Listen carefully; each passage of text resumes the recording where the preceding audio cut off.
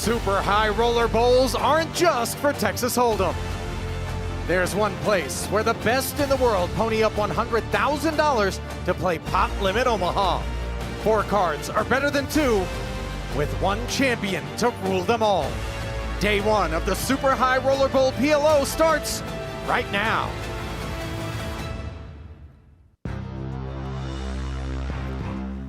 Hello everyone, and a warm welcome back to Las Vegas, Nevada and the PokerGO studio, where it's time for a little 4-card, or maybe a lot of 4-card, as we will be 3 days inside at the highest of stakes before we crown a champion. Eliminations alongside 2-time World Series of Poker bracelet winner Alex Livingston, and some of the world's greatest Pot Limit Omaha players, a handful of whom are here at your featured table, 7 to be exact. Series overview, the 3rd edition of this bad boy.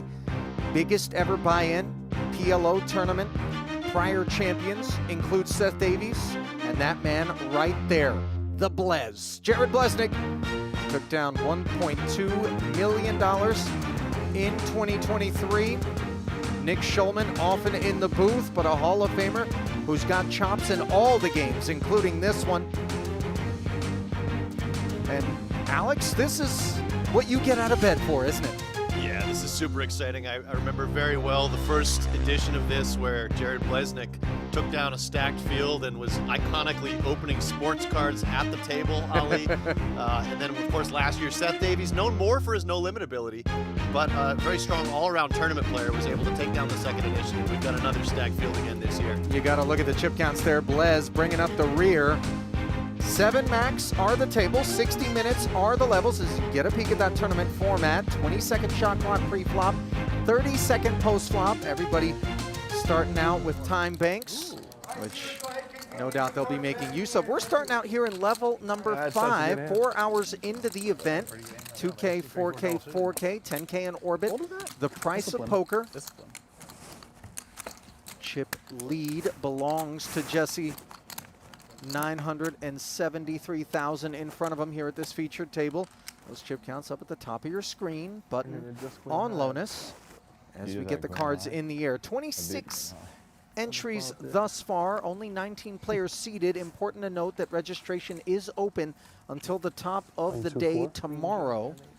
And that's the point at which we'll begin to tabulate the prize pool. Tabulations for Weisman coming courtesy of aces, unsuited, though he does have spades 9 high, 1 ace into the bin behind. And there's the other one, Raphael. This is a really pretty looking starting hand here for Lonis. He could play it a couple different ways. Does come just with call. Gonna be interesting to see how Jesse plays with such a big stack. Definitely has had a lot of success in the last couple of years. Yeah, they had to. You know, plays well with a stack. He really is one of those momentum type of players. Once you start seeing the spin up, it gains traction. He starts to grow in confidence, and his willingness to kind of open a broader range of hands, as to be expected. But with him in particular, you tend to see more aggression. Schulman, along for the ride, has flopped an open-ender here. Top 2 for Lonis, as the aces are underperforming for Weisman. Yeah, not a great flop if you're Dylan here. You don't have that much interaction with the board, and you do see him just elect to check 3 ways. Great flop on the other hand for Jesse with top 2. What spot? 48. That's a sinking feeling if you're Dylan, who did slip it over to Lonis. Jesse asking what's pot. And this is looking chunky. Not quite pot, but 2/3. Kind of an awkward spot here for Nick. He's got the open ender with queen 10, but he doesn't really have much else working. No backdoor flush draw. And he's also got a 3rd player behind him who's sometimes going to come with a check raise or hold some of the same cards that he needs. In particular, those aces you have to assume are going to be busy across these 2 holdings, which limits Schulman's prospects. So you see him, despite flopping the open ender, putting it right into the muck, and now it's back over to Dylan. Does he want to continue out of position against a man he knows is likely to apply continued pressure? Yeah, it's a very awkward hand. Yes, he's got backdoor spades. He could bluff on a 10 or a queen, but he does just let it go, and I think that's the right play. You really want to have a little bit more interaction with the board, more ways in which different runouts could make you nutted hands, and with just a 9-high backdoor flush draw, Dylan gets out of the way. But nice pickup there for Jesse. Yeah, for those veteran world-class PLO players, pretty straightforward refrain from Weisman there. But for those that have their 2-card goggles on, they're looking down at those aces and going, what? Yeah, exactly. Seeing an overpair and folding on a rainbow disconnected board. But PLO, very different. You really need to be thinking about how all 4 cards work in your advantage for the rest of the hand.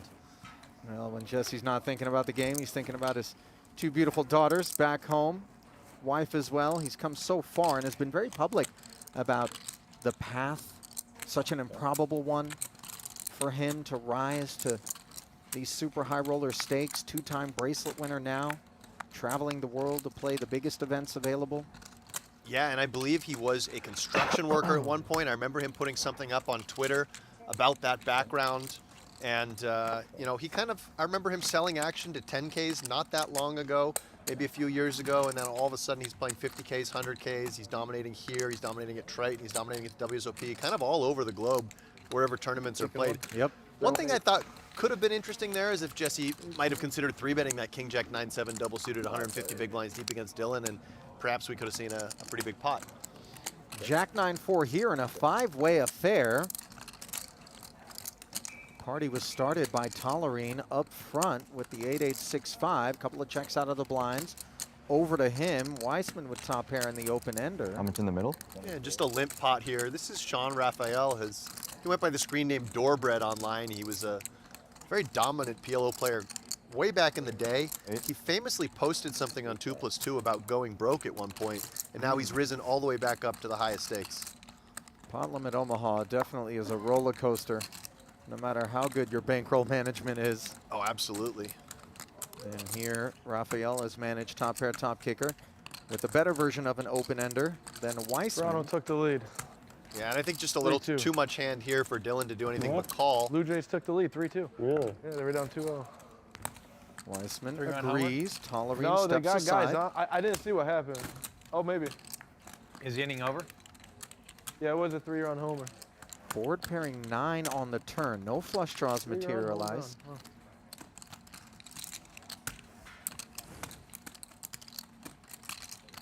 No, the inning's still going. It's still going? It's the 4th. Top of the It was a 3-run homer, though, and then a single. What do you need? Dylan taking a beat before knuckling. How much in the middle? 40. I like the Dodgers. I bet on the Dodgers. How do you approach this spot if you're Raphael? Do you want to play pot control? Yeah, I think checking is very reasonable here. He's got top pair, top kicker, and the open ender. If he just had some other top pair, top kicker, he could consider making a small sort of protection bet to deny equity to some straight draws and look to check back most rivers. But here we raise the queen 10 with it. I really like the check. And as Dylan, I think you probably just check and check fold this card. Yeah, Raphael improving to aces and jacks. Dylan could consider turning his hand into a bluff, but I'm not really sure. He'd have to go with a big sizing and just try to represent something like 9x. And interesting to see if Raphael goes for value here, and if so, what size. Check. Jack 10. No good. Sean happy to shut it down there, sensing there wasn't a lot of value available against Weisman's range there with none of the straights coming home. I think the interesting thing there is that Raphael felt like he had the best hand the overwhelming majority of the time, but was having a hard time figuring out what hands his opponent could call with, just because there's not a lot of ace-x in Dylan's range that calls flop. Maybe some ace-10, 8-7 hands like that. Against somebody who's very aggressive and tough, you do have to fear that check raise as well. Well, you wouldn't know it from the intense look on his face, but as you saw his bio board, brought to you by the GPI and Hendon Mob, Raphael actually a comedy and improv enthusiast, and we've certainly seen the improv side of things manifest itself on the felt, where he has called a few audibles throughout the years, but a very steady, sort of fundamentally sound sort of player, not regarded as reckless or, you know, on the side of the spectrum that perhaps a Jesse Lonis or even for that matter, Keith Lear might find themselves. I think that Raphael sort of starts with a more inline framework, but he's willing to take advantage of that image and make some pretty big bluffs and some key moments. Definitely somebody who, you know, maybe plays a little more small ball, a lot of limping and that sort of thing, but very studied and very capable and aggressive. That sort of creativity, of course, part and parcel to a winning formula in tournament pot limit Omaha. Weisman flatting the small after Blesnik took the double suited ace-jack 10-6. And shot it up to 12,000. Tollerene in there as well. All jacks are accounted for. Queen 8-3 and a couple of spades. No one with the flush draw. Yeah, top 2 for Tollerene. He could consider leading this hand. The thing is that when you call out of the big blind, you have the weakest range on a lot of these boards with 2 medium to big cards. You want to be checking a lot of hands in your range, so he may just, you know, check this one. But Dylan instead comes with the lead. This is an interesting play. It's a little wide, certainly. He's using those jack blockers to say if a 9 or a 10 rolls off, I can continue my story.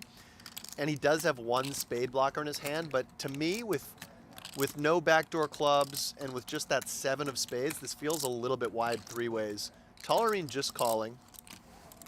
And you can see a little confusion on Jared's face here.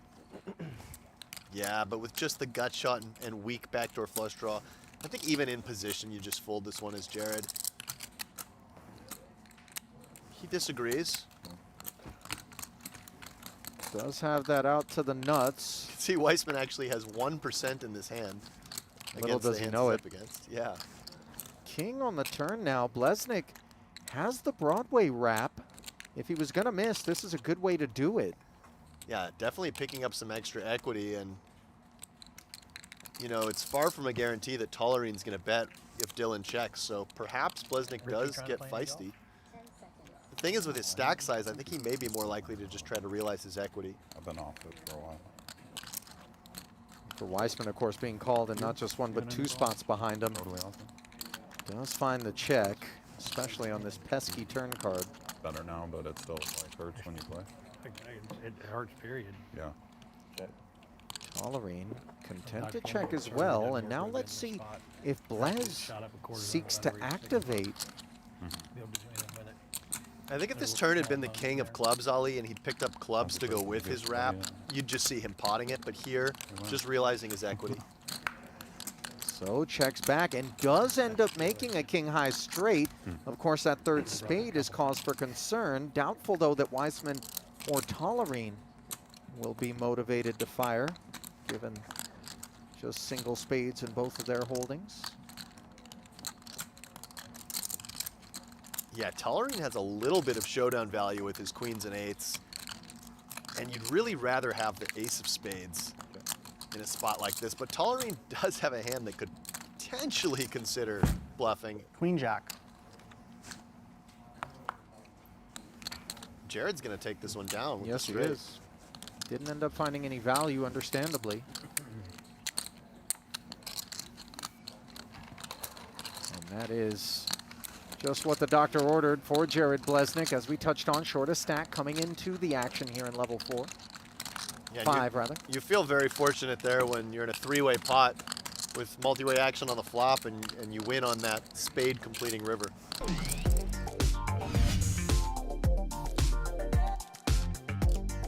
'23 is where Jared scaled the summit in this very event. $1.2 million for his efforts. Ike Haxton, Stephen Chidwick kept him company there. Podium finishes for the 2 of them. Chino Rheem, honorable mention, in 7th. Aaron Katz, haven't seen him yet, but generally the higher the stakes and the more the cards, he likes to make an appearance. Pot Limit Omaha enthusiast, to say the least, and does it in cash and tournament form. Yeah, and with registration Still 3-2? open until tomorrow, Ali, it'll be interesting to see if there 4-2. are a couple people, 4-2, perhaps wow. in Aaron The inning's Katz, over. The who inning's fly over. in tomorrow. Yep. I think the inning's over. Note Dylan limping the ace-jack 10-4 here. Limping in PLO tournaments a lot more common than it is in no limit. You have a lot of hands that, like this one, that do want to see a flop but don't want to raise and face a 3-bet.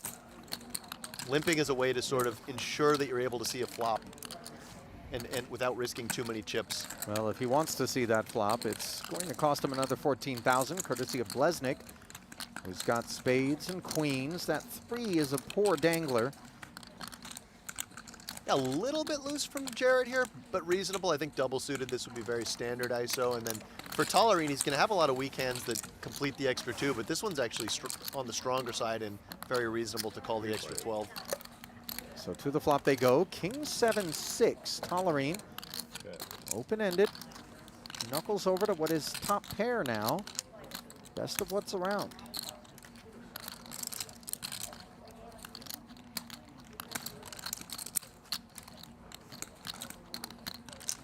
Kind of an awkward spot for Blesnik. He does have that top pair blocker, which is very important, but kind of poor equity A walk and realization. an error, and then a 3-run home run. That's how it always is. These guys been hitting the ball for both teams, but I know, but you just 28K follow through. yeah. a walk and an error. Second baseman error and a walk. Important if you do continue with straight draws for chunky prices that they be to the nuts. Yeah, absolutely. If Tollerene had some sort of 5-4 holding, he might just fold it right here. But with the 9-8, even with no backdoor flush draw, he does call, and he's got those 2 8s, so he could consider bluffing, for instance, on a 4. 9 also Or a opens the 9, door yeah. to something like that. Yeah, and this is interesting. This is another spot where if Tollerene had picked up something like spades to go with his 9-8-8, I wouldn't be shocked to see him just open pot it. But here, let's see how he approaches it. It is, in fact, Blesnik who has picked up the spades.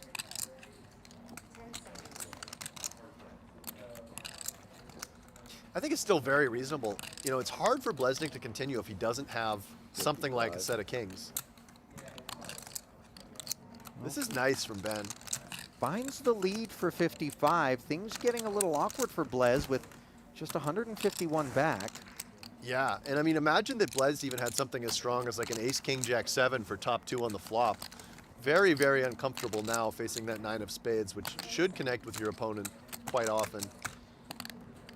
Well, we can see he's a 3-1 favorite. Of course, he doesn't know that, and And hence he just folds, the yeah. fold. So credit to Tollerene there for finding that turn lead.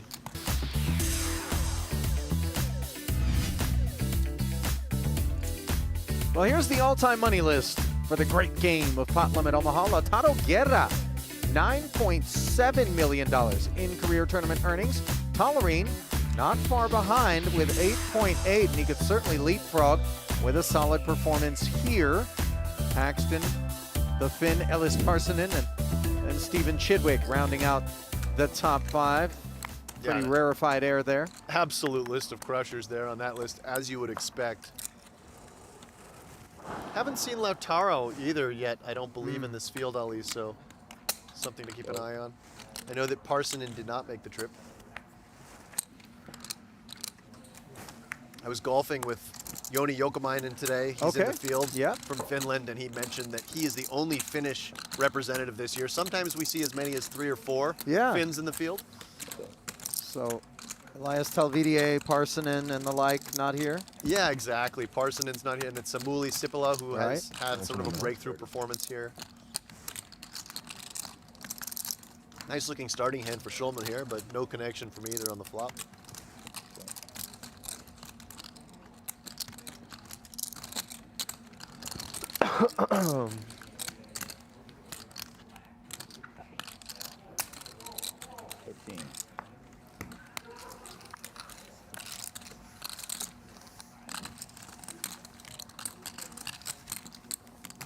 Nick able to take that one down with the follow through.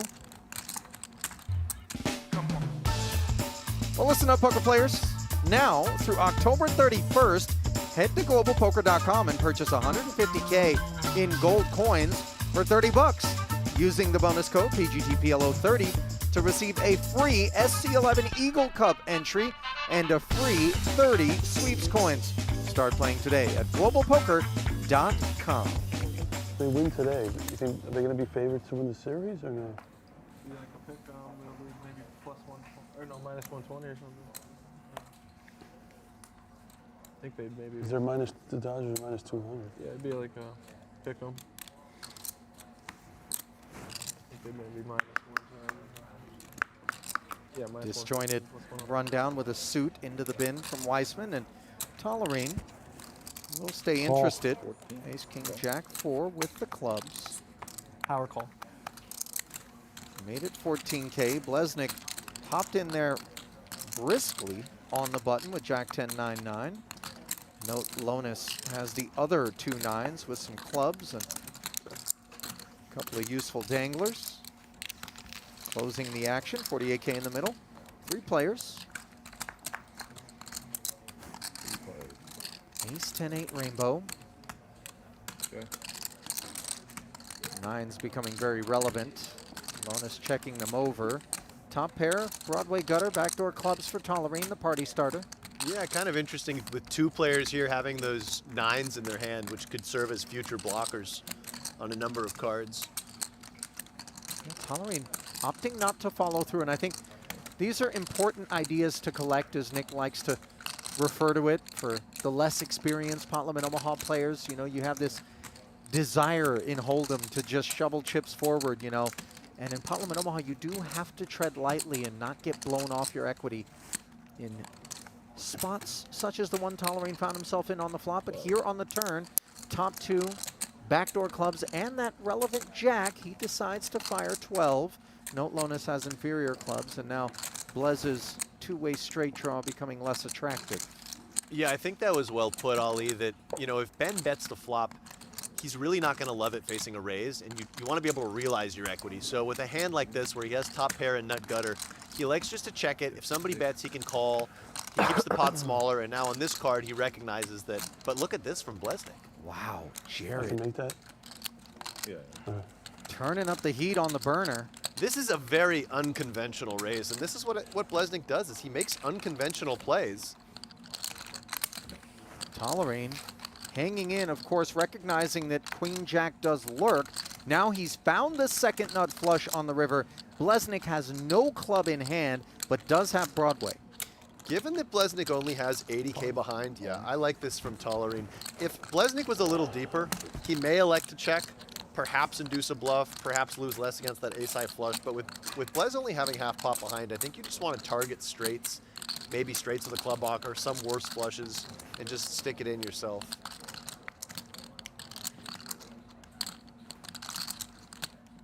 Well, the fork has been stuck into this straight.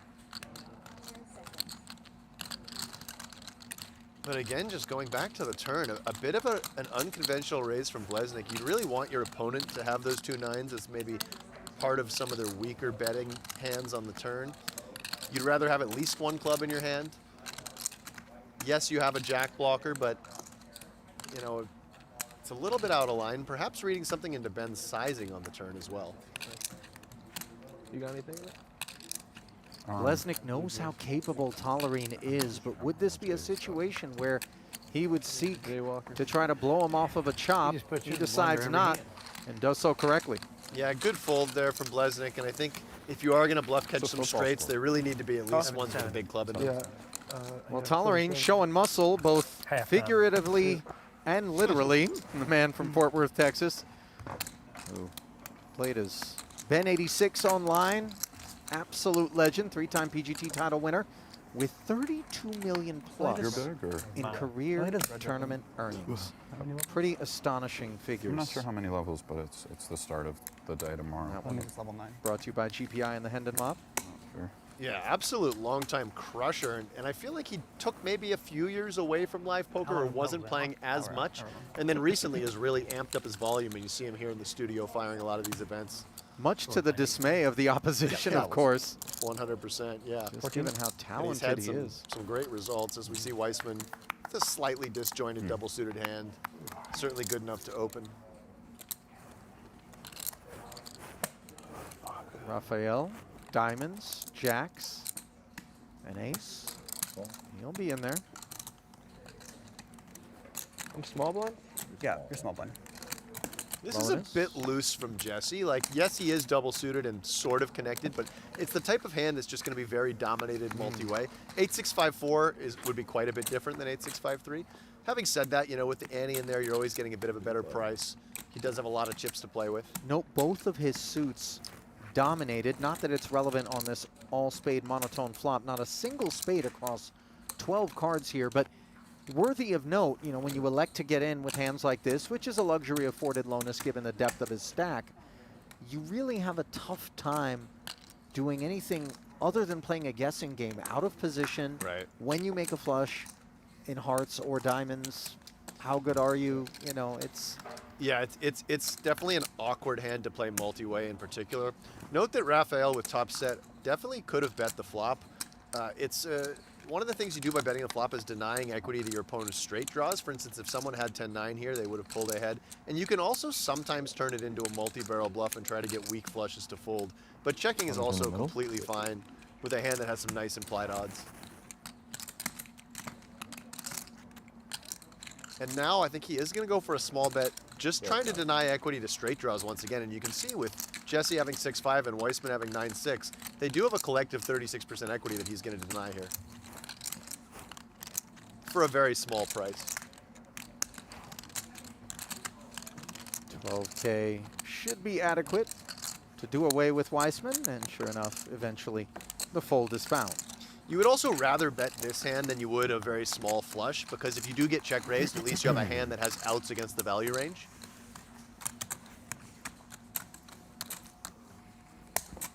What would you say, Alex? I'm sure you've been sought after by amateurs or intermediate players in PLO looking to kind of take a step to the next level of expertise. Is the biggest mistake that you find people making fundamentally in this game?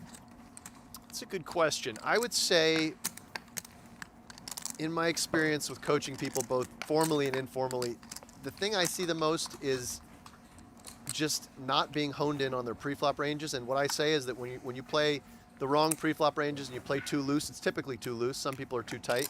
But when you play too loose, you end up compounding those errors across multiple streets. Right. So if you can start with that good pre-flop fundamental base, you're going to actually avoid a lot of the spots where you're making those big errors later on. 18. Weisman not looking to avoid this spot with the aces. He limps and has spades as well. My presumption is that this limp is designed to then put added heat onto someone like Tollerene, who's made it 18,000 and cleared the remainder of the field around to Schulman and now back around to Dylan. Yeah, so this is a cool play. If you are going to be limping a lot of hands, which I think Weisman wants to do as long as there are some short stacks in the mix with Blesnik there with 20 bigs and a few other stacks under 50 bigs or so, then you want to have a balanced range and occasionally limp some aces. One of the things, though, to be mindful of is these limp and then pots often narrow our ranges right into the aces, and you can find guys who will be very happy to play against you in position with the notion that they know at least 2 of your cards and can navigate really kind of optimally. And that's where you want to think about what the stack to pot ratio would be. So let's say that in a hypothetical, it was Lonis who had raised Dylan there, and he had those bad aces. He may elect to just play those as a limp call because he knows that if he 3-bets, Jesse can call, and there's still lots of chips to play for. He'll be out of position with a semi-exposed hand. 6-time PGT title winner is Dylan, as you got a glimpse at the man from LA's bio board there. Yeah, and Dylan has been dabbling in mixed games and Hold'em as well of late, although predominantly a PLO player. 18. There's the Jesse Lonis we know. Ace, queen, 9-3 double, wagging a finger at the Tollerene limp with double-suited queens. Well, And unlike the aces, Tollerene's intention here is not to shovel added chips into this one. Correct. Just playing this one as a limp call, and queens are, in general, a hand you will see doing a lot of limp calling because they want to play pots, but they don't necessarily want to raise and face a 3-bet. Weisman defending his big, Tollerene closing the action, 60 in the middle, 3 ways.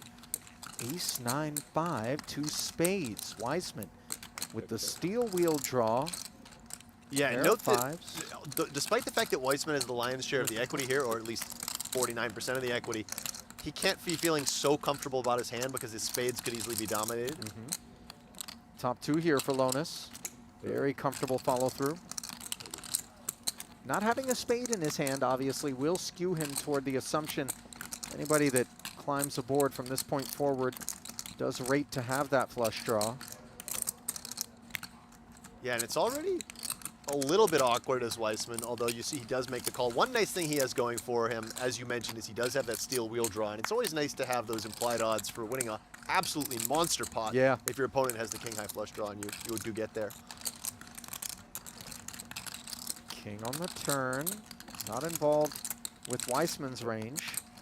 Right, and the thing about this king is that it shouldn't hit Weisman too often from the big blind. So Lonis can actually feel pretty comfortable here, I think, going for a value bet. The king's also good for his own range. He's going to have a lot of ace-king hands, some ace-king-kings that bet the flop. Weisman is not going to have too many pocket kings, given he called the flop, and not going to have as many ace-kings as Lonis will. But he does check. River does complete the flush. Now Weisman with the best hand as Jesse took the pot control line.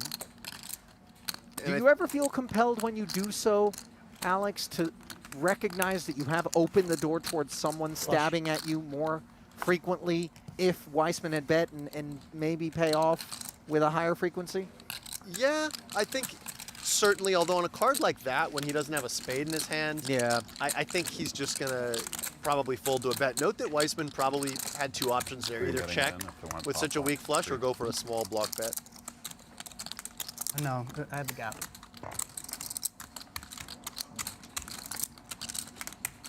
Looks like Schulman had a little post-mortem. Dylan there. Interrogating Dylan about his starting hand, perhaps. He had the gap on the bad side, too. And the gap on the good side. Just in PLOs. I mean, you get along, Keith. You knew about those gaps since you were a little boy, Pete. You heard some conversation earlier centering around the You want the gap on top. Game 3 between the Toronto Blue Jays and You want the gap on bottom. LA Dodgers taking place You had it right the first time. as this event is transpiring. Baseball steeped in a lot of mysticism and superstition and tradition. PLO also, if you play it long enough, has its own nomenclature and Certainly does. attracts No a very gaps in this hand, specific right? type of human being. I believe you. Something we don't see much of here. After a limp, Lear just going with this small raise size. Usually you see people pot it when they do raise over limp, and Weisman has picked up a monster. Yeah, ace, king, queen, 9, and versus 10K, some options out of the small. He does choose to flat. I'm a bit surprised he didn't 3-bet this hand. It's a very strong hand with the double-suited variety, and this is letting Tollerene in. Yeah, it allows both Ben and Sean to stick around Really? in position, no less. So 3 players behind Weisman, who does flop top pair and queen high spades. Far more than we can say for the swing and miss from Tollerene and the lone pair of 6s for Rafael. Back over to Keith, though. Party starters got king, queen. Yeah, I think you just want to check and realize your equity here is Keith. You don't have a spade in your hand, yeah, and just try to catch one of those offsuit Broadway cards. Nothing offsuit about this 7, What as do you spades call come in pot for control Dylan. Until the river, looking for a safer river. You know. So 4 ways Dylan has some Really options folding here. He can try to get something. 2 streets and lead the turn, or as he does, he can Straight just draw check, flush and then draw. probably you want to lead the river if it checks through on the Maybe. turn, which it may. I would have went bigger now. Huh? I would have went like, like 45. Or, 120. 120. Yeah, Second round of knuckles. Probably. Now Weisman is going to be feeling more comfortable. Doubtful anybody has the ace-high spades as played right now. Not What do you impossible. need? Yeah, certainly Jays. unlikely. Me too. Yeah, we all do. Do you have any series or no? I bet Jay's serious. I bet it with Jason. In comes full pot. I like the decision to go big here from Dylan you. because Welcome. you're probably just going to fold out I just want anything that's not a flush no matter what you bet. seems So so just target frustrating. those flushes and go big. You know, like Is it- Dodgers. It feels like it should be like almost a pick 'em. Would you say that's the public side? Just like Dodgers has to be the public side. I mean, it has to be. What? yeah, I would think the Dodgers. Yeah, it just has to be.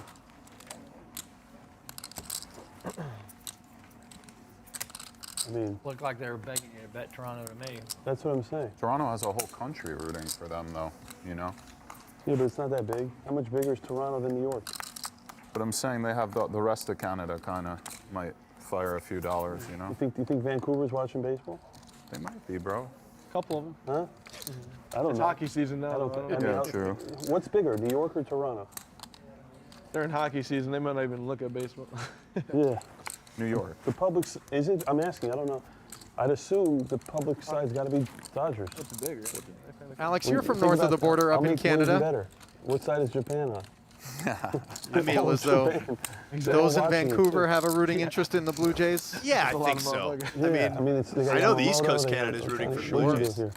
Hot call. Where I'm from. How good is Yamamoto too? He's so good. I raised Weisman pot. rooting for a king. This is, he by the opens way, to a little bit 14. loose out of Tollerene. Ace 10, 9, 7 with a bad suit with 3 hearts in it. And I like the squeeze from Blesnik off of his stack Take it. size. Take it all. Crossbook and all, take it. And versus someone as wide as Blesnik off of this stack size, I think Dylan's just going to, yeah. His hand's just too good. Helping to usher Thank you. Tollerene's hand into the muck. He says repot, don't like that. ensures that the Hope remains of whoever wins, come on, Blesnik's go. stack gets in there. Oh, I'm a 19K favorite. to be exact, and we are off to the races for 168K and 100K bullet, which hangs in the balance for Blez. He I am seems the thrilled. favorite. He seems to like I it. don't think so. I'm like 52%. You have an ace? Yeah. You don't. I think he's 52. I had 2 Somewhat aces. demoralizing from did? Tollerene, who says, I Open-ender, had an though. ace. Hey, maybe. Things could be worse, though, for No, the I'm definitely Blez. favorite. Open-ender, backdoor spades could still hit one of those I remaining don't aces. lose on this table, by the way, just so you know. You're not going to win. I'm probably going to turn you dead, too. That's the funny thing. It's not a well, good card. Deuce of clubs is certainly not a May turn your remember dead that. kind of card. 6, jack, or an ace. Bad Blez with situation. I'm still 11 favorite. actual Very outs. bad Keith, situation. It's a Keith, bad Keith, you situation don't for get it. You just don't get it. It's a very bad situation. You There's no don't get way it. Jared loses his hand. Told you. Bad situation. Good game. Again. I don't get it. A jinx. I don't get it. Well, Jared's on his feet, and he's going to stay there as he's been eliminated. Thank you. See you. Could be a We'll short see but you. expensive walk over to the cage if he wants to hop back into this one. What do you mean all that? There's only one rebuy. He may max it tomorrow, you know? He's the wizard.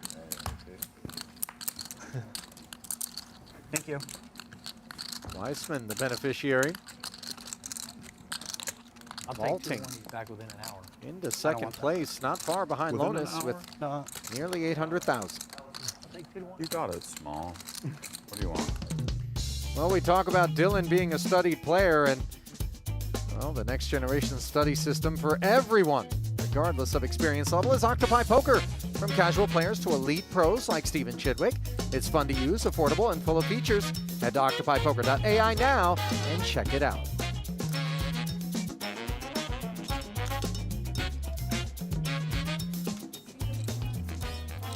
You have queen?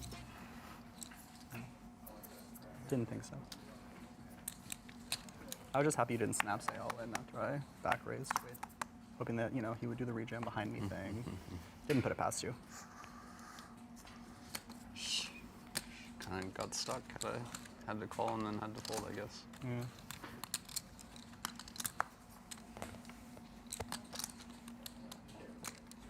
Schulman, double suited, dusty one, early position muck. Weisman not putting the new tokens to work just yet. Tollerene on the button.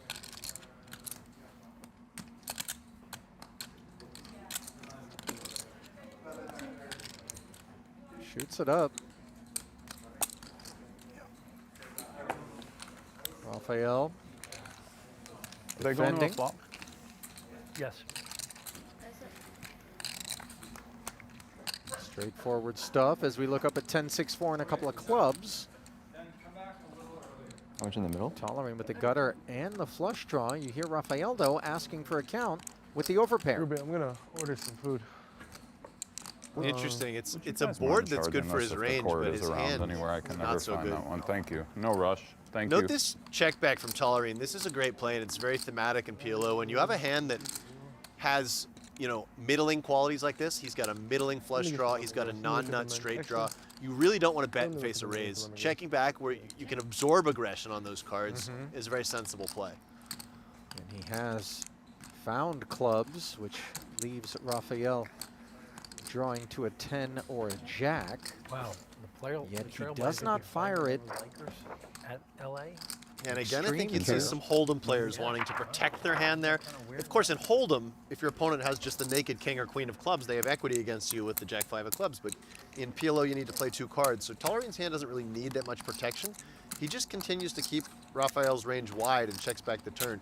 Will be interesting to see what he does on the river. Give you a lot of I think support on the at back. this point, good his shot. hand is a bit under-repped, and he should be going for some sort of middling value bet.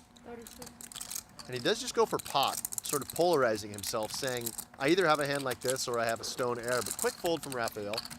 who probably doesn't want to bluff catch too often without a club in his hand. So Tollerene trending in the right direction.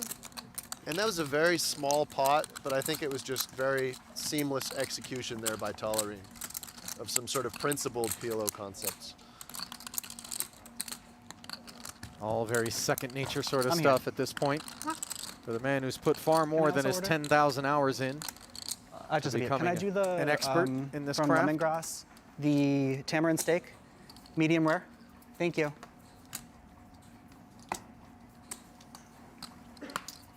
The tamarind steak. Yeah, that's the ribeye, I believe, with with tamarind. Is that the sauce? I love a nice tamarind sauce. Yeah. Yeah, It's that yeah. sweet, tangy tart. Yeah, that's it's a lemongrass staple. I go for that. The Singapore noodles. I put a lot of hours in, sort of from 2013 to 2017, grinding cash games at the Aria, and I get very familiar with that lemongrass menu. Sure. More than a few Javier's chopped salads down the hatch. Yeah, I there was assume. some Javier's. The salmon from Javier's was great. It was a little more annoying ordering from Javier's because the food runners wouldn't get it for you, so you'd have to order, go pick it up yourself. So it was a lot Really? of- yeah, it was a lot of lemongrass.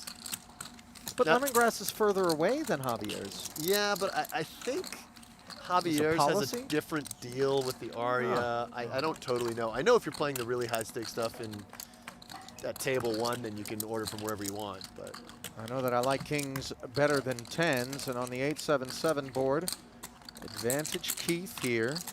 Note that Tollerene has picked up a straight draw with his danglers. yeah, this is kind of interesting because Tollerene can bet here and target some kings and queens perhaps without any backup to just fold right away, and he has equity versus everything. His cards interact well with the board, and he has an ability to bet on future streets. He does just check this one back, which is certainly fine as well. 9 on the turn. Tollerene gets there with no waiting. Lear does pick up a gutter, still not inclined to fire. These are the sorts of textures that these kings aren't doing so great on. And again, options for Tollerene. If you check, you keep your opponent's range very wide, but he does want to protect against those flush draws that are out there.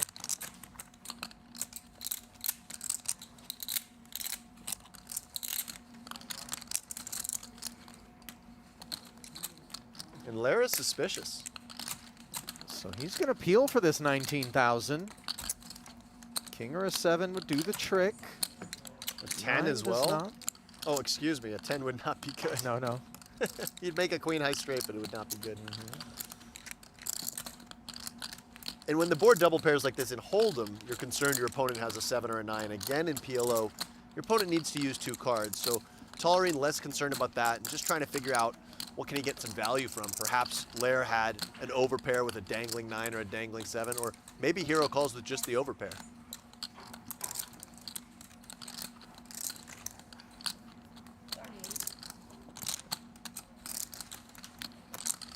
$38K.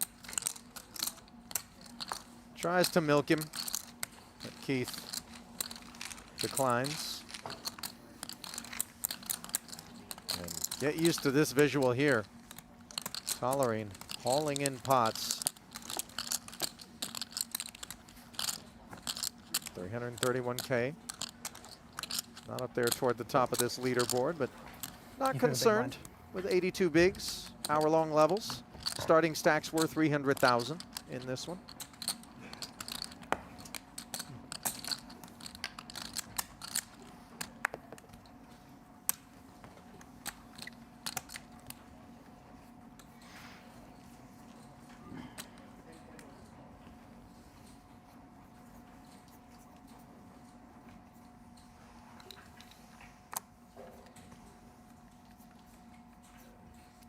Jesse, our team did well against Blez.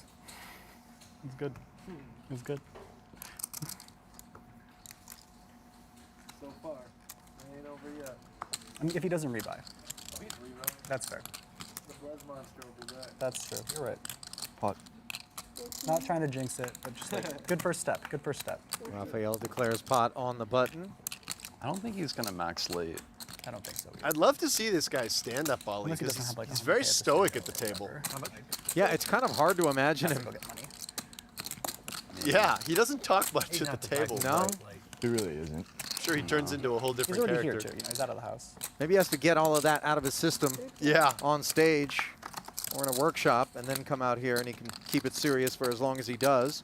Meanwhile, things getting serious for Jesse, queens and fives. A loose call out of the small blind from Jesse, despite being double suited, a bit disjointed on the bottom side. And one of the problems with hands like this is you do make a lot of hands like this where you have top and bottom pair. You're not going to make as many top two pair combos. 15? Look at this minefield, though, behind him with Lear, inside wrap, Raphael, top pair in a wrap of his own. He'll activate on the button with 2 checks in front of him, slipping 15 into the middle. Kind of a prime example of not all wraps are created equal here, where all of Raphael's wrap outs, you know, well, they're not all to the nuts, but they're on the top side. And Jesse just goes for the raise, which quickly gets out Lear, who had just the 8-7-6 wrap. Been around the block long enough to know it's time to duck out as Jesse tries to muscle Raphael off of what may be a position bet without Yeah. future. This But is as the we can see, problem. not the case. With these top and bottom pair hands, is they're very awkward to play because when you do get it in against the value range, you're going to be in quite bad shape, but you also feel the need to want to get protection from your hand. Yeah, Jesse would sooner see Raphael muck than stick around in position here. He's really praying for something low. And that does not qualify as 10-jack gets there. The nice thing for Jesse, if there is any silver lining here, is that I think he can just get away on this card where multiple straights complete. Diamonds are now present. He doesn't have a diamond. he almost tied it up. Certainly Like a Jack deep 10 plug combos are going to be very double. prevalent in Raphael's range when he bet calls the 43, flop. and he's on second. Jesse well aware of the treacherous nature of this turn card. Note Lear would have been That's ridiculous. in a bad way. Well served to have found the bin. There's a bunch of them playing really good. Very true. Jesse's check now allowing Sean. Crazy. that Size 50, up. 60 went up this year. Yeah, just moving in here is Yeah. perfectly reasonable with the nuts. Cal Raleigh. Yeah, I never A little bit of backup, but That's what I was gonna say. wanting to protect against diamond draws Out of the fucking blue. and get No. value against sets. That's wild. I mean, out of nowhere. 60. He could also do something a little more creative, but he does just move in. And Jesse flips a time bank in there, but certainly does not like the look of this. How much was it there? 206. 206. I mean, even when you've got Raphael's hand beat, his willingness to jam for his 100K in dollars, 165K in chips, tells you he has heaps of equity when he's behind. Yeah, it's pretty difficult to come up with hands that you're beating at this point on that Yeah. card. I mean, maybe something like an ace, king, queen, jack with backdoor diamonds, you're technically a little bit ahead of, but that 8 of diamonds really an ugly card for Jesse. Ugly enough to send him Yeah, I know. packing. Yeah, pairs. Yeah, I was like, Guys man, on the flop? out of the loop. Queen 5.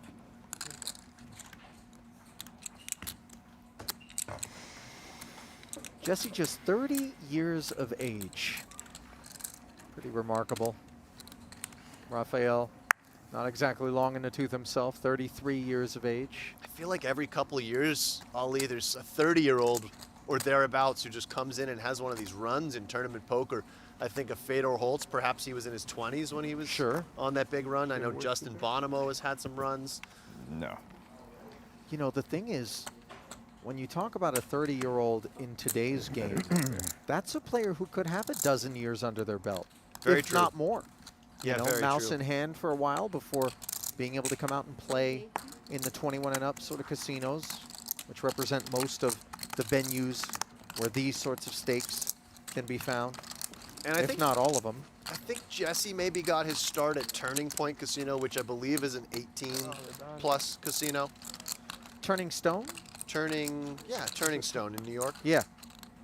Utica, originally where he is from.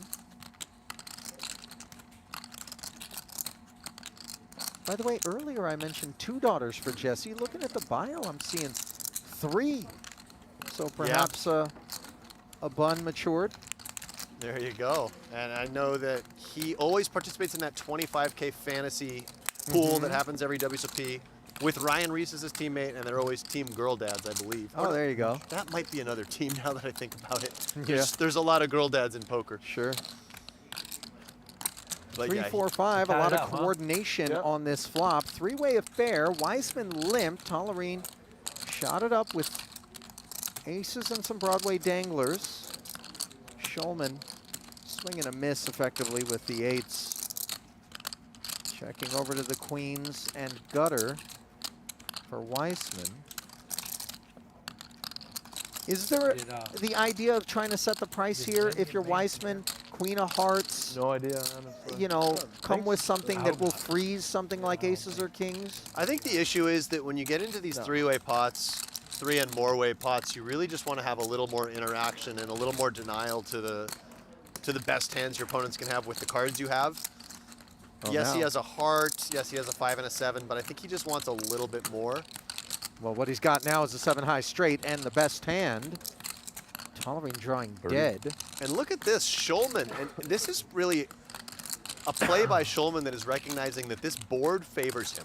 So he called out of the big blind. He's facing somebody who limped under the gun and somebody who ISO'd. Both of those ranges are going to have a lot of bigger cards. It just so happens that Dylan does have queens, but he's got the 7-5 with it. You can imagine Dylan might limp call a lot of queens combinations. Ben's going to have aces a good chunk. So this is pretty interesting from Schulman. He also, with those 2 8s, does block the nuts, the 87. And that's going to be important as Weisman sticks around. Ben bows out. Pot up to 120. Let's see whether or not Nick gets a card that allows him to lean. King of hearts completing the flush. That's not what we want to see if we're Schulman. Yeah, the issue now for Schulman is on the turn you were really representing a straight. So if you bet the river now, you're kind of changing what you're representing. Not impossible to have had the straight with a redraw. Certainly. But of course, But a if you little bit think more about, challenging, the storytelling. And the construction of hands, you know, Weisman limping under the gun is probably a little more likely to have the nut flush. So Schulman has to be thinking, if I do bet, you know, would I bet all my flushes? Is the story consistent? But at the same time, he's at the bottom of his range, Ollie, with just a pair of 8s. So let's see if he does something here.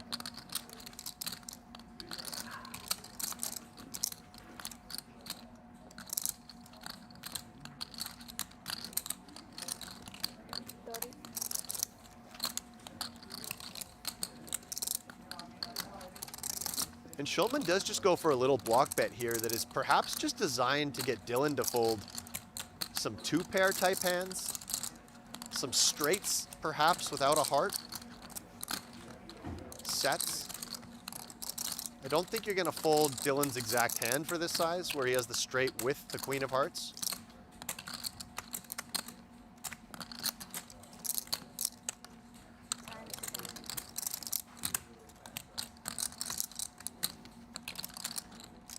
And I think if you do bet here as Nick, I like his size. 30. Looking a little milky. And Weisman. Very creative here from Weisman, turning his hand into a bluff with that queen of hearts, targeting something like a 7-8, going for a thin value bet. Sure. Or just trying to set the price for showdown and not face something larger. Well, he was facing that 30K from Nick, so he had the option just to call. Right, Nick's 30, Oh, Nick's of course. 30, right. Yeah, yeah. But yeah, interesting from Weisman turning the hand into a bluff. You see Nick helicoptering it into the muck without any hesitation. Well, now's the time to go annual with PokerGo. Annual subscribers can win a $30,000 WSOP Paradise package and 3 dream seats to the PGT $1 Million Championship. Head to PokerGo.com and use code Paradise25 for $20 off your first year. See PokerGo.com/rules for terms and conditions.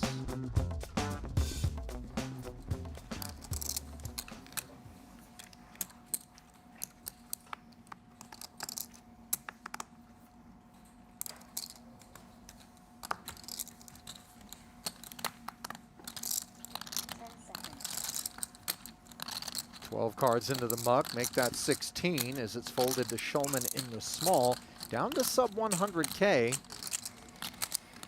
Ali is a mixed game fan yourself. Do you look at that 8-4 3-deuce rainbow and think to yourself, what a nice Badusi or Badoogie? I mean, without question, the goggles cannot be removed, as dedicated as I am to these sorts of carnival mix sorts of variants.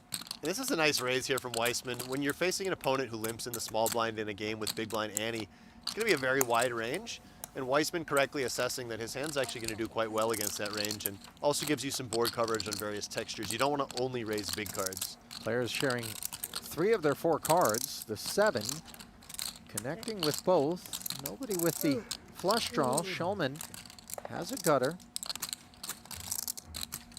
Slipping it over to Dylan. I think you could go either way here as Dylan. You could choose to just bet fold this hand, or you could check and try to realize your equity.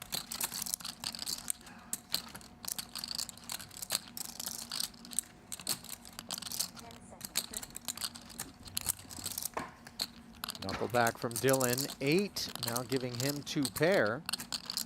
And Schulman has the type of hand that I think could consider just starting to bluff right now, but sometimes it's interesting to see how those dynamics change after he got caught bluffing in the previous hand, if that impacts his willingness to go for it. But he does have a pretty big spade.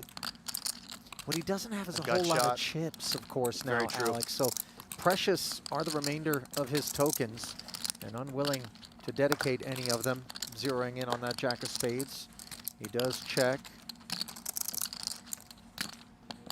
Now for Weisman, he could check back one more time. 9. Yeah, he goes with a very small bet here, and we saw this a little earlier. The main purpose of this bet is just to deny equity to straight draws. But it's a dangerous bet because, you know, you open yourself up to getting check raised, and your opponent should still have a fair amount of better hands that play this way with 2 checks, but he does get Schulman to fold. And southbound goes Nick in successive engagements with Weisman. Goes up and over 900,000. Chip leading with Lonis at 821.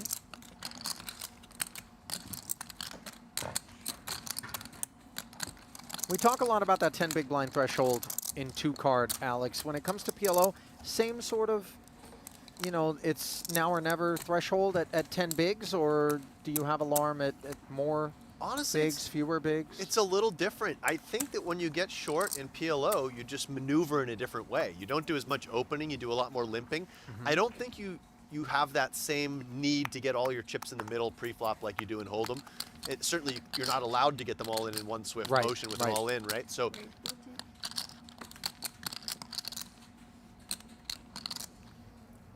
Lonis with ace, queen, jack 10. okay, those cards did not scan. And we see that Schulman here, off of this short stack, does choose to just go with ace, king, 10, 9, which makes a lot of sense to me.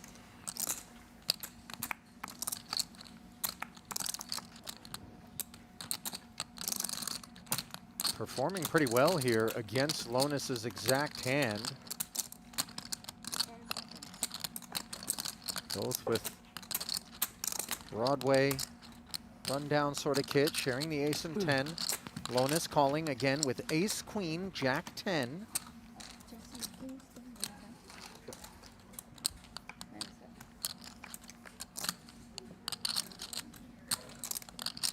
Wow, Queen, queen, jack, a boat, no waiting it's a good for flop. Lonis. And Schulman with the Broadway wrap, granted no hearts out there. Yeah, I think just as Schulman, you just stick it in. You would do that with a lot of aces and kings combos as well. Yeah, playing just 40% pot. Will stick in the final 40.5. And You're just. Jesse shows him the bad news. No. GG's issued already, as there is no path to victory for Schulman. Yeah, not even a backdoor straight flush draw or something like that. Pretty demoralizing to find yourself with 0 sweat and now with 0 chips as Lonis vanquishes the Hall of Famer. Perhaps we will see Nick rebuy either tonight or tomorrow.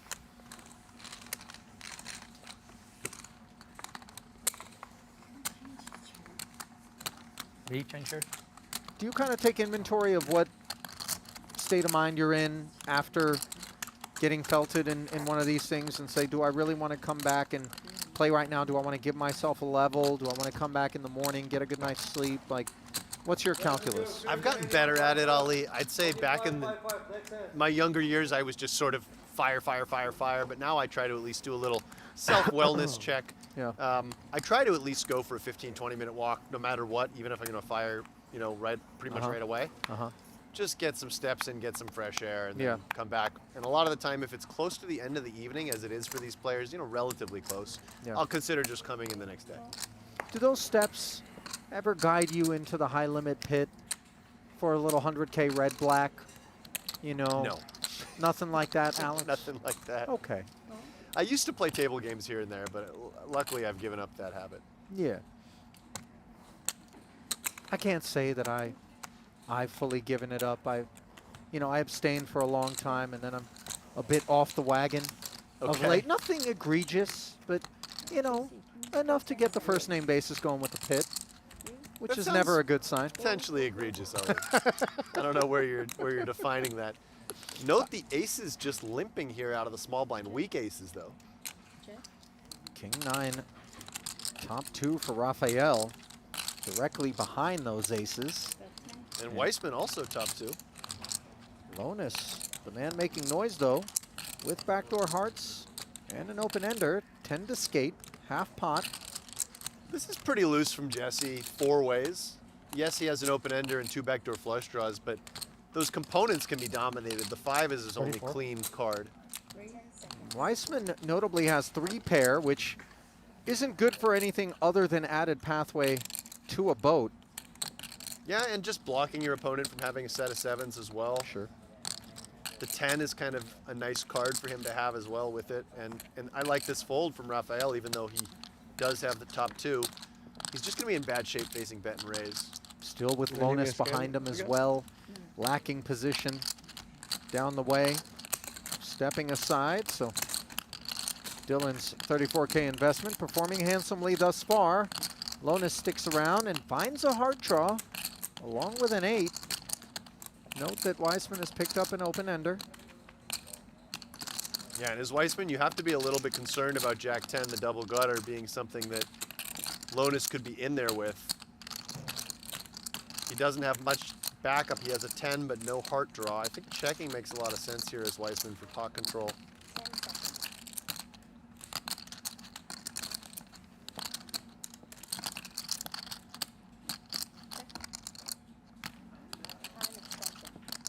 Check on the turn. Now the 4-liner on the end. Lonis with the wrong side of a straight, but a straight nonetheless, which is more than we can say for Weisman, who improves to kings and 10s. Yeah, Lonis could do something like bet 8,000. He could bet something really small here as a block bet. It's very hard to make a big bet and expect to get called by worse too often.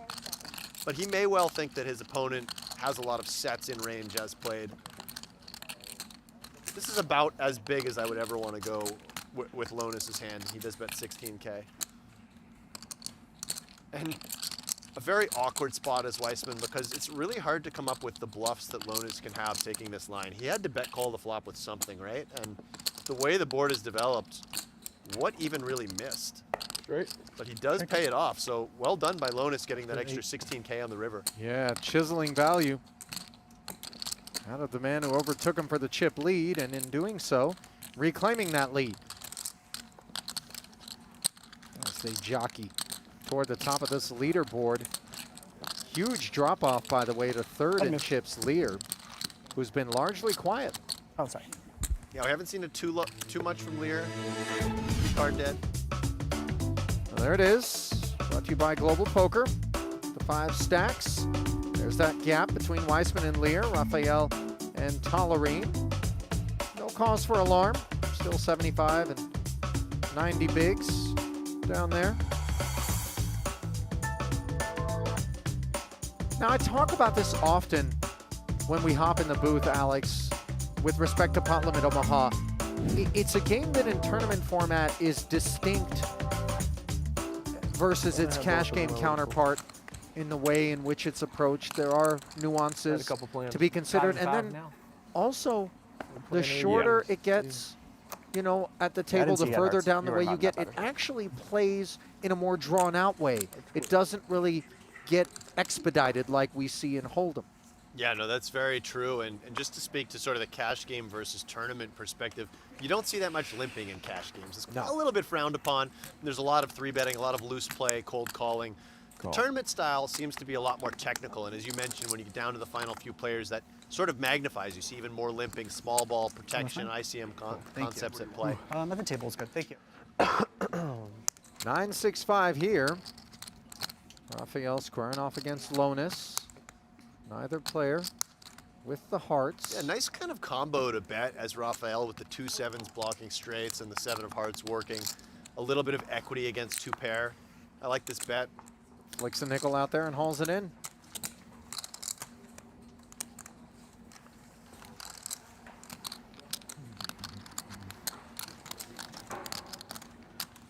You always want to be thinking in PLO, what do the cards in my hand do in relation to the board? How can I stack different components in my hand? And there he has a little bit of equity against all the 2 pairs and sets with the open ender. He's got that 7 of hearts. He's got an additional 7. He was sort of stacking some nice qualities to go for a bluff.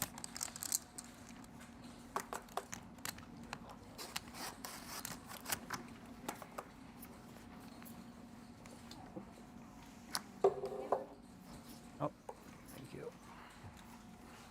Raphael, originally from Honolulu, Hawaii, and has something in common with Sensei Bryn Kenny in his affinity for Tokyo, Japan as his favorite travel destination. Okay. Certainly the kind of place where his other passion of exploring new restaurants. I know the Blez also satiated. a big fan of Tokyo.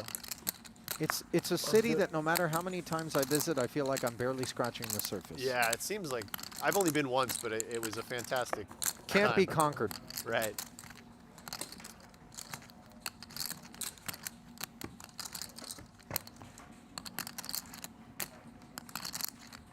I suspect I picked up a few micrograms of mercury during that particular trip as copious amounts of tuna were decimated. You know, I mean, that's doing it right. Yeah. I didn't eat any whale, though, or dolphin. Is that common there? I don't think it's common, but I do think it is available. Okay. You know, if the documentaries I'm watching are accurate. I believe I've had shark before, but Not whale. shark fin. No, I don't think so. Alex, you didn't do that, did you? I don't think so. Whatever I had was nothing too out of the ordinary. You ever have bird's nest? This isn't the one. No. mean, that's gotta there's suck. There's a dish called bird's nest at Lemongrass, and it's excellent, but it has nothing to do with birds. I'm just saying, if you know, if you left for work, Those are good. you know, you're a sparrow. Usually want You're like, hey man, I'm just gonna go out and anything hunt some grubs. You come back to your apartment complex, you know, because they all kind of Yeah. have them all near each other. And you're like, dude, I swear my house was here, right here, and it's just not there anymore because some forager came out and yoinked it. That's gotta suck. Your mind works in mysterious I mean, ways. I'm just you saying, know, think about the sheer volume of hours required. Twig acquisition, and then I don't know what they use for an adhesive. You know, anyway, back to the poker, but just, you know, shout out to the sparrows. 3 more hours. Not so much to the people that 3 more hours, yeah.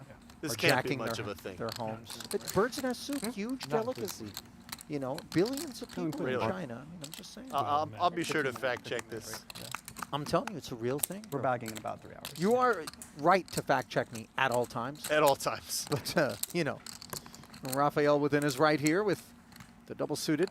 Yeah, and- Jack 9 to open it up. Lonis flatting with double suited kings. Yeah, the second time today that I've seen Lonis flat a hand, I thought that he might 3-bet, so maybe playing a little more small ball than I anticipated. I mean, there's nothing wrong with flatting this hand, but it would certainly be a very conventional and reasonable 3-betting candidate with the double suited variety. Heads up to the flop. Deuce 3-5. Diamond draw acquired. Gut shot as well for Lonis, whose focus turns away from the king somewhat. Yeah, nice flop for Lonis, and we talk about interaction a lot in PLO. Every single one of the cards that Raphael has in his hand does not interact with the board. You can say maybe the ace does because he can have some ace-4, but The Jack, Jack 9 there with clubs and hearts, those are cards you want your opponent to have. So when you have such little interaction, check fold is usually the route. 33 out of Jesse, and it's a wrap. Pretty straightforward release. Whereas from every Raphael. one of Jesse's cards had some interaction with the flush draw, the backdoor flush draw, the gut shot, and the pair. Oh, yeah. It was all cooking for the 800-pound gorilla. Really apt way to describe Jesse's That goes sort of back. blunt force approach to the game, but that's not to suggest that he lacks some tact. I mean, you saw it there. Flat calling double-suited kings. Yeah. You know, he'll throw some different looks at you. He is a tactician. His tactics, however, you know, less surgical, a little bit more. It's funny because I think actually among pros, Jesse's an underrated player. I think there are a lot of pros who have a lot of skepticism about his results. Yeah. And think that he's just on a heater and that, you know, he's doing so many things that are technically flawed, but you just don't win at the clip he's been winning at for this long if you're not doing some things that are right. And I think that Jesse just has a natural knack for the game and a feel for where his opponents are at in the hands. I tend to agree with you, and if you play cash enough, you'll identify these sorts of guys who have this, you know, consult Michael the Grinder Mizrachi, who won the 50K Poker Players Championship as well as the main event this year. Right. Famously a guy who's on that sort of field-based side of the spectrum, and it will carry you quite far. You know, you do have to have some fundamentals. You can't Absolutely. just get out there and deviate entirely, but, you know, the field thing is real, and Jesse's proven it. Meanwhile, play free online poker with Maria Ho this Wednesday on Play Poker Go. Hit the 10K gold, no gamble, no future sit and goes. Play with Maria and double your prize. Plus, play a single hand to get entered to win a dream seat into the PGT $1 Million Championship. Download the Play Poker Go app for free today at playpokergo.com. Maria really not a pot limit Omaha kind of gal, as I recall. I don't really think that's her jam. Yeah, I'm not sure. I think she plays a little bit of it, perhaps. I know you see her in some mixed game tournaments from time to time, but certainly No Limit Hold'em would be her strongest game.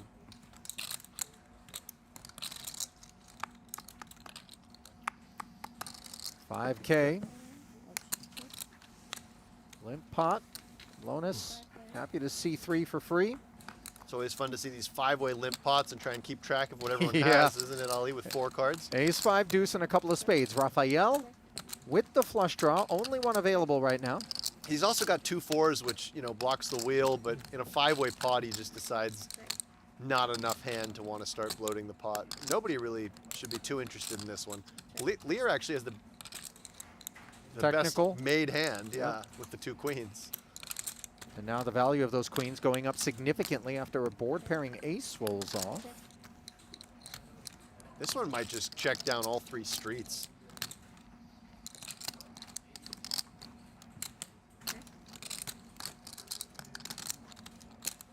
Shaping up that way. It would Barring Lear require- hitting a queen or... Oh, Well, I did not expect this. This is...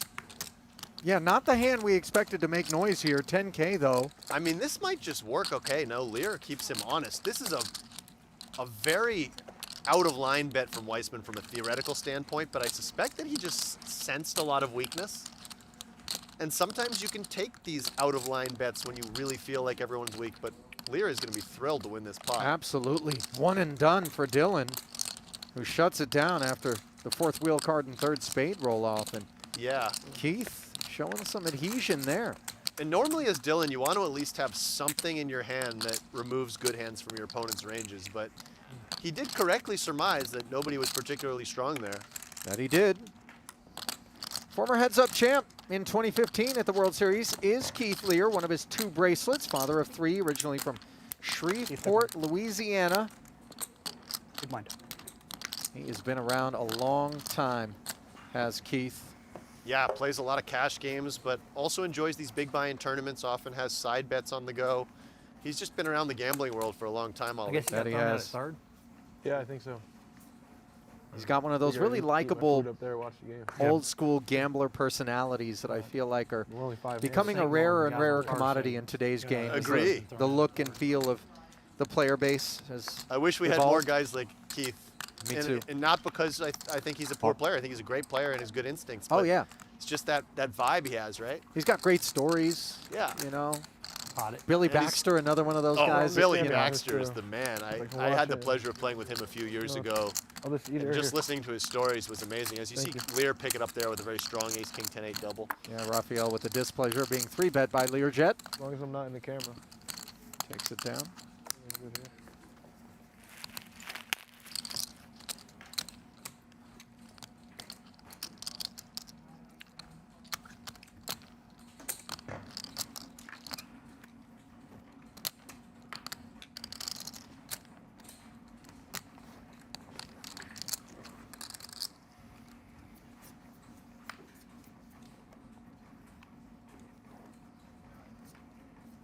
Zeroing in on Tollerene, who will be first to act here.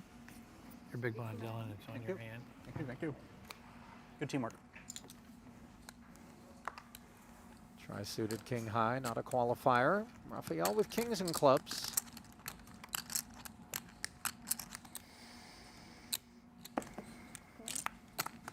Limping in.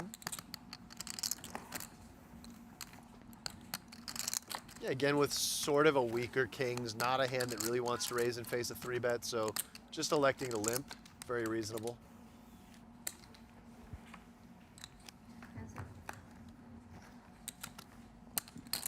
Two diamonds, two deuces, and an ace here.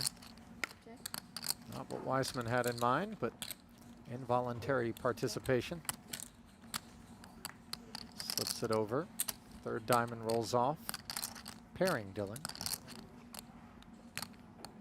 King of diamonds becoming important for Sean.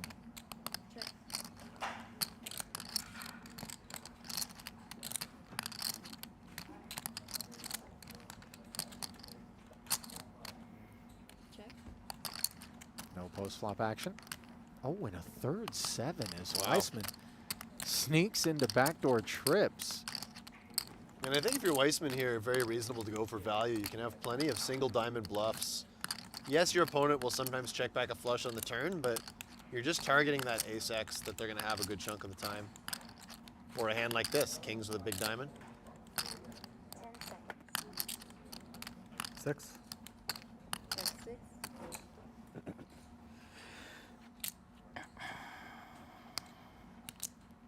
Cheeky 10-7. 6K here. Good. And Raphael can't resist the pricing. Weisman found the right number. And Weisman can definitely have plenty of bluffs there, so with the king of diamonds, Raphael decides to keep him honest. All seems pretty reasonable. And we saw moments ago barreling with air on the turn against Lear. So bobbing and weaving out there is Dylan. Yeah, it is. I have to go full, like, protect my eyeballs. You ever Glad I watch one of these remembered my hat. spycraft Yeah, that movies? would've been if I didn't have the hat. You know, there's always like the Yeah. tech guy in the van with no windows. Dylan, in terms of the, you know, we're looking at poker as the landscape from which we draw the actors for that film. He's that guy for me. He's the one that's just like, no, the electromagnetic pulse is steaks and malfunctioning. shrimp. I'm going to have to go out there and fix it. You know, kind of an Ocean's 11. I can see that. Yeah, Javier's? He's our IT guy. you're an IT guy, yeah. You like the skewers. That's the vibe I get. Certainly a very calculated 17-5. player. Oh, yeah. You don't cast Lear for that role? No, you know, Lear's more the guy that knows the guy on the inside, you know. He's just like, no, that's my cousin Rufus over there at the riverboat. He'll get us in the back door. Don't worry Yeah, about it. Lear's got the connections. Yeah. I think that's very 100%. accurate. As he has the queen, queen, jack, 9 on the button here, dominating the jacks of Lonis. 9-8-4. Top pair for Tollerene. Slipping it over to the over pair of Lonis, who's not want for betting. Break check. Now that'll allow Lear to activate with the gutter. Yeah, nice combo for Lear to bet here. A lot of interaction with the board. Good enough hand to call a raise. I'd move. Job done.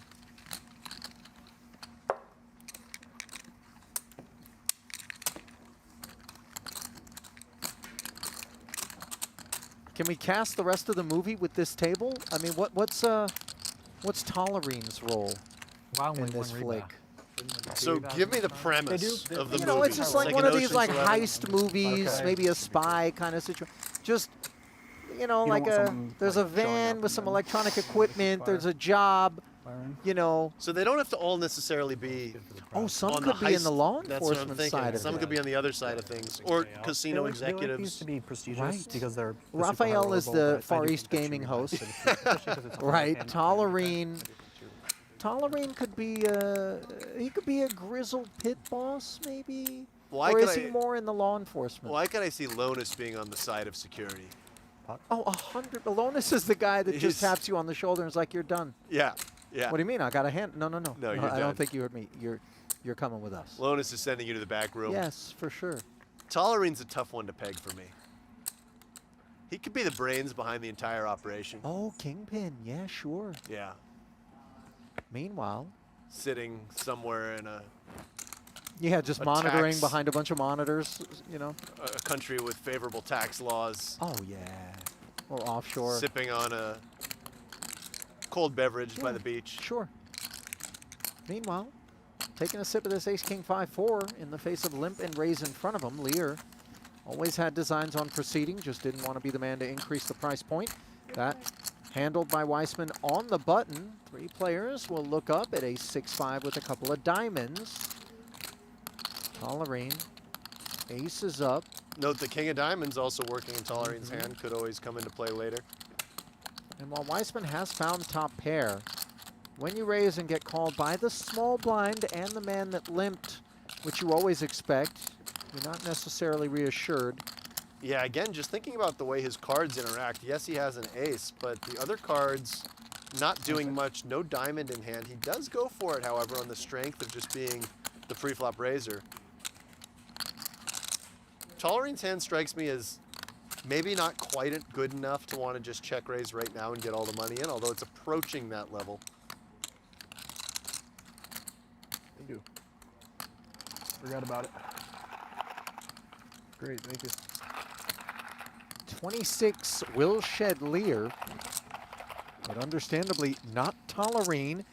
3rd diamond rolls off. Weisman now makes better aces up, but Tollerene could apply pressure. Yeah, it's very interesting to me to see how Tollerene decides to play this spot.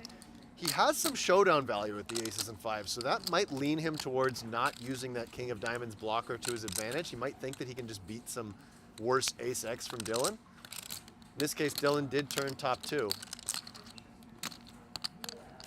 You like another barrel out of Dylan? With in no this spot? diamond in hand, I don't. The reason to do it would be to deny equity to straight draws.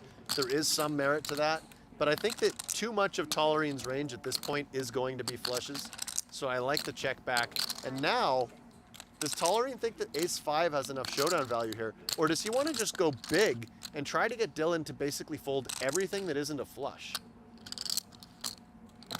Well, there's your answer, and it comes quickly. And I expect just a quick check from Weisman here. It would just be too thin to go for value. The straight got there. Yeah, sure enough. An enthusiastic check back. And then a very happy display of aces and 5s, which Weisman has the medicine for. And he will snack on Tollerene. It's almost a little unlucky for Tollerene that he didn't No have turn bet. perhaps a weaker hand with the king of diamonds in it that was able to call That the would've flop, been because very he bad may for have me. led turn and bet river with something like that, but he just felt the ace-5 could win on its own merit. Dylan, by the way, not shy on congratulating himself for not barreling on the turn. He suspects it could have been very bad for him. There it is. Yeah, Dylan is one of those players who enjoys a good post-mortem. Yeah, sometimes, though, the other players may not enjoy it quite as much. That's certainly been known to be the case at times, but Yeah. you know, it could be strategical in a way too. If you can get your opponents to play worse, you know, who knows? I should preface by saying Dylan is a lovely human being. However, if you're buried in a game, and Dylan is not, and engaging in these sorts of, you know, antics, if you will. You don't speak from personal It experience, do you, doesn't Ali? necessarily sit as well with you as you would hope it to. He Fair. doesn't have malicious intent insofar as I he can tell, doesn't. but maybe not always dialed in to your emotional state. What I'd say about Dylan is he is a very keen enthusiast of the game, and he enjoys talking strategy. Yeah. And like you mentioned, there may be times where other players don't share that same level of keenness, but it does come from a good place. As Schulman describes it, I believe, he can turn on you. 10K a man will bring us to the turn here on the 4-4 ace board, where Raphael has top pair and the wheel gutter. That's where he stays. Lear now picking up a Broadway draw after probing. Checks it back. 6 improving Raphael to aces and 6s. I'm gonna see in the middle. Yeah, I like a bet here from Raphael targeting ace-king and ace-queen, which you've now pulled ahead of with the ace-6. It does look like Lear can have those hands quite a bit when he bets flop, checks back turn. Take a pan on a couple bites. 13. This is nice. Very milky. With just 2 kings, a little hard for Lear to come up with bluffs for Raphael, and he does fold. But if he had one of those ace-king, ace-queens, I think he may have gotten curious. No curiosity for Lear with the kings. Quickly binning it there. In Hold'em, oftentimes we'll see full pot plus employed on the end in situations where we want to polarize our range. In PLO, similar concept, full pot on the end? Yeah, I think in spots where you do want to be very polar, similar concept. But there's a lot in both games. There's, you know, the modern era, there's a lot of this small betting that occurs as well in spots that are less polar, where you do want to be value betting a lot of hands, and you can throw some cheap bluffs in that way as well. How early are you getting to Bahamas? How early are you getting to Bahamas? Probably the first, maybe. First? Or no, actually, my wife can't go, so I'll get there on the second or third. Okay. So, are you going to play the PLOs, or are you just going to hang around, do other stuff? Don't know. Don't know yet. I hadn't looked at the schedule. 10 seconds. If I don't play the Invitational, I'll probably play the PLOs. The first 2 PLOs are the 75 and the 100K. First 2 days. What day? Third and the fourth. I'll No, be there no, for sorry, 4th and the 5th. I'll be there with this. Yeah, 4th and the 5th. Raphael limping the button with clubs, jacks, some coordination. How big? 25? 75 to 100. Lonis can afford to get involved. They're the 2 Triton. With a very weak hand, but he certainly can afford it. Lear, He plays, right?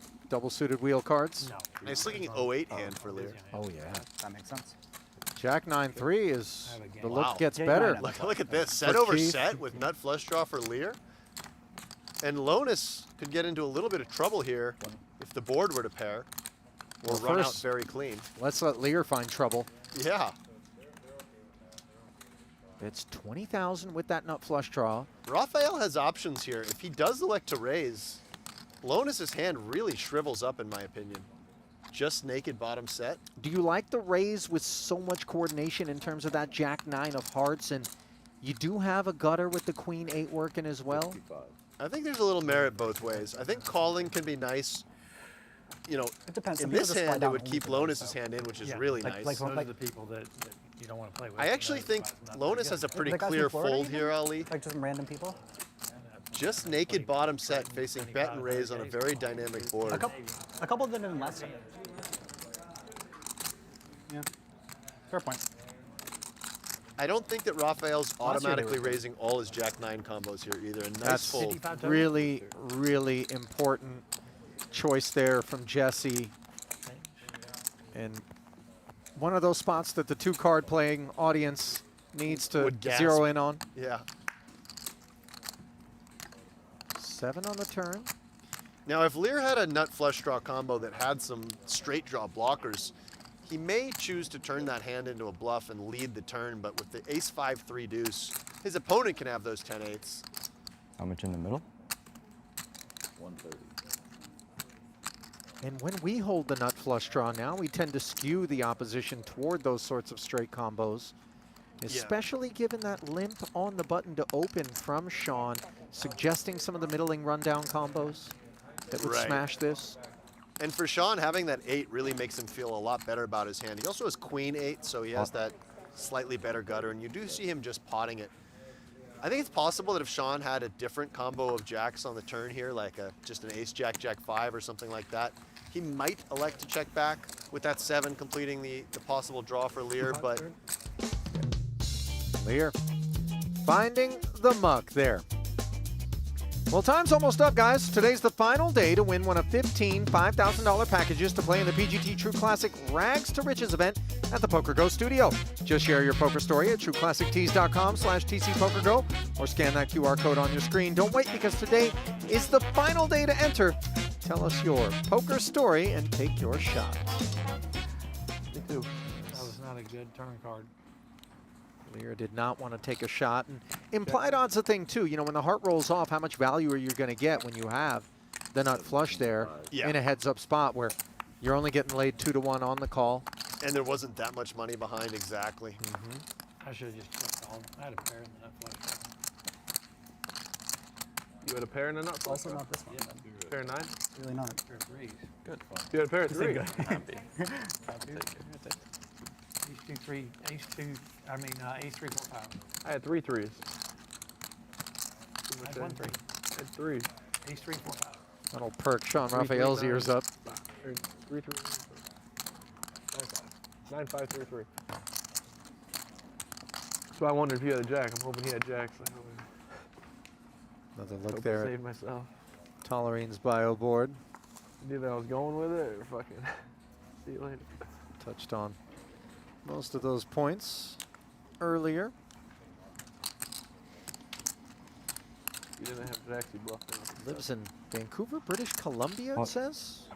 Yeah, Well, I it's don't know if he still lives there. Bio, yeah, this one feels a little dated. I feel like he as lives though in that's Vegas not- now. That's not his home Fuck. turf, yeah. Yeah, he did live in Vancouver for quite some time, and very nice hand here for Lonis. Notice he does elect to 3-bet this one. A couple other times he elected to flat hands that were very 3-bettable, but here going for it with the ace-queen 10-6 double. Raphael's got mystery cards. Well, 60K the demands. Ooh, Look up at ace, king, jack. Nuts for Lonis. Not really a whole lot to get excited about despite flopping top pair here for Raphael, as in particular, players that 3-bet tend to be all over this sort of board texture. yeah, absolutely. Blue Jay scored. 67. You hear me? Blue Jay scored? Good. Where are we hoping to Five go to other four. than running spades, as Raphael does appropriately find the muck? A wild game. Better than a set? What's better than that? Dead. Fucking dead. Queen It's not 10. last next. Double. You have jacks? Did you? Yeah. You're gonna look real stupid. Flop was He had jack. They said, yeah. ace queen. It was ace queen jack? And scored? 4. No. What? Ace king. I flopped a straight. Ace king jack. jack. Ace king jack. Ace king jack. I thought it was ace queen jack though.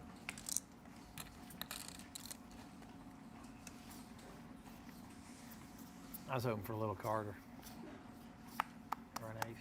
I think that might have got a little lost in translation. Dylan was asking about this flop, but they were talking about Yeah. I'm glad you led, Keith. That saved me. Raphael If you having don't jacks lead, the then- previous hand. Then I gotta fucking probably pot it or something. And then I'd say 55,000. Yeah. Another kind of thematic limp here from Weisman. His hand is reasonable on the button with a suited ace, but doesn't want to call a 3-bet, so he just elects to limp it and can call a raise. 10 seconds. And Tollerene be is careful. not going to miss On You got it. one of these raises with a double he, suited like, hand angled it for towards the you. ace. 5 becomes 20. Weisman a little bit dominated by this exact hand. King, queen, 7, rainbow. Very awkward as Tollerene. 0 interaction to this board. He does have the pre-flop initiative, but might not be enough They to got out of want the to put inning. more chips in the pot.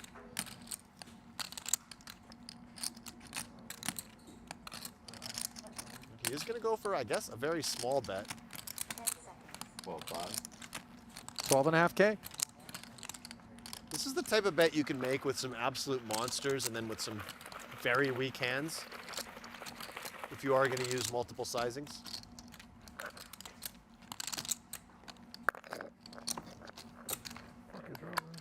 And Weisman, nowhere to go really, other than the bin.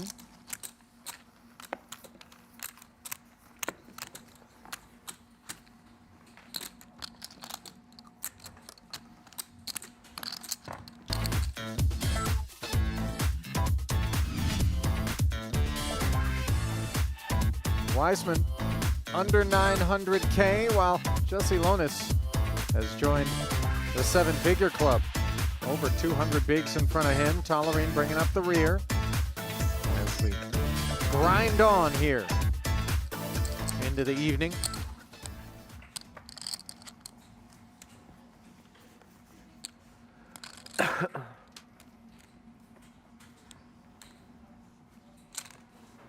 $17.5.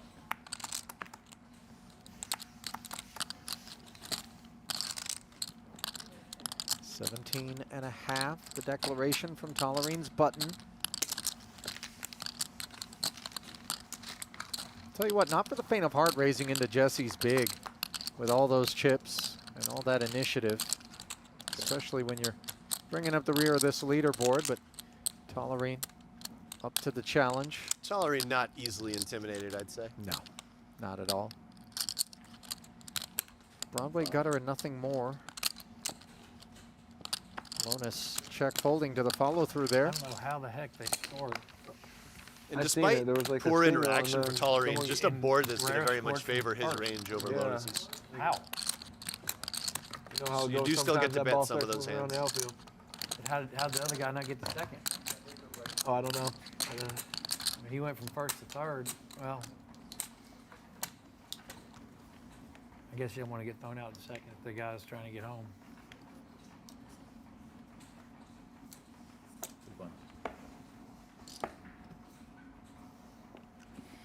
Thank you.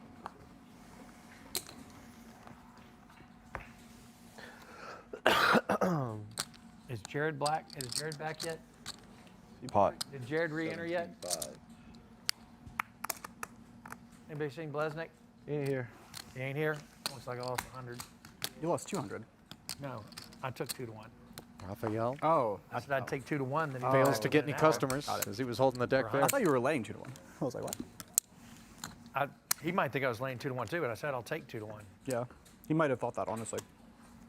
Uh, But who knows? yeah, I think he might too. But Small blind, big blind. I said I'll take 2 to 1 for 100. So It's on TV, so. Yeah, there's a playback. Yeah, it'll be easy to figure out. Easiest bet to. Actually, now you can't trust it. You can AI your voice real quick. Like, Yeah, Nick's gonna really do that for the hundo. He gives. seriously, you can't trust the videos anymore. Of course you can't, but you can trust make that. just like this and have me saying some crazy shit right now. Yeah, you, You can, you know? can trust Nick's not gonna fucking do it though. So. 17.5.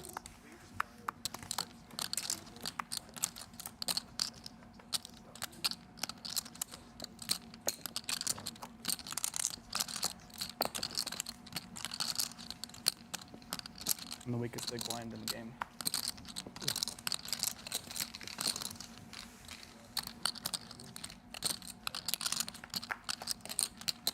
$17.5 ahead to the 10-8-4 board. 2 pair for Lonis in position. Gutter as well. Yeah, kind of a weak 2 pair though. Very vulnerable to a lot of cards. Let's see how he chooses to play this one. 47.5.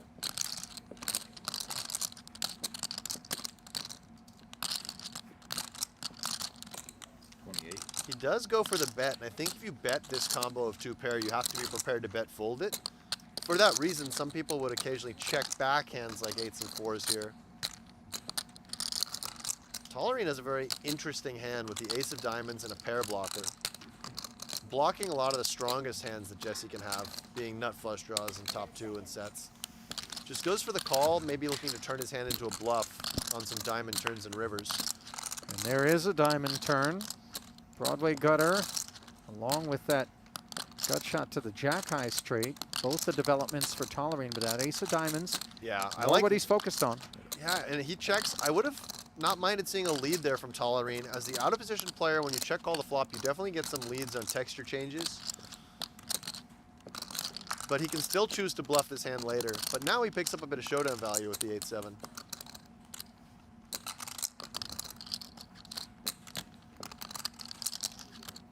If he were to go big here, I think he would get Lonis to fold the chop, but he's picked up enough showdown value that he's happy to show it down. And Jack high straight for both players. After both turn and river get shut down, and they'll carve it up.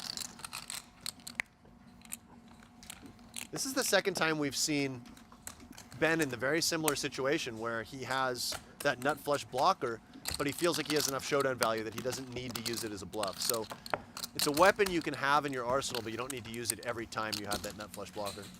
So take a look at Alex Foxon on one of the outer tables. Chino Rheem, winner of the 25K PLO.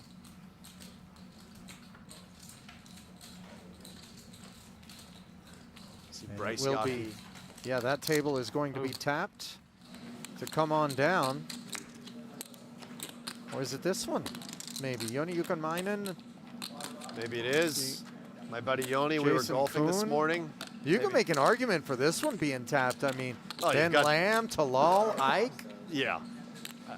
But Certainly, there's no shortage of strong players everywhere you look in the room, Ali, with the 3 tables running. I mean, I know it's not a democratic process. It's all done randomly. But if I could put a bid in, I certainly wouldn't mind that crew I'm gonna making agree their with way you to the there, stage. yeah. Nothing against the other one, but, you know, just nastiness everywhere you turn, that's for sure. At this price point, no pushovers. Lonis, the razor pre. Tollerene defending his big, coming up with a wheel gutter and nothing further. Knuckling to the same ace deuce. But that king 10 of spades in conjunction with that 9 of spades, perhaps the more tantalizing vista for Lonis. He does pick up backdoor king high straight draw. Top pair now for Ben. Checking again.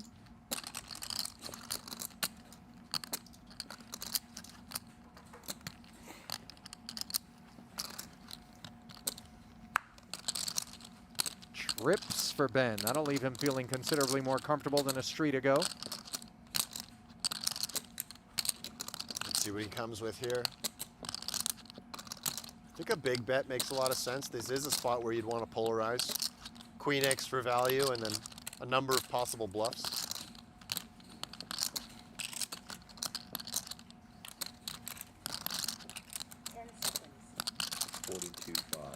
There's the barrel. He does go for full pot. Mm-hmm. I like it. Easy lay down for Jesse.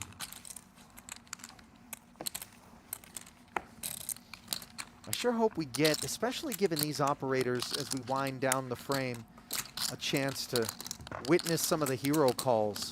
PLO can really take your breath away in spots where guys have the right kind of kit to get out there and represent full pot, and then somebody looks over and goes, why so much, buddy? Yeah. You know, I'm unblocking all of the stuff that, you know, would be a little desperate here. Right. Now, we haven't seen too much in the way of major fireworks yet, Ali. No.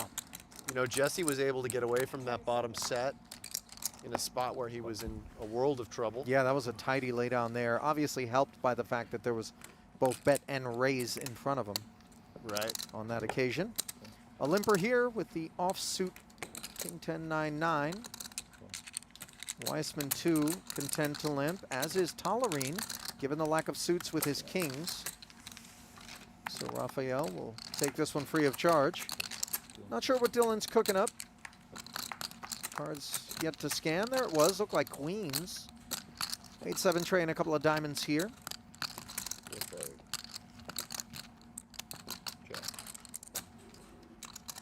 Decent hand for Lonis to consider stabbing here. He's got a diamond in his hand, open-ender to the nuts, and then also those 2 9s, meaning he can bluff some of the cards that don't make him a straight but could make him a straight. The 5, the 10. Does elect just to check. Again, you do have to be a little bit more careful in these four-way pots with how liberally you stab, so I think that hand could have gone either way.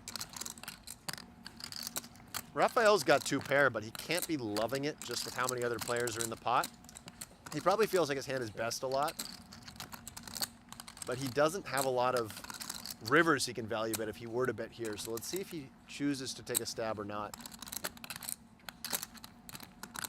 I think it's kind of reasonable. You do, in some ways, you want to clean up equity. You want to get gutters out of there right away, get some weak flush draws out of there perhaps. So sure enough, in comes the 8K as he finds the best hand, courtesy of that deuce. Lonis is going to find the call, courtesy of that open ender and the 9s.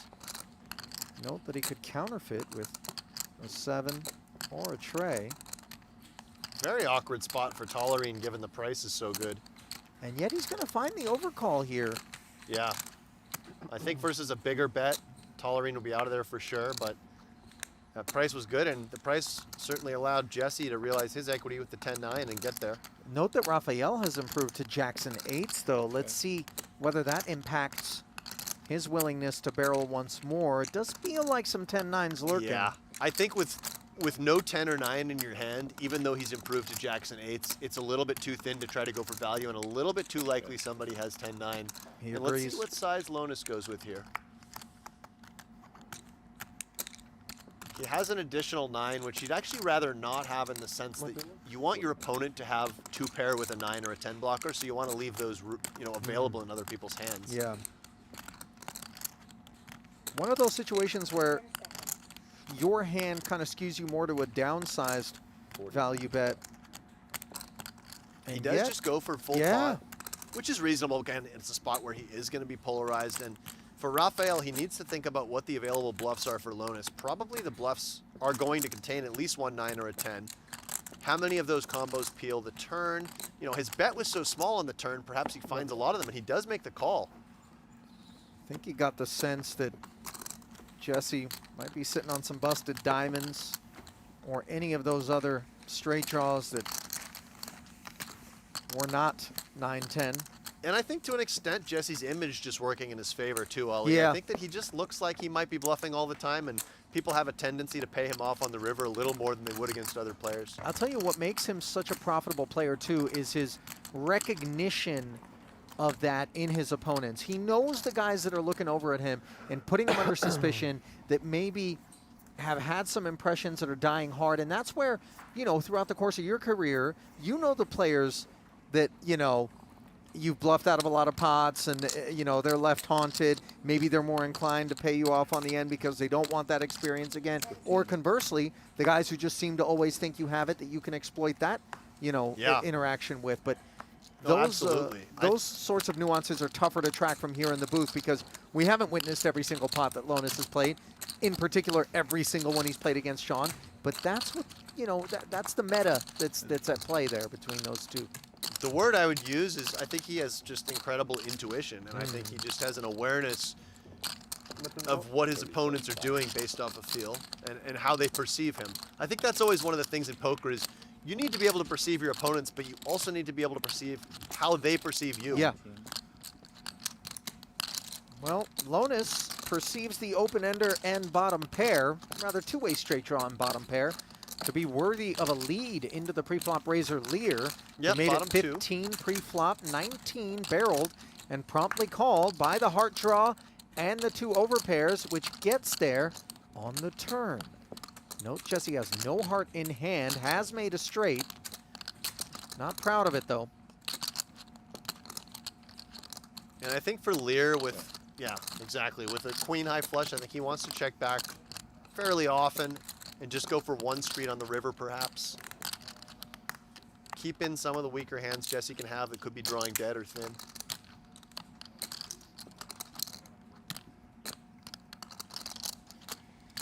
This would be quite thin if Jesse were to go for value here. We could see perhaps a very small bet. He does have 7-4, which beats some of the smaller straights. Whatever. Call straight. 22, I believe whatever was the declaration as Keith clicked call for the 22K. Show me a better flush and take it, otherwise ship it. And shipment, fortunately for him, was the outcome.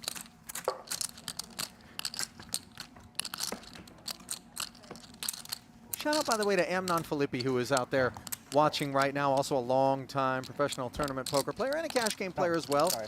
Yeah, Likes to play mix, gets involved in the It's PLO. weird. Sent Yeah, in it's a weird. message to go, guys, You're fine. Keith hasn't been married for 5 years. big one. Earlier, Okay.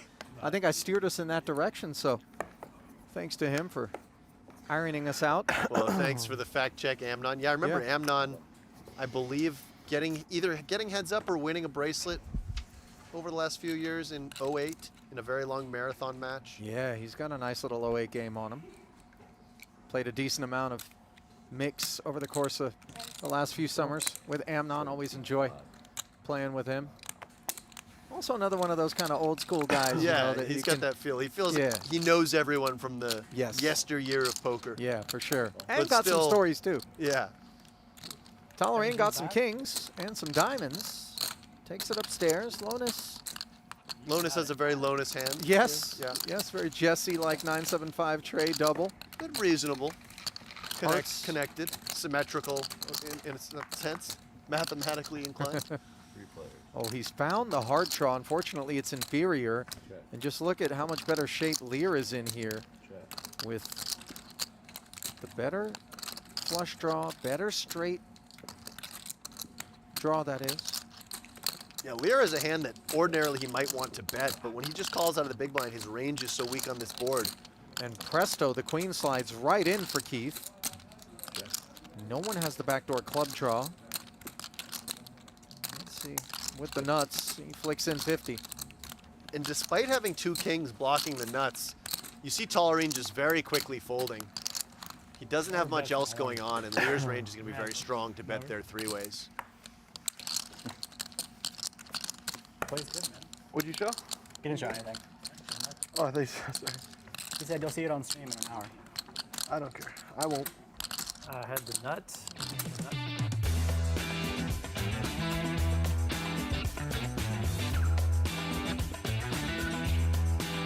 Well, listen up, poker players. It's time to get yourself down to paradise. Annual subscribers to PokerGo can win a $30K package to the WSOP Paradise in Bahamas and one of 3 dream seats to the PGT $1 Million Championship. Head to PokerGo.com and use code Paradise25 for $20 off your first my year. alley. See PokerGo.com/rules for Anywhere terms but and my eyes conditions. fucked up right 17.5. Just to put a bow on that Amnon Filippi bracelet, I remember he came down to Resorts World after winning it. This was in June of 2022. He crafted a Omaha 8 or better sash for him to wear Amazing. during his session as we sweated it on the big screen in the room. 8-7 deuce, top 2 and a gutter for Weisman. Nut clubs for Tollerene along with the 7. Then the aggressor pre. Dylan checking over. Yeah, big flop for both players here. Middle pair flush draw, backdoor flush draw for Tollerene. Very understandably a hand he wants to bet. Happy to call a raise. And for Weisman, a little bit shallower. I think this would just be a very easy pot. At this depth, it's a bit more unclear. I think so. He does elect just to call. Another 21,000 into the middle and another club onto the board. Weisman needs to fill up. Tollerene makes that nut flush. No, Tollerene bet a very small size on the flop. One of the things that size is designed to do is to keep in inferior draws. So in this case, all the worst club draws that Dylan might have. Of course, he's hoping Dylan doesn't have the 10-9 of clubs.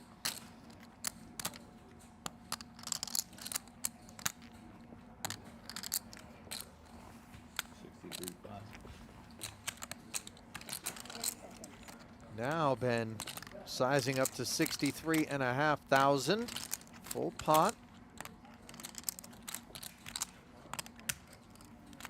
And that'll send Dylan packing.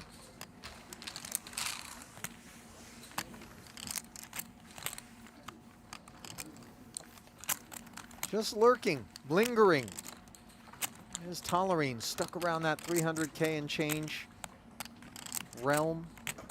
Hasn't really been able to break out. Oh yeah, sorry, 25.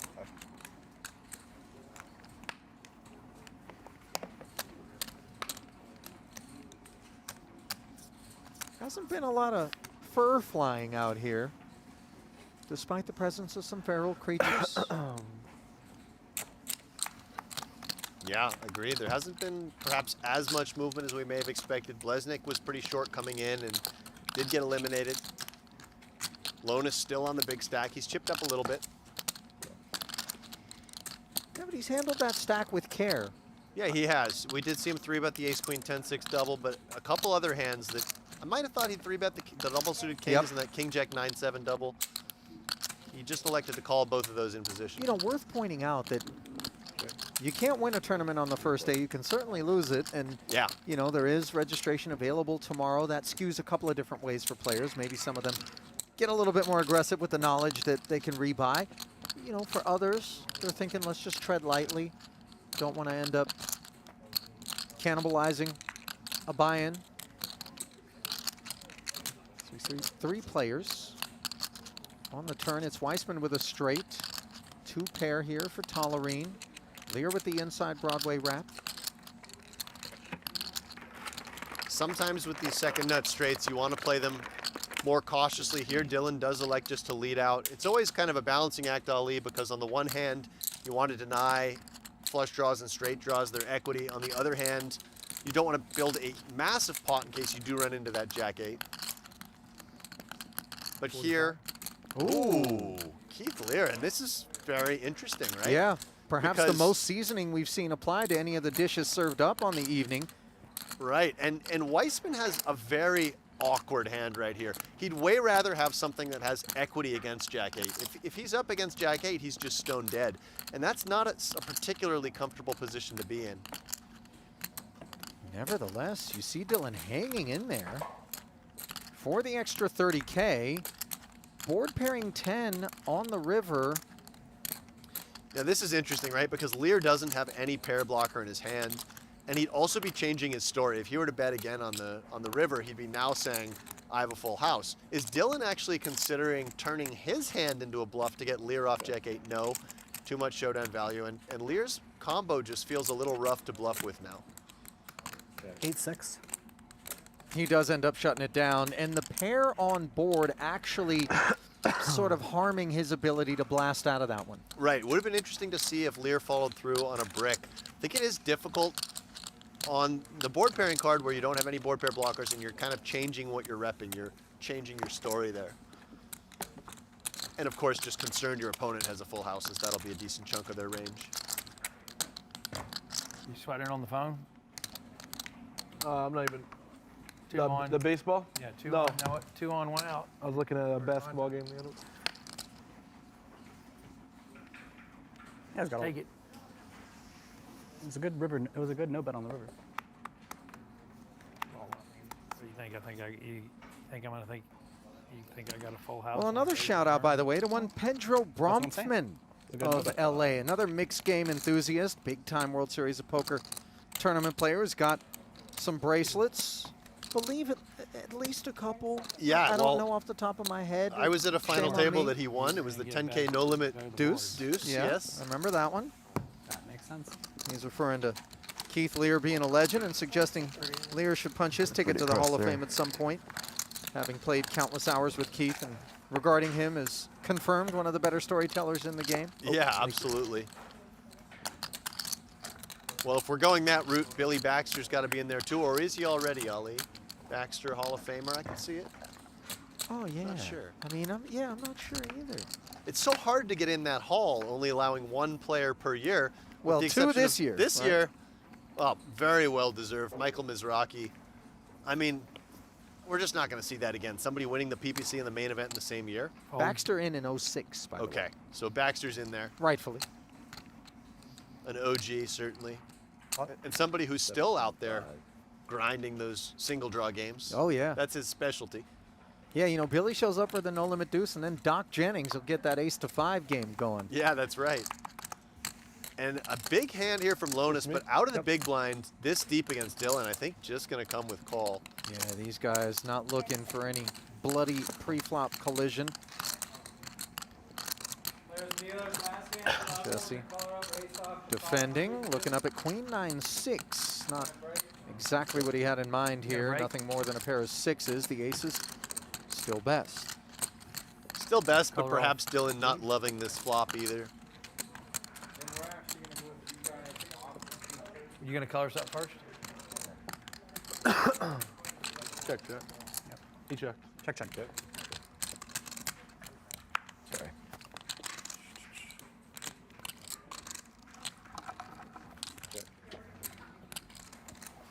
Turn rolls off free of charge after both players check. Nobody with diamonds.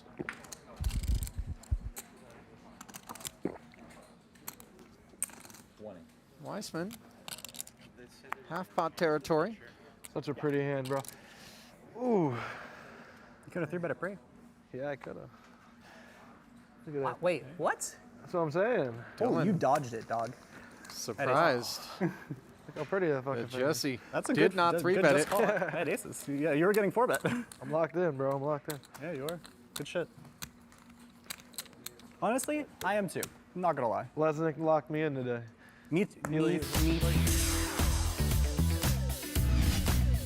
And on that note, the players headed to their first break of our coverage this evening. 2 levels in the books. Level number 7 coming your way with Jesse Lonis up top and Sean Raphael now the short stack. Alex and I will be back in a few. Stay close. More Super High Roller Bowl PLO after this.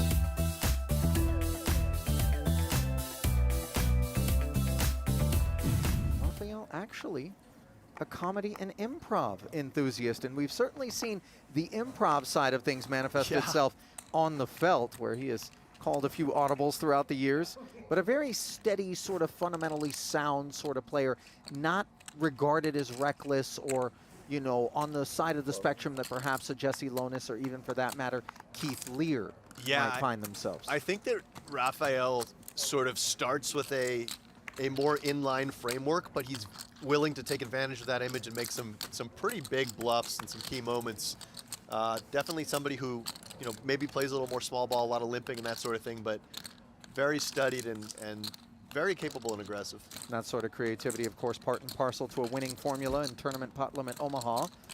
Weisman flatting the small after Blesnik took the double-suited ace-jack 10-6 and shot it up to 12,000. Tollerene in there as well. All jacks are accounted for. Queen 8-3 and a couple of spades. No one with the flush draw. Yeah, top 2 for Tollerene.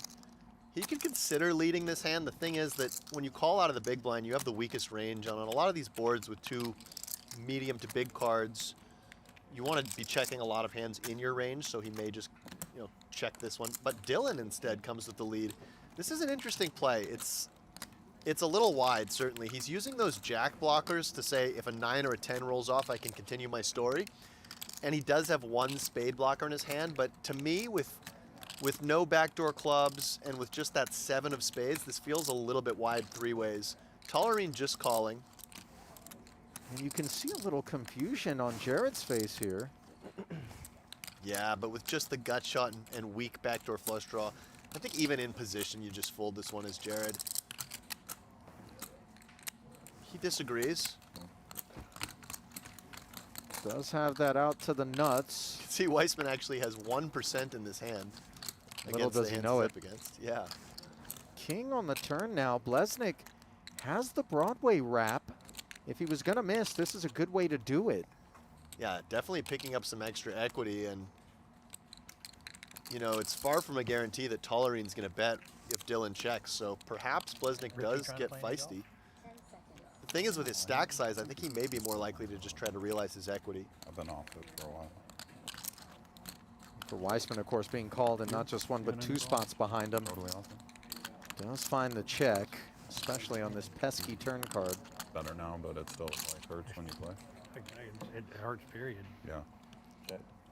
Tollerene content Not to calling check it as turn, well, doesn't and work now within let's the see spot. if Blez Shot up a quarter seeks zone to whenever he sticks activate. Deal between them with it. I think if this turn had been the king of clubs, Ali, and he'd picked up clubs to go with his wrap, you'd just see him potting it. But here, just realizing his equity. So checks back and does end up making a king high straight. Of course, that third spade is cause for concern. Doubtful, though, that Weisman or Tollerene will be motivated to fire, given just single spades in both of their holdings. Yeah, Tollerene has a little bit of showdown value with his queens and eights. And you'd really rather have the ace of spades in a spot like this. But Tollerene does have a hand that could potentially consider bluffing. Queen jack. Jared's going to take this one down with Yes, the he straight. is. Didn't end up finding any value, understandably. Does it in cash and tournament form. Yeah, and with registration Still open 3-2? until tomorrow, Ali, it'll be interesting to see if 4-2. there are a couple people, 4-2, perhaps wow. an Aaron The inning's Katz, over. The who inning's fly over. in They take the tomorrow. picture out? Yep. I think the inning's over. Note Dylan limping the ace-jack 10-4 here. Limping in PLO tournaments a lot more common than it is in no limit. You have a lot of hands that, like this one, that do want to see a flop but don't want to raise and face a 3-bet. Limping is a way to sort of ensure that you're able to see a flop and without risking too many chips. Well, if he wants to see that flop, it's going to cost him another 14,000, courtesy of Blesnik, who's got spades and queens. That 3 is a poor dangler. Yeah, a little bit loose from Jared here, but reasonable. I think double suited, this would be very standard ISO. And then for Tollerene, he's going to have a lot of weak hands that complete the extra 2, but this one's actually on the stronger side and very reasonable to call the extra 12. So to the flop they go. King 7-6. Tollerene. Open-ended. Knuckles over to what is top pair now. Best of what's around.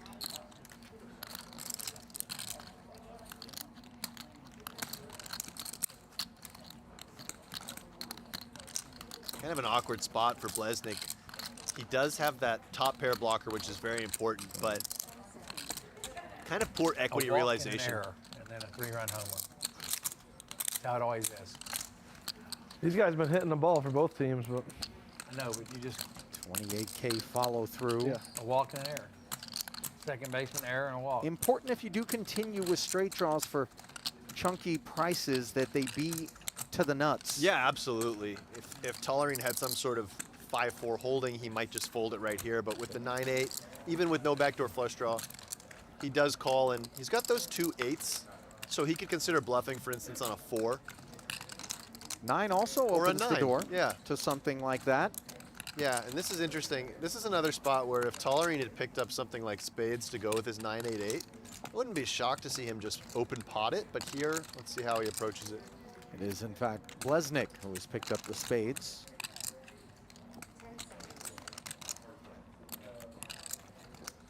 I think it's still very reasonable. You know, it's hard for Blesnik to continue if he doesn't have something like a set of kings. This is nice from Ben. Finds the lead for 55. Things getting a little awkward for Blez with just 151 back.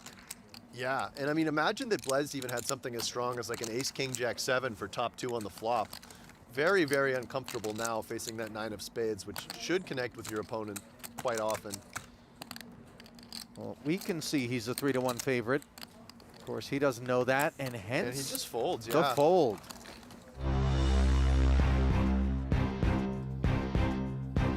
Welcome back inside the PokerGo studio for continuing coverage of day 1 of the 2025 Super High Roller Bowl PLO. Ali Najad joined by 2-time World Series of Poker bracelet winner and PLO specialist, Rummin Chess, as he's known in the Twitter or X streets, Alex Livingston. As we welcome in a new crew. Stephen Chidwick, Chino, Rheem, Bryce Yaki among them. Alex Foxen, as well as Karakatukov. Chino, well decorated within these walls, as is Foxen. Number 1 on the PGT leaderboard. As of right now, puts in the volume and gets the results. Does Alex. Right now, hasn't been getting the better of the results though. At this table, 44 bigs. Far cry from the 122 in front of Bryce Yockey, 734K. Bryce famously taking one of the most disgusting beats that you will ever see anywhere in a non-hold'em format of poker. That, of course, being in the Poker Players Championship. Josh Aurier making a wheel in the most improbable of fashion against Pat number 2 for Bryce. I bring it up almost every time he ends up on screen. I'm sure he'd rather forget it, but it really was such an absurd exchange. It was it was a weird one because his opponent wasn't even drawing to beat him, but then had to sort of reduce to a better draw. Yes. It was very weird, sort of backdoor. It was a really breathless moment that I think certainly will be etched in Yockey's mind forevermore, although Bryce, a battler, not dwelling. And certainly back in form here. No discount, huh? Too easy. Cool table here. You've got Yockey and Karakatukov, who are really just, you know, they're mostly PLO specialists. Of course, they do play other games as well, but they're very honed in on PLO. And then you have somebody like Chidwick who plays everything. On the players in the field? Someone like Foxon we've seen in a lot more PLO tournaments of late. He got to pick which side he And Chino I'd put in that everything category as well. And I'm 1 for 4. Fresh off of a Sounds like you're playing 25K pretty PLO bad. win just a few days ago. Set a number and he says it's too easy, but how picked not the easy side I can it wanted be him if I'm to still for playing 4 bad? times. Why don't you guys switch for once then? That sounds much better. I don't have a clue. Apparently. What do you think? I mean, I'm certainly not really paying enough attention to set a line, but Karakatukov limping. Big line of Foxon yeah. allowing it. Rolls off But King 10-7. have we picked anyone up since then? Advantage How do you know? it's to 23? Karakatukov. That's what it was when Is Santosh here? I started the tournament. Oh. And then we got, I think Jason was late. Oh yeah, so there's one, so 23 unique. 23 unique. 4 entries, which is Ike, Sean, Arthur. Yeah. Flop goes check. Now it's I Trip Kings. Oh, Ben. Ike, Sean, Arthur, and Ben are the revised. That's the gut shot And for Lamb Foxon. And someone was saying Santosh is going to come.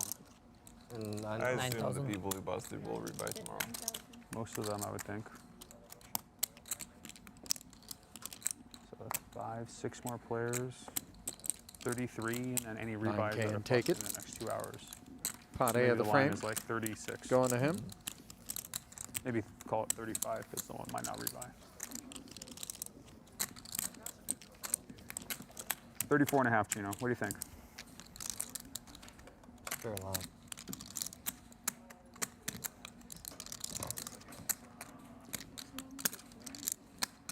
Certainly a What would you game take? poker Since players we're not play a ready lot, anyways. setting lines. I would root for the over, obviously. You'd root for it, but what would you bet? 34, 7.5. I'm going to flip that one over, okay? Still early, of course, but do keep an eye on some of what may transpire here at this particular table, just given Over the 34.5? array of styles. Close, Chitty. Yeah. You know, Chidwick, one of those How do you feel about that number? incredibly well studied, you know, just solid kind of guys. Chino I would like over. likes to take broader strokes of the paintbrush, Yeah. I would say. And Bryce a Foxon. little of both. Foxon Almost very as one, aggressive, but- tough. Mm-hmm. Same. William has to say the number. Content to limp We with do on the overs every time. 3 Broadway cards and spades. on Yockey wagging a finger with double suited aces here. Up we go to Unders went 18. over. Not even close the first 2 times. The first 3 times actually wasn't even close. Alex making the investment. Ace 9-6. Case Needle on board here. Foxon has queen high spades along with the ace. Of course, it's cooked as it stands versus top set.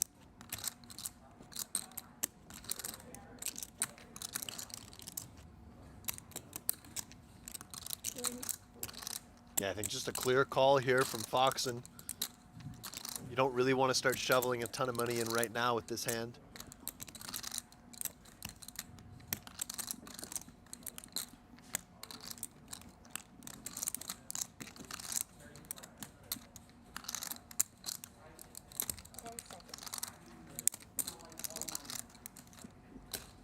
Sure enough, he check calls the 20. Queen on the turn. Now he's made top 2.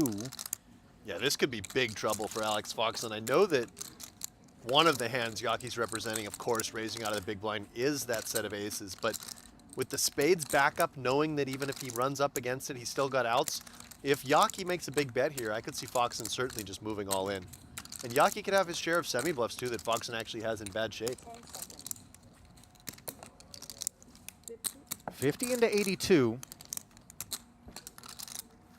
Foxen, of course, with heaps of hand right now, but I guess some of the issue with the raise is when we have aces and queens and the spades, other than maybe an overly ambitious straight wrap of some sort, what are we, you know, what are we really targeting? Yeah, you're kind of saying that at this point the pot is really big. Your opponent could have a combo draw.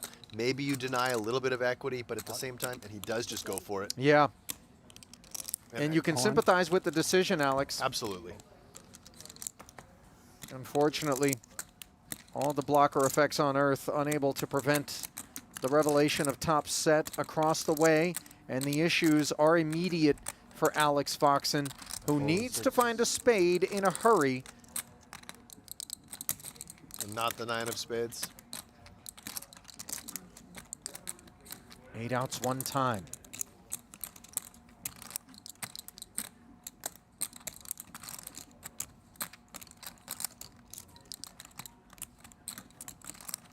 Can Foxen haul in this over $500,000 and keep his seat?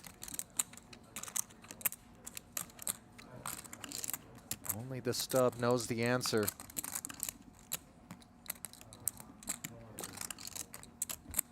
Here it comes. And there he goes. Good game, William. Foxen absorbed by Yaki, who already had a mountain of chips, and now working his way up to that 7-figure threshold to keep Jesse Lonis company elsewhere in the field, as Foxen will no longer keep said field company eliminated with top 2. Nice hand, Yeah, B. big pickup there for Bryce. Now Another among the setup. chip leaders. Another setup. How much you want? Yeah, just tell Candace, and you can use it, yeah. Come back, William. Well, originally from Torrance, Bryce Yaki, down in Southern California, now lives in Hollywood, it says, but now I've got some distrust. I do know crypto enthusiasm is certainly there, 4-time PGT title winner. Limp called your raise. You would have been in trouble if you didn't have exactly 8-7, you know? So. Good thing you're disciplined. Just in trouble. Yeah, if I had a stack, I'd have been in trouble. Very nice hand here for the Bulgarian, Karakatukov. I'm actually going to Bulgaria Really? with my fiance Sophia? in January. Yeah, we're gonna go skiing. We're gonna be in Sofia for a couple nights. So I'm supposed to have dinner with Veselin. Really? Yeah. Okay. Didn't I realize you guys had a connection like that. You played it close to the vest? well, you know, these PLO circles are fairly small, and you get to know people. Or maybe the connection time. ain't that close, but you're looking to make it close. Exactly. You Yeah. know, take the trip out there, see what's what. Exactly. But I liked the idea of going to a country that I have never been to before and is also not super populated with tourism. Yeah, I like the idea of you keeping an air tag in the bottom of your Nikes, you know, also just during that particular trip. But, I'll share my location with you, yeah, Ollie. you know, just You know. in case, Alex. I watched enough Liam Neeson flicks to know, you know. Wasn't that Albania? The taken. It probably was, yeah. Alex, but, you know, I mean, Same general part whatever. of the world, you know. Potato, potato. I'm sure the Bulgarians will have something to say about that.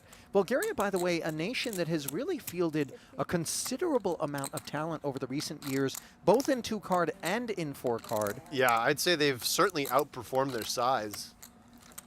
A lot of strong players. Not a very populous country. No. Not sure how much regulated poker is available, but certainly a handful of very talented folks under that banner have managed to plant the flag and do so He forgot profitably. to put the bet in before he went broke on over. Pump those numbers up. I didn't like it when he said over, especially while he goes broke. You know he's getting right back in.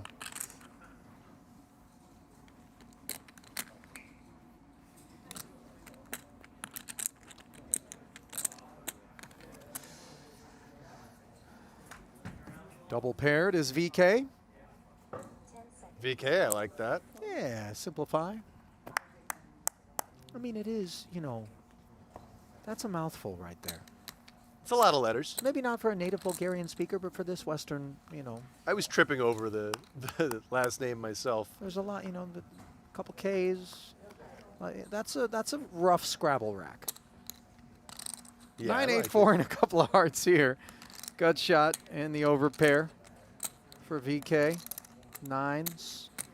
Kind of a nice hand for VK Rheem. to bet here with those future straight blockers as well as the immediate gut shot, the jack of hearts. It's not like he's bet folding a ton of equity if he does get raised. Oh, thanks. It's okay. It's probably small enough no one will see.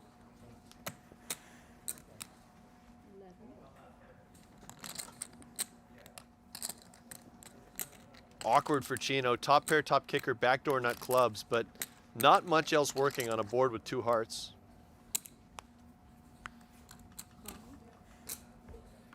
Check calling 11,000, keeping an eye on his opponent. The deuce really shouldn't be interacting with the pre-flop opener. Did limp it, of course. So. Now a bit unclear here for VK also because jacks are going to be the best hand some decent chunk of the time, and that deuce of diamonds actually makes his hand a lot better in the sense that it doesn't improve a lot of the hands that would have called the flop. Yeah, shouldn't. But of course, in a limp pot, Rheem's check-back range could include all sorts of disjointed holdings. Yeah, I could. He does elect. It looks like he's going for about 2/3 pot here. Chino picks up a wheel draw.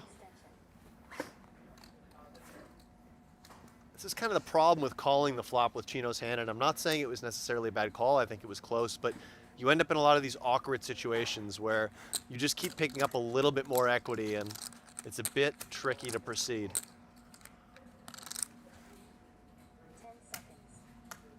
He still doesn't have that much. He's got no heart in hand.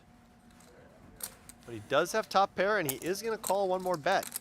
Rheem getting sticky here. Another 58K flowing into the purse. 6-figure pot, king on the end, rendering no assistance to the unimproved 9. And if I'm Vesselin here, I'm pretty happy to take a showdown because I know I'm going to still be ahead of a lot of my opponent's pair plus draw combos. Yeah, it would be very thin value. I have a 9. And that's exactly what we wanted to hear. Music to his ears, certainly. Chino going to give it one last look to make sure it's one pair no more, and indeed, that's exactly what it is. Costly exchange there for Chino, who, by the way, really, you know, had a period where had some struggles, you know, challenges in his personal life. Poker suffered as a result, but has become a family man, and I feel like is very much playing some of the best poker that I've ever witnessed him playing, and he's been around a minute. Yeah, I think that you know, going sober was really good for Chino, and he talks about it all the time. He's always posting stuff on his Instagram about it. Yep.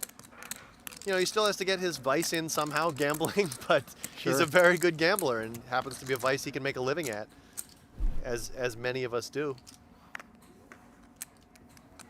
Yeah, he's got that street poker gene, you know, He does. the one not only where he'll take it to you, lead you down the dark alleys, Bryn Kenny-esque sort of gears Right. in the transmission, but also put some sniff on you when you're out there light dancing around, you know, Yeah. just all of a sudden, couple time banks, you're getting undressed optically, and he just finds the single chip flick in there, and you're like, okay, nice. You know, you caught me. He's got a good instinct, and to me, Chino's one of these guys that really bridges the gap of some of those old school guys we were talking about, like a Keith Lear, with some of the new school. I know he's good friends with Alex Foxen, for instance, but he also has ties to somebody like the Grinder, some other players who've been around for a lot longer. I remember the days when the Bellagio would play host to those World Poker Tour events, which were kind of the marquee events on the annual poker tournament calendar down in the Fontana Lounge, which is no longer, of course, one of the most beautiful venues to play poker in. And guys would cash, and they'd march right on over to Privé, which is the high-limit room, and whatever they were paid out in Bellagio chips, it was right there in the blackjack. It was in action. Rheem again in action here, and again against VK. He was the instigator to 18,000. Yeah, VK defended the big King 4 tray and a couple of hearts. Sorry, Alex, go on. No, I'm just saying with the ace of hearts in hand, VK definitely is going to want to see a turn in some fashion or another. He does just call. He's also got that gut shot, backdoor spades working. C-bet from Rheem was definitely designed to win it right then and there. Instead, he's got a straggler. Both players now. Wow, and a with snap pot from Chino. This is an interesting play. He's saying to himself, if my opponent doesn't have a king, I probably have the best hand right now, but I don't have great playability. Can I just take it down right now? Can I get something like a medium pair and a medium flush draw to fold? Yeah, Broadway gutter. And the same ace-jack that VK's playing. He too with the Broadway gutter. Along with that wheel gutter. And if VK were deeper, perhaps he'd be a lot more comfortable calling this where he could bluff the heart, but with him having to commit half his stack, he does just elect to let it go. Nice find there from Chino. Good awareness as he put the max pressure on his man and reclaimed some of the chips lost in the last altercation.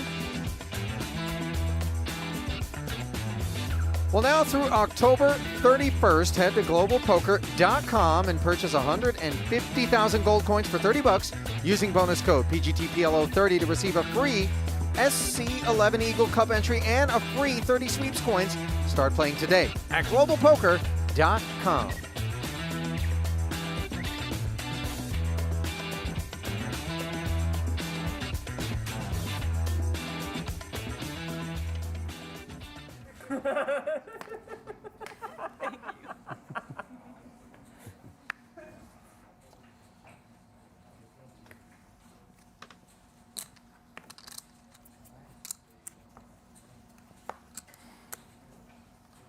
As Isaac Haxton and Ben Tollerene populate the table.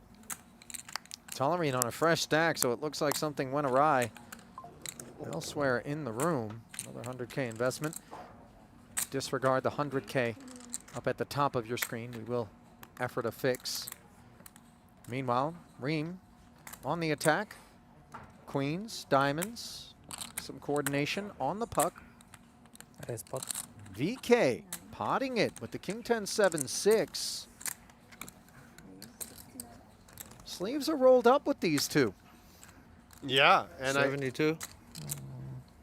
Chino is at least going to call. 2 or 3. He could decide if he thinks VK is wide enough just to stick it in right now, but perhaps just call and get away on the worst flops.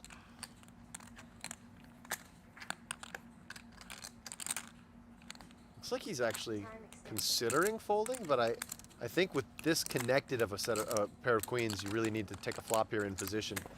You could definitely raise fold some weaker queens combos. The other thing is that equities do run close in pot limit Omaha, and if you are going to assign a lot of that king, ace stuff, which you're behind, you're not as far behind as you would be in two card, and you can navigate in position with some clarity. Right, especially with this connected of a queens. And he does make the call. 150 in the middle. Wow, what a flop for Veselin. 2 6s and a 9 with a couple of clubs. Trips and a redraw to a gutter and clubs. The whole wide world effectively. Yeah, it's interesting here because Veselin's exact hand doesn't necessarily want to just go all in, but a lot of his range does, right? He's going to have a lot of aces without clubs. He's going to have some bluffs that want to represent aces. All of those hands just want to move in. He has to decide, is there room for me to carve out another subset of hands that does something different, but he does just elect to go all in, It's which so is consistent. sus to check in that spot with Exactly. 73 Or to left. bet 15K or something. Yeah. I think if he was a little deeper, he would have considered a small bet or a check. Yeah. Now, Maybe spread it across a couple of streets. you can see that Chino hates this because he's just in bad shape against aces or kings. He hasn't picked up any additional equity. But if he thinks that Vesselin's range is wide enough to contain hands like the one that Vesselin has, well, then actually he's ahead of a lot of hands. Not the 3-6s Vesselin has, but similar hands, right? You know, we're unblocking the aces and the kings, and we're interfering with like the Broadway rundowns that we're ahead of. It's all true, but it's a little tricky given the price in position. He does make the fold. That's a very nice fold from Rheem, given the stack to pot ratio there. Ooh. And he gets shown the 6, yeah. Okay. Preserving the ability to claim aces, but Very true, yeah. you know, giving him a peek at what could have been a dangler. Diamonds real fast. Oh, that. One of the other ones looked like that. All right, whatever. Well, it looks like Alex Foxen has plunked down another 100K and found another pasture. I wouldn't know if it's greener or not. Doesn't feel that way from my vantage point. Already involved in one against Ben Lamb. Very known for his mid-pot stare downs.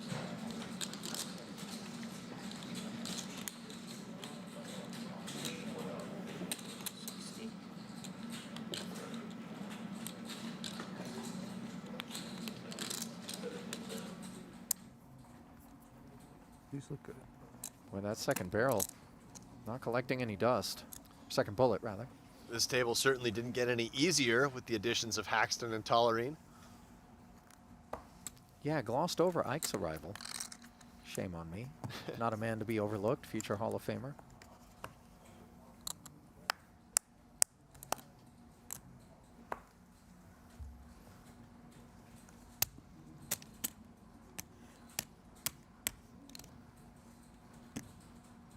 Vesselin, I believe, has the exact hand that Jesse Lonis had when he flopped that set of 3s and got away with it, perhaps down to the suits.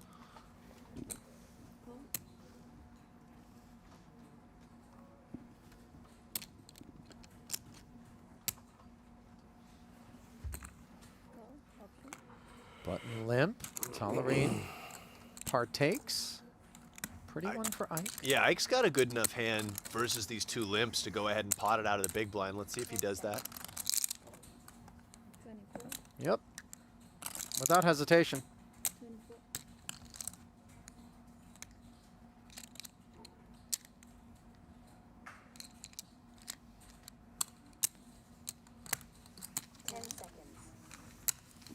Tollerene tried to limp a very weak hand out of the small blind, gets away now, facing the heat.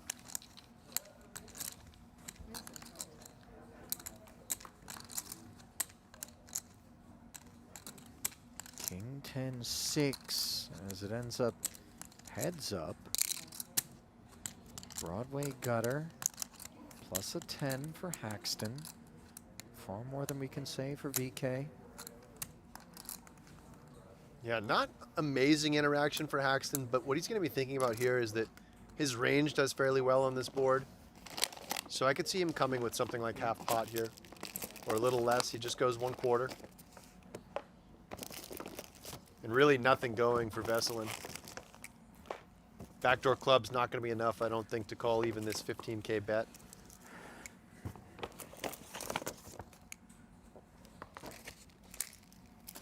He agrees. So Haxton snacks in his new surroundings.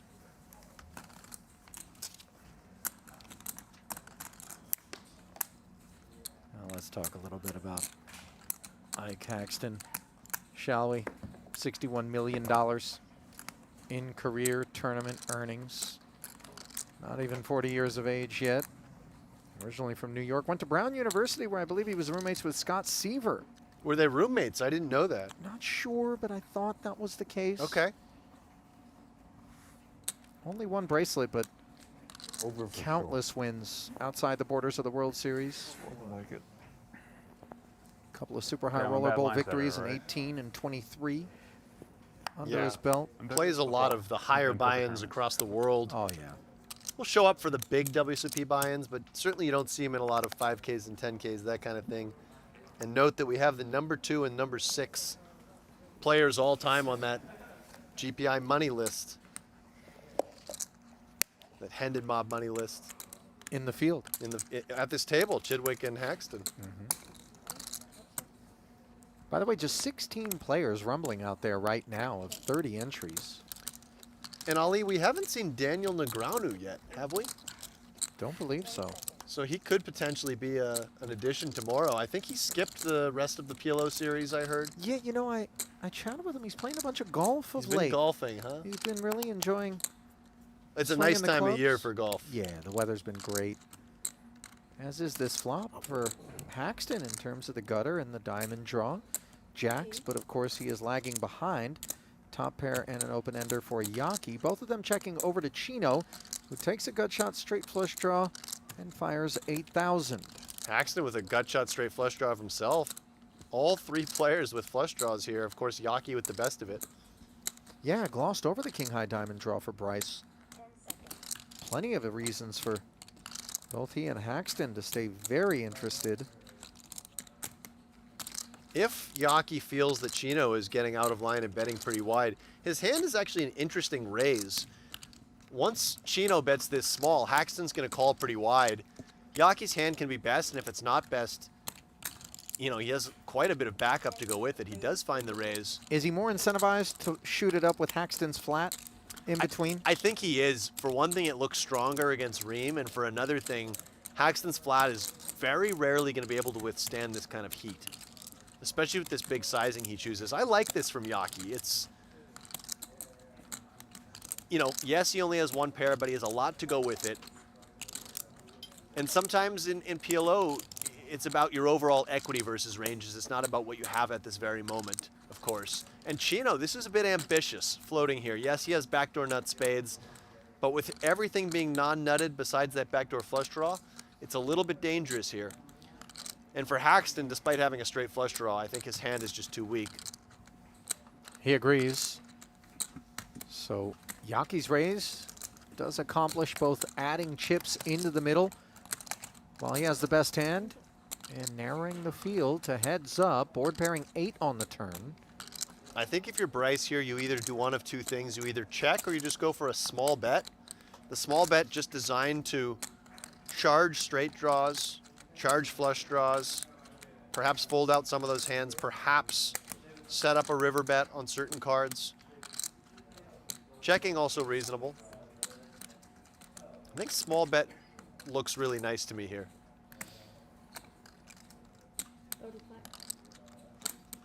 He does go for that option, betting right around a quarter pot, and Chino folds. And you know, I think perhaps a bit of a loose call there from Chino, especially not closing the action. Does end up being slightly costly. Just get a load at those results there. 2025. Yeah. Pretty elite company that Chino's keeping, but he is at the top of the pack in terms of titles on the year, on the PGT. Very much surroundings in which he finds himself very comfortable. And, you know, the fields at the PGT in the studio in particular, granted there are events beyond these borders, can be very incestuous, you know, and there's a lot of familiarity between, you know, a lot of the guys that are ponying up in these events here at PokerGo. 9 of diamonds. Small and elite fraternity. Yeah, and certainly with Chino being somebody who plays no limit, PLO, and mix, he's in here all the time battling the best. And Throw it on the docket and he's ready to play it. Yeah, a lot of respect to the guys who will play all the different formats. I know Negreanu's in that category. Jeremy Osmus comes to mind. Nick Schulman, of course. Oh, yeah. Double suited 10s. Slithering in. 10 seconds. Wow. Tollerene. Just little tight. bidding the ace-10-4 tray Yeah. with 3 spades. Of course, the tri-suit does hurt you a little bit, blocking your own chances of making that nut flush, which is kind of the most useful component of a hand like that. Call. Note that Tollerene also, we believe, is on a second bullet and fairly short on chips. So that could have played into it, perhaps. 10 seconds. Well, I'm not sure that the graphic is corrected if that 82,000 number is accurate. No, or I not. think it was 300K. It Yeah. should be 282. Yeah, that sounds right. 5, 6, 7, all diamonds. Scary texture for the nut straight, which is what Yaki's got. VK with 10 high diamonds. Yeah, too weak of a flush to want to start building a pot right now. These are spots where you have a jack high or a 10 high flush and you're just saying nobody bet, nobody bet, nobody bet, because you really don't want to face any sort of heat. But if it does check around, your hand's going to be best some decent chunk of the time. Not sure what Haxton's got under the hood. 4th diamond rolls off, and that's going to be comforting for VK. Yeah, so the 4th diamond reducing the frequency with which his opponent has flushes, and also the fact that he has no board pair could make him consider betting to charge those 2 pairs and sets that may exist. But still kind of a weak flush at this point, given it's a 4-way pot. 3rd nut flush. 4th nut flush, excuse me. With straight flushes also looming.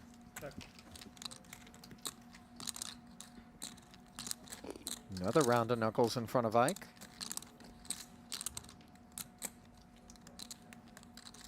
Ike always looks a bit suspicious, doesn't he? The way his eyes dart around the table. Paranoid almost. Almost. Don't know what he has, of course. Now a board pairing ace, leaving 8, 9, and 10 high diamonds feeling even more concerned about. Yeah.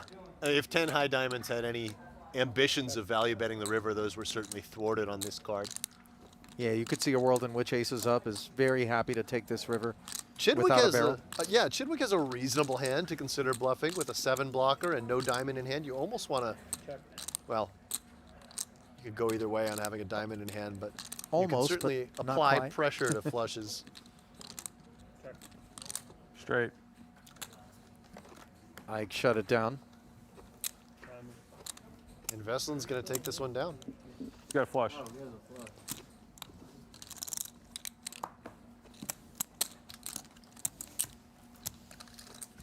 Not the most riveting exchange, but an understandable approach by all parties.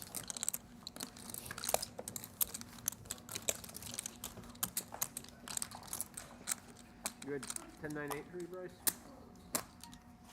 Correct.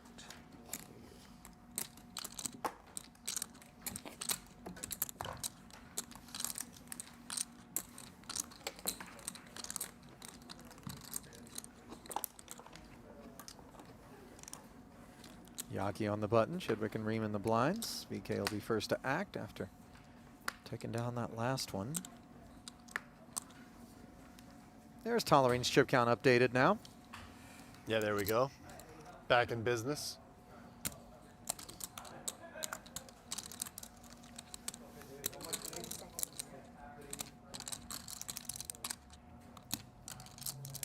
Double suited, but a little too junky for Tollerene. Nice hand here for Haxton. Yeah, single suited. Paired and coordinated.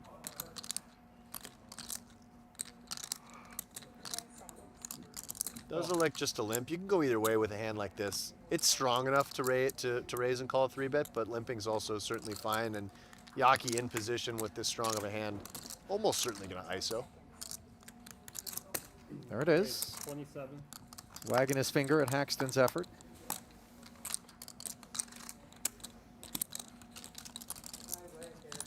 Rheem looks interested, but you know, such low cards to go with the ace. Yes, he's got the suited ace being the prominent feature of the hand.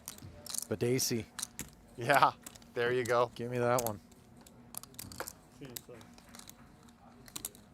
Time extension. Sometimes those spots can be tricky in Badesi. Do you keep the 4? You keep the Do you 4, draw yeah, smooth? sure. It's okay. I usually like to start smooth, but you know, Yeah, take the one 4 swing. is pretty nice. The wheel draw is pretty nice. Yeah, I tend to agree with you. And so is this ace-5 tray texture, where Rheem has flopped the wheel with a full house redraw, courtesy of top 2. He and Haxton promptly checking. Note Ike with clubs. That's Yaki with mine or yours? just the ace. Mine. And do we see Yaki on the strength of his ace and knowing that he has a lot of ace in range just go for a small bet here? He does. If I'm Rheem with this stack size, I'm probably just ripping it in right now. So much to be concerned about with the clubs and bigger straight draws available. You can get it in against aces right now if Yaki does have this, and he does. Just pot it. 180. And this is going to work. This is going to be a nice pickup for Chino Rheem. Snatches 30 from Yaki with that check raise. Drawing level with Tollerene.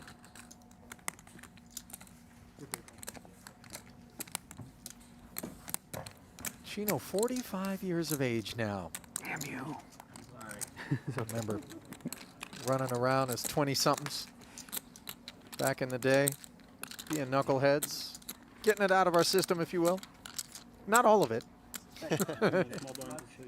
Nearly 20 million in career tournament Not a lot. earnings for Chino. Says for the majority of his poker career, he was a, quote, stone degenerate. Baccarat, craps, blackjack, anything. Win a tourney for 7 figures, and whether he was staked or not, whatever he was paid out, he'd be broke within a week. Repeated that cycle like 5 times. Was too degenerate to learn his lesson and stopped. 10 seconds. One of the biggest motivating factors for him is working hard to pay people back that he borrowed over the years from. Yeah, it's good to see him looking to make things right. And I know he's got a son now, Leo, and that's one of his biggest motivators to keep on that healthy train. Also, of course, the juice running, a big motivator as well. No, I Perhaps, Ollie. I kid. King 8 deuce. Can't even figure it with the juice. Couple of spades. VK blocking his own flush draw, but it's nutted. Check. Gonna check it over to Chidwick. Button limper pre-flop. Sometimes with VK, when you have these nut flush draws that contain the 3rd spade, you like betting them because you reduce your opponent's frequency of continuing, given that you have that extra spade blocker, and you have a little bit less equity yourself, and you just want to bet now and try to take the pot down. 5 of diamonds on the turn. Unclear what Stevie's cooking up. Cards have not been scanned by our RFID reader, although he has them spread out properly, it would seem. Seems like a decent spot for Vesselin to consider firing here with the open ender and the nut flush draw. All clean outs to the nuts. 7 of diamonds as well. 10 seconds. 18K perhaps. 19,000. Right in the territory at 19 officially. Chidwick playing it coy with his cards, keeping his holding close to the vest. Sure not intentional. 10 seconds. Got him cradled there in a manner that suggests he could be ready to disengage, and there it is. Chino releasing as well, and that'll do it.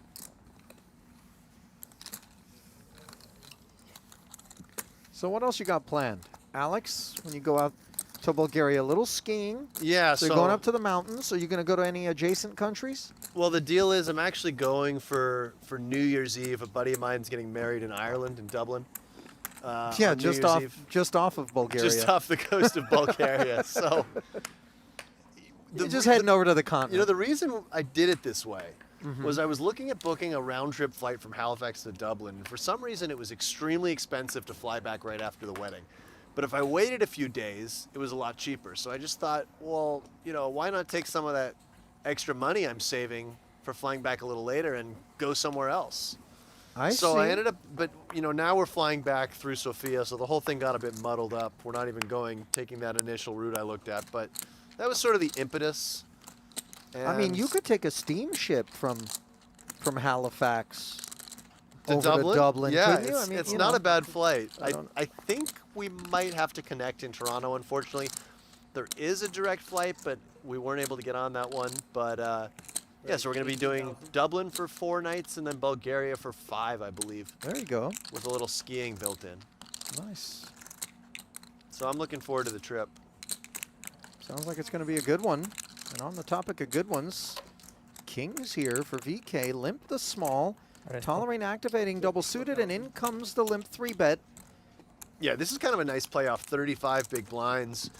You can expand your value range to limp re-raise, blind versus blind. Veslin applying that concept, saying, you know what, if you got aces, but my hand's still very strong. And he does have Tollerene dominated, but Tollerene with a double suited hand in position, not going anywhere. Look at this flop, Ollie. 6-4 deuce and a couple of clubs. Both players somehow managing the flush draw. Advantage VK in a very real way. Note the gutter for Tollerene. So VK, in my opinion, has 2 options here. I mean, the most common option would just be to pot it. The other thing he can do is check and feign weakness on this board. 114. He does just pot it. This is the most common play, and I don't see Tollerene getting away from this hand with the gutter and the flush draw. He knows if he's up against aces or kings that also contain a flush draw, he's going to be in bad shape. But too often, when he has 2 clubs, his opponent just has aces or kings without the flush draw. So he's going to ask VK for the remaining 67 here and now. All too happy to get it in there and oblige is the Bulgarian, and now a 476K pot. And the bulk of Tollerene's second bullet here on day 1 of this 100K in the middle. Yeah, and Tollerene now drawing just to a 7 or running 2 pair. Really bad spot for the American. 15% with 2 to come. Very stoic look on the face of VK. Board pairing 4, whittling the equity down to just 8%. It's got to be a 7, and it's got to be now for Ben Tollerene to spoil the party for VK. Instead, they both make the clubs. And Karakatukov. The VK will double up. Tollerene's still in the tournament, but very short stack now on his second bullet. Yeah, in the tournament. Might be a generous way to describe it. You can spin in PLO, though. Yeah. Yeah, that's true.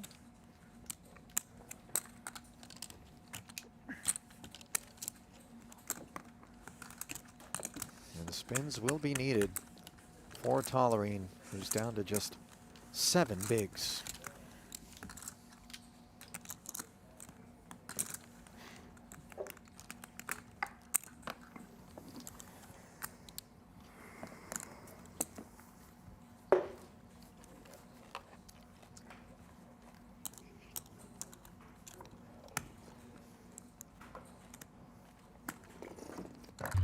While VK collects the spoils, we take a moment to remind you that Octopi Poker is the next generation study system for everyone. From casual players to elite pros like Stephen Chidwick, it's fun to use, affordable, and full of features. Head to octopipoker.ai now and check it out.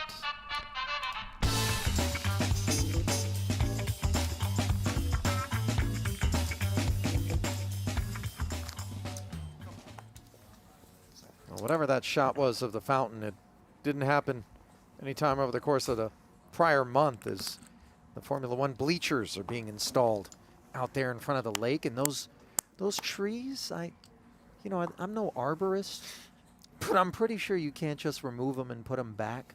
Yeah, I'm not a big fan of this whole F1 thing. Nah, Ollie. I'm not either. I don't know what your take is.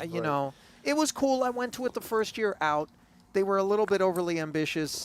The organizers and the hotels, they thought they were going to be able to gouge us all, and then days before the event, prices plummeted, just right? plummeted, tickets, the whole 9. The whole thing's a bit ridiculous to me. I mean, it just is. shuts the entire city down. I've read about, people trying to drive to work who work on the strip. It takes them 2 hours to get in. Surreal, man. It's like, that little stretch trying to get past the strip at Flamingo right by Bellagio and the Horseshoe, I mean, forget it. yeah, you don't want to be anywhere near there, I'm sure. So the routes changed. The initial year, it was right through the strip, and it's no longer, or is it still a lot of Pretty it is? sure it's the same It is course the same now, course? yeah. Okay.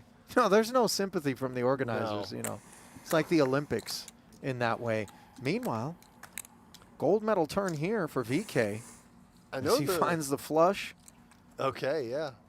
I forgot we're covering a poker event. Yeah. Just wanted to talk about, Loosely. you know, yeah. A friend of mine just ran the Las Vegas Marathon, and I guess that was initially slated to run right through the Strip, and then they changed the route for that. Well, that, you know, you run it right through the Strip often enough, there's going to be that one wackadoodle that decides Leroy Jenkins mow down a few people. You get enough tilt going. I don't know if you saw that movie Falling Down I did not. with Michael Douglas. No. He just wanted an egg McMuffin like 2 minutes after breakfast was over, and they wouldn't give it to him. And, you know, he remedied it with a One thing well-placed led to bazooka led to round another. right into Okay. the establishment. So Not sure what that has to do with the Las Vegas Marathon, but I'm just saying, if you know. if you catch somebody on a bad day, okay.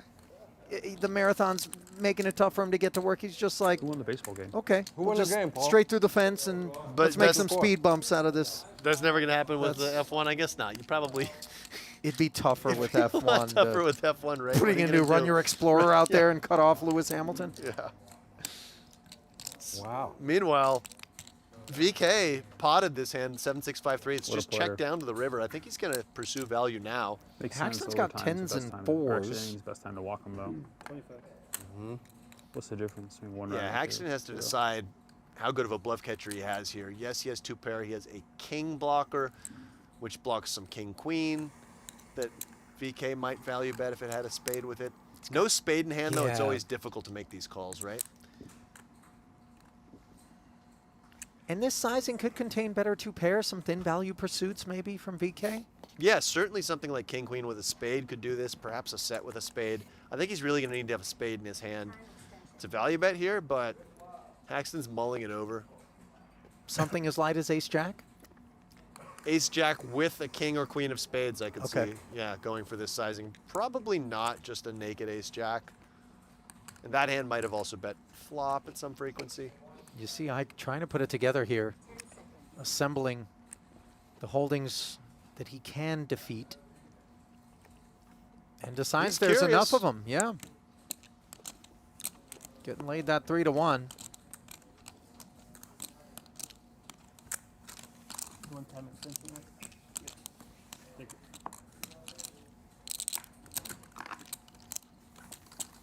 Certainly a small set with a spade would be a nice value bet for VK because he really wants his opponent to have those aces up. So sometimes, you'll see this sometimes in PLO where smaller sets actually value bet in spots where top set doesn't value bet because you want your opponent to have top two. Yeah, you want to free up that stuff. Right.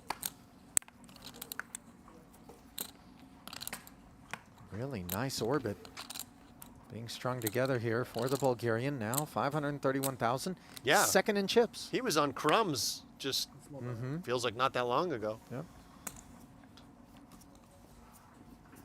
He had, I think, 79,000 or something when he 3-bet King 10-7-6 against Chino. Perhaps that's some inspiration for Tollerene, who was victimized by VK as part of the ascent. 10 seconds.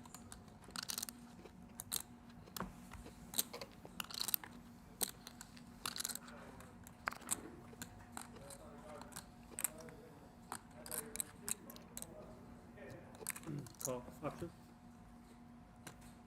Axton. Limping in. Yaki will allow it. Heads up. Blind versus blind. Queen, jack, deuce, all diamonds. Not a diamond to be found. One in the hand of Yaki, but Oh, there it is. Yeah. it was hiding from you.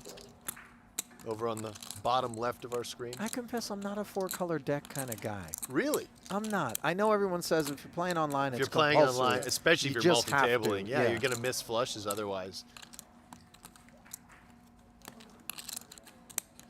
I mean, I wouldn't want to play live with a four-color deck. Don't get me wrong. That Oh, would, yeah, that that would would be- that disgusts me. The idea of it, but when I'm playing online, certainly I do use it. Too much utility.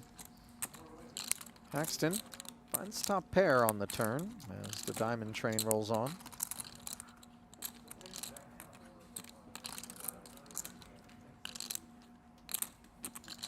His trademark furrowing of the eyebrows as he assesses his next move. At this point, trademark face mask as well. Indeed. Which he began wearing during COVID. one of the holdouts.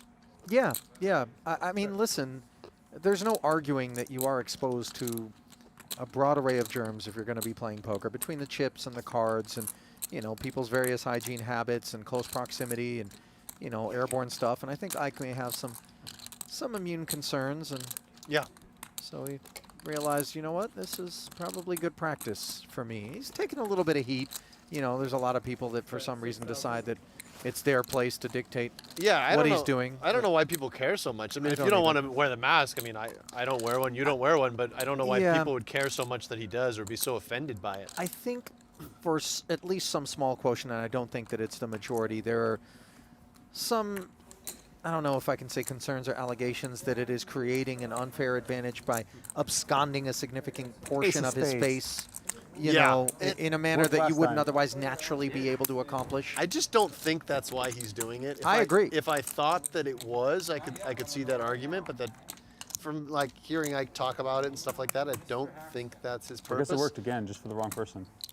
I think someone brought up a point that you should be able to do one of the things. You can either wear a mask or wear sunglasses or perhaps wear a hat or a hoodie, but Yeah. try not to combine and Look. stack those. Yeah, And- when you really get full incognito mode, it yeah. does feel a bit much. Not to name any names, but you know there are some big culprits out there. Well, Vogelsang doesn't Yeah, really have well, the mask, but the I hoodie figured contains, you might name the name for you me. know, its own sort of built-in. It's like Ike is moving to balance the tables. Oh, we're going to follow him.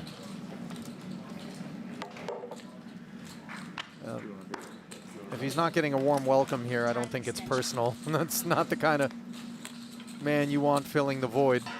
Jason Koon there. Yeah, he's going to work. Boy, he looks ready for winter, doesn't he? He sure does. I know he was up in Lake Tahoe recently with the family, posting about it online. Yeah, I Certainly a saw place. some fishing or something. Yeah, he was doing some fishing for his anniversary Yeah. on the river. They picked up some trout, it looked like. Are you a fisher? I'm not. No. I'm not. It's never appealed to me, to be honest. Hunting, fishing, it all seems of that. boring. I love the animals. Yeah, fair you know. enough. But you're not a vegetarian. I'll go out with a hammer and a black light and just ravage scorpions, you know, anywhere within 100 yards of my property. But And you'll eat foie you gras. know, that's I'm not No. actively seeking it out. Okay. The foie gras thing is pretty rough. If it I'm finds not, its way to you. you know, caviar, and I know that's not necessarily the most savory sort of cultivation kind of thing, but see Rheem cultivating a touch there. You ever do the vegetarian vegan thing at all? Alex? No, I haven't. No. Can't do it, I, huh? I can't quite bring myself Yeah. to do it. No. You got good lobster out where you're from, don't you? Great seafood in general. Yeah? Yeah, we've got lobster, oysters, salmon's great. Sure. Life is good in Nova Scotia for 4 to 5 months of the year when the weather's nice. Yeah. It's wholesome. It and is. devastatingly cold.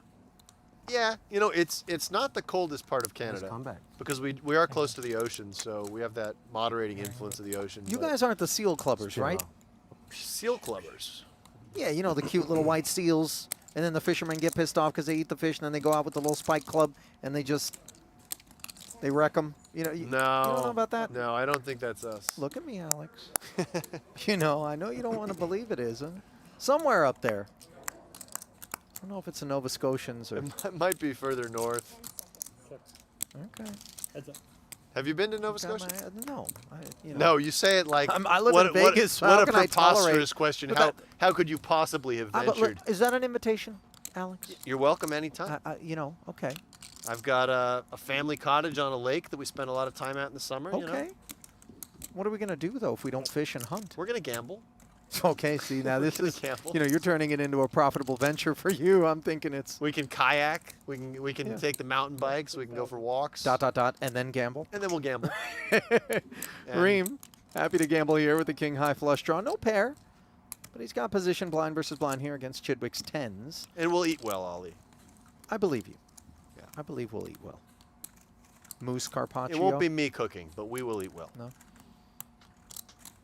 10 seconds. Oh, look at this. Stevie at that minimum price point. decides he'd like to take a peek at a turn. Definitely a little loose from Stevie. Of course, he can have the best hand a lot, and the price is very good, but his hand has very poor playability. Yeah. He does have that 5 of spades, which maybe he can consider turning into a bluff on certain runouts, but definitely a pretty loose check call on the flop. You see Chino checking back, and now on the set, Stevie smacks. On the river, rather, he smacks a set. Yeah, 2 new straights appear as possibilities. Stevie deciding, do you want to play this as a check call, maybe induce some bluffs from some hands that contain a 9 or a 6, or do you want to just go for value yourself? Against Chino's hand, he'd be better off checking and hoping Chino bluffs that hand. Bet 22,000.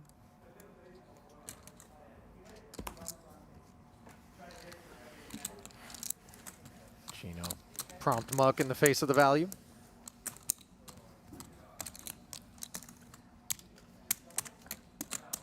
Stevie's such an incredibly class act when it comes to his conduct over the years. Could be us, right? In poker. Wants to be the first to crack that $100 million mark in career tournament earnings, and I wouldn't bet against him. Could be us. Absolutely, would not bet against him. Plays all the biggest tournaments, always so poised and focused. Yeah. Just Who's on the has feature the now? work ethic, and there's nowhere he'd rather be, Is it random? Alex. I mean, just in his natural environment. Okay. Lear not looking so much in terms of the shorts like he's in his natural environment. That looks more like a golf course chic there. This is his natural environment, though. High stakes poker, hanging out with the guys. Yep. Not wrong about that. Well, looks like the field has been whittled down to the point where a table break is upon us. Racks being distributed here. We're going to shuffle things up and gather a new crew. But before we do, a quick look at the chip counts brought to you by Global Poker. Bryce Yockey, 980. Tollerene just 38,000. Might there be a third bullet on the evening in his future? Only time will tell. In just a few minutes, we'll be back with continuing coverage of day 1 of the Super High Roller Roll PLO. Stay close.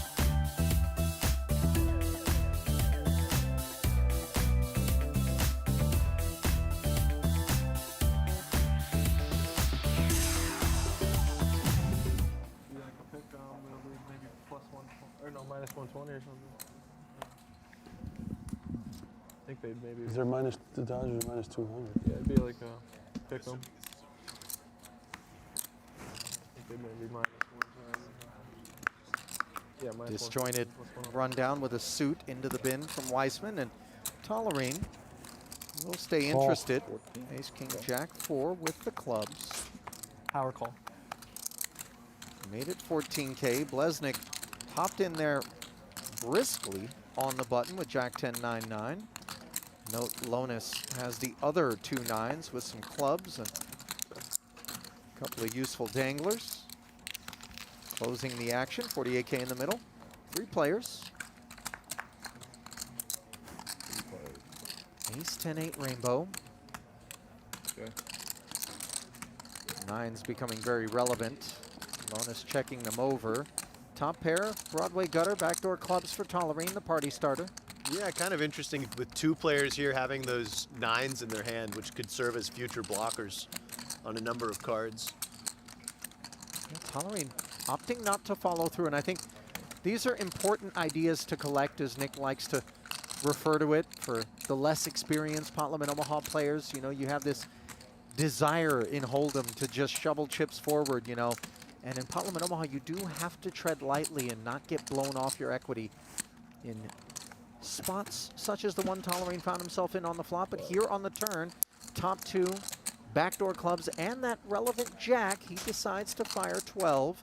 Note Lonis has inferior clubs, and now Blez's 2-way straight draw becoming less attractive. Yeah, I think that was well put, Ali, that, you know, if Ben bets the flop, he's really not going to love it facing a raise, and you want to be able to realize your equity. So with a hand like this where he has top pair and nut gutter, he likes just to check it. If somebody bets, he can call. He keeps the pot smaller, and now on this card, he recognizes that. But look at this from Blesnik. Wow, I Jared can make that. Yeah. turning up the heat on the burner. This is a very unconventional raise, and this is what Blesnik does, is he makes unconventional plays. Tollerene hanging in, of course, recognizing that Queen Jack does lurk. Now he's found the second nut flush on the river. Blesnik has no club in hand, but does have Broadway. Given that Blesnik only has 80K behind, yeah, I like this from Tollerene. If Blesnik was a little deeper, he may elect to check, perhaps induce a bluff, perhaps lose less against that ace-high flush, but with Blez only having half pot behind, I think you just want to target straights, maybe straights with a club blocker, some worse flushes, and just stick it in yourself.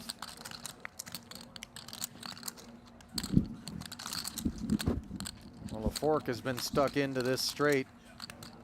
That's the issue, is everything. But again, just going back to the turn, a bit of an unconventional raise from Blesnik. You'd really want your opponent to have those 2 nines as maybe part of some of their weaker betting hands on the turn. You'd rather have at least 1 club in your hand. Yes, you have a jack blocker, but you know, it's a little bit out of line. Perhaps reading something into Ben's sizing on the turn as well. You got anything? Blesnik knows how capable Tollerene is, but would this... And we're back after a short break with a brand new feature table inside the PokerGO studio here at Aria Resort and Casino in Las Vegas, Nevada, where apparently we're taking a shot of someone's bedroom there. Easy, boys. Alina shot alongside Alex Livingston, and here is the new collection of combatants. Joni Jukamainen, Hilo Sniper from Finland, 1.15 million in front of him. Ben Lamb, second with 871. Jason Koon also there, as players were getting the first opportunity to bear witness to. They're blended in to Haxton, Foxen, Rheem, and Tollerene. Cards. Yeah, enjoyment equity. Back in the air at this 3K, 6K level, 15K in orbit, the price of poker. I like Monotone king high board here, and Lamb has more than enough hearts. Only player with a flush. Rough. Those are all hearts, right? King of hearts, queen of hearts, 7 of hearts.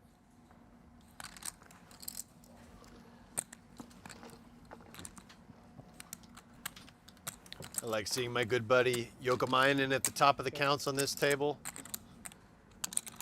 Took a few $100 off me on the golf course this morning. There it is. Nice, even got the Hit high the club. spa. He started his day right.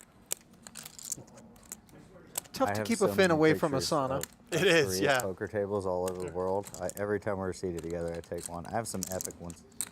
He was showing me his lake house A in great one Finland, of which also Ike has a New York sauna. Yankees flat bill baseball cap. It's fucking great. Bet 14,000. After a round of knuckles, Lamb fires. Haxton has turned Broadway here.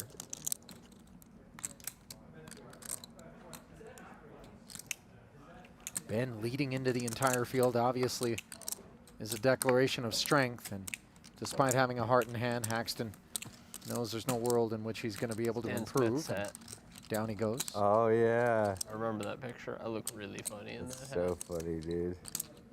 Now Foxen with aces and sevens. I don't know if he actually has enough. You kind of almost prefer this hand if you're going to stick around, because you can improve to the boat, but even he not interested in proceeding. It's a good point, Ali, because against the value range, you'd rather have some outs, which the Jack-10 does not. It doesn't look right. You haven't found the right one that looks good. I think it's not just like the hat, but like how I react to it. Like I just feel off center when I've got the hat on, and I like look uncomfortable. Then don't wear a hat. I don't. Yep.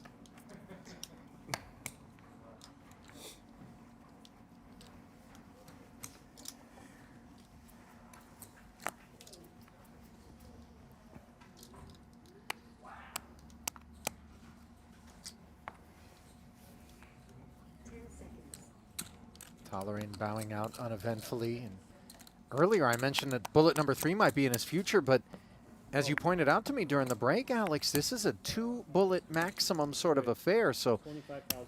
very precious. This is that final 38 in front of Ben. who certainly has not had a good time out here today. Rheem with kings and clubs, taking us upstairs after the Haxton mystery limb.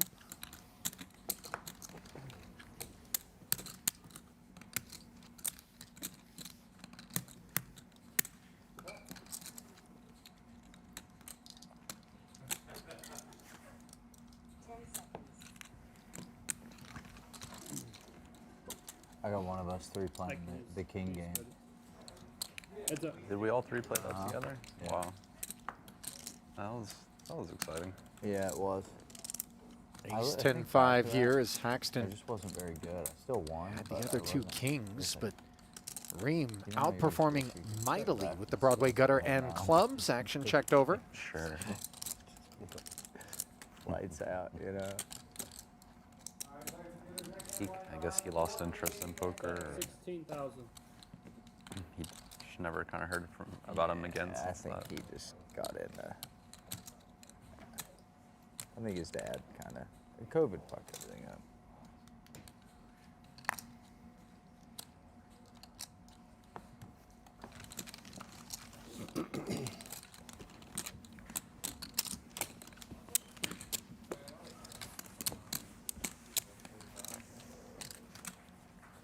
Yeah. Rheem taking down the pot and another swig of whatever that was. Did you clock it? Was it neon or were those lemons? I didn't get a good enough look at what he was chugging. That restless leg tells me it's caffeinated. I can see that. Approaching 8,000 to call now. 10:15 local time. Yeah, not too much time left in the day, so maybe caffeine not the best choice unless Rheem is planning to hit a cash game after this, which wouldn't shock me. Raise. 19,000.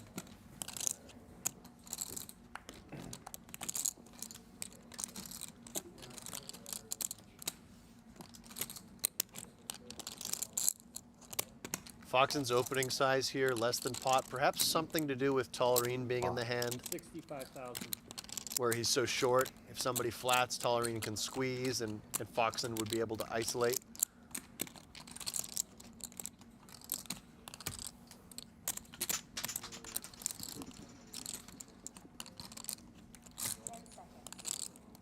Unclear what's prompted Koon Good luck, Pedalwood. to shoot it up there, but Tollerene decides with a couple of bigs already invested, the last 30 should go in behind it.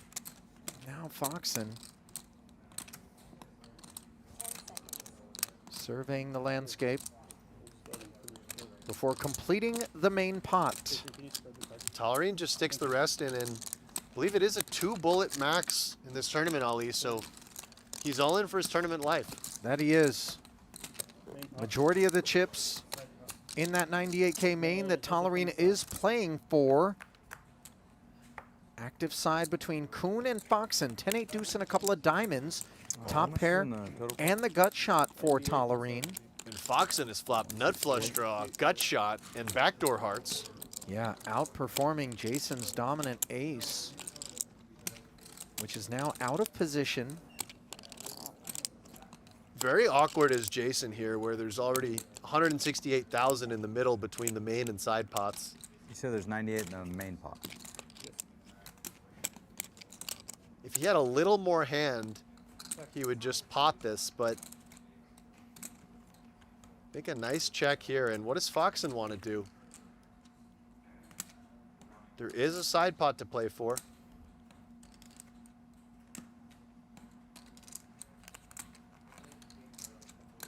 Just potting it seems very reasonable. Take down the side pot and take your chances against whatever Tollerene has for the main. But you can play a little more finesse. You could play a small bet. Well, Jason does cover by a good margin. So Foxen mulling over the optimal approach from here forward. Can I get 15 back, please? 15? Gotcha. I think you do want to put something in the middle here as Foxen. with as much equity as he has, He agrees. he does just pot it. 168. And this should be a quick fold from Jason. Yep, full-size wager. Should yield the 70 on the side, which it does, and now they're on their backs here. 44% equity is a good bid here for Tollerene. Not flush on a gut shot.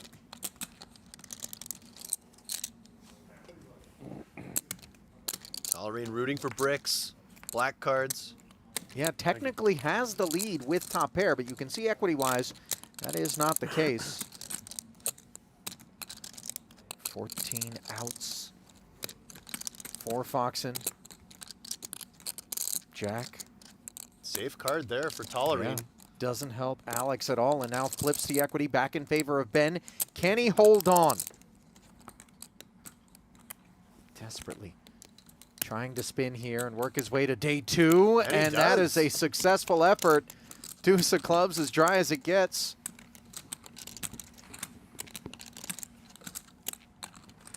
Relative flesh wound for Foxen. Yeah, not so bad for Foxen as he got the side pot there. Only lost 38K in the main pot. Hard. Okay. When you get your hands, spread them all four across the ball. You're not doing well in your all-ins today, William. No, but it's okay. It is okay, but I'm just saying. He's seen them all too. Better from now on. Koon would have had the winner there, but really impossible to continue Ben with the needed ace, king, you jack, 8. to not win that one. Yeah, he did.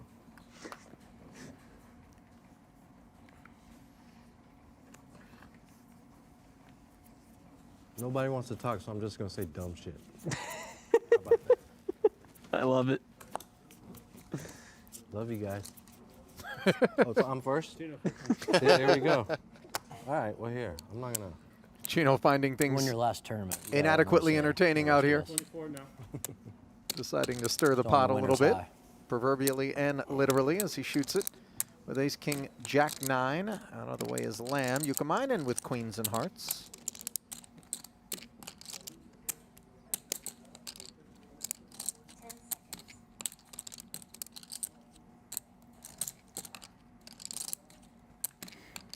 Little conservative from Ukamainen, but facing such an early position raise, thinking that his queens are dominated by kings and aces at a fair clip, non-nut suit, does elect just to fold it. And I think it's important to point out that even with the amount of acumen that somebody like Ukamainen has post-flop, even he prefers to swim in clearer waters than the ones afforded him if he were to flat against Chino's open there. Right, you'd rather, certainly he would have flatted if he had a nut suit. But with just the queen high suit, the ace queen queen can definitely be dominated a decent amount of the time. Always rather have something like a rundown in that situation.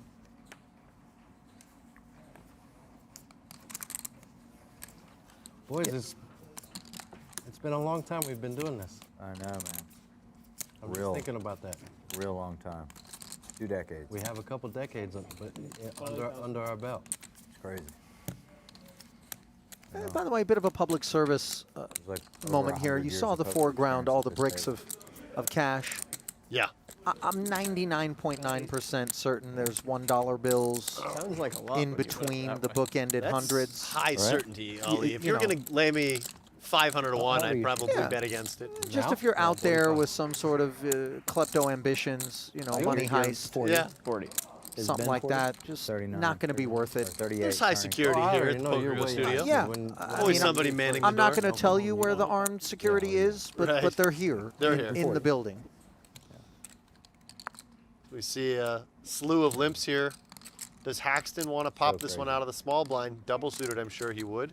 Single suited? Let's see. Blink. We got a almost family.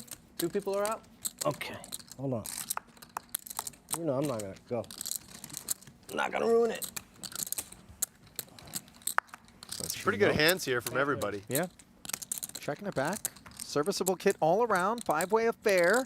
7-5 deuce with clubs. Two pair for Nobody. Foxen. Set for Set Yuka-Minen, for though. Yuka-Minen, yeah. Yeah, nobody has the flush draw. Chino with a gutter ball. Foxen, sevens and deuces plus kings, but content to knuckle. Yeah, it's a little tricky 5-ways. Your sevens and deuces can be ahead right now, but very difficult to continue betting across a lot of runouts. For Yuka-Minen, however, I think with the set of 5s and the 7 to go with them, he's got to feel very good about his hand, and it's much more durable than Foxen's holding. Yeah, I think you want to charge a price to take a peek at a turn here with that particular hand. You actually don't like having the 7 insofar as it makes it more challenging to fill up, but it does also block a set of 7s if that were something to be worried about. Predictably, it's mucked back around to Alex and 25K. Yeah, this is tricky as Foxen with just top and bottom pair. You're either up against a value hand that has you beat or a draw that has reasonable equity against you the vast majority of the time. But Early 20. he likes his price. He does have that king of clubs working. Early 20s, yeah. You were 18, right? 4 clubs on the turn. 18, right? Neither player thrilled with this development. No, Yuka-Minen does pick up a wheel draw. I think it was 20. King of But clubs definitely it was becoming going to Atlantic relevant. City with fake ID, so it might have been 19. And similar to the situation we saw Tollerene in several times earlier in the coverage, is Foxen going to decide that his 2 pair is enough showdown value to not want to use that king of clubs as a bluffing card? And of course, in this case, it's not the nut flush he blocks, but facing check back, it might as well be. They had a great policy Wow. back in the day. Though. Deuce The on only the time you end, ever and got this IDs is was when you cashed out awful chips. Big for trouble. Walk up and Foxen. buy chips, Filling no up, problem. You need to know Yuka-Minen with the one guy who was 5s full 18 and the cashing winner. chips out for you. And not Yeah, this rob is you. just disastrous for Foxen. I feel like charging you a vig. Young guy Just high school friends. If he comes with lead, certainly he'll be met with pot-sized raise, I would imagine. And by the way, you don't expect clubs to be pot size raising you when you do lead. So you'll be left scratching your temple in the face Yeah. of that raise. And just to note, this is one of the problems with calling with top and bottom pair in a 5-way pot, is that a lot of the times, you know, you are going to be up against some of those stronger value hands that have you in really bad shape. 39. Not greedy sizing out of Foxen. Wants to retain some of the hand composition that would have checked back the turn after having bet the flop for Yoni. And instead, here comes a strange raise to 215. Foxen doesn't make a meal of it and gets shown the best hand, which will leave him on just 84,000 and leave Yuka-Minen climbing further up the leaderboard here at this feature. Yeah, nice pickup there for Yuka-Minen. Foxen down to around 100,000, a little less. I dealt.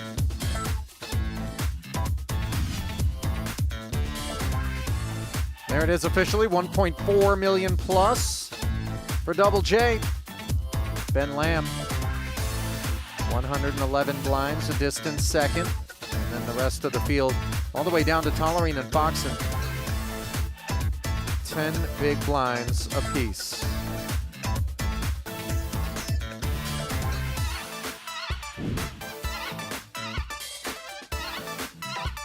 Boy, we're delving into a different part of the music library here today. I mean, this is some real... A lot in China. You feel like you're at a Hong Kong area. club in psychedelic Prague, funk. 3 in the morning or something? Time machine, Yeah. you know, in terms of the era. Yeah. But I could see some feather boas He's also now involved mixed in whatever painful. that particular evening out Yeah, he Yeah. was. You know what I mean? Maybe some mascara.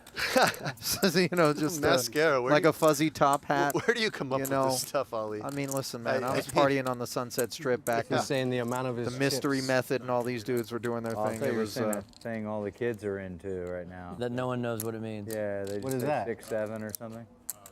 Yeah. oh no, not 6, 7. 76. They just say 6, I don't know what he's 7. talking I don't about. It's fucking know this what it means. It's Mean weird. thing, brain rot kids. Just nonsensical. Some Gen Z nonsense or Just, You don't I don't even know understand what saying, like, the generation whole we're on. nation but, Alpha or something? you know, we could call that herd and the 20 world minutes wouldn't miss them. Okay, all right. I don't get it. But They don't either. No one does. I did spend 15 minutes or so trying to understand the other day.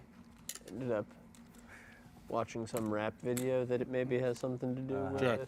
And then it's like the height of a couple NBA players. Cocktails? And it, like randomly, kids started talking about that.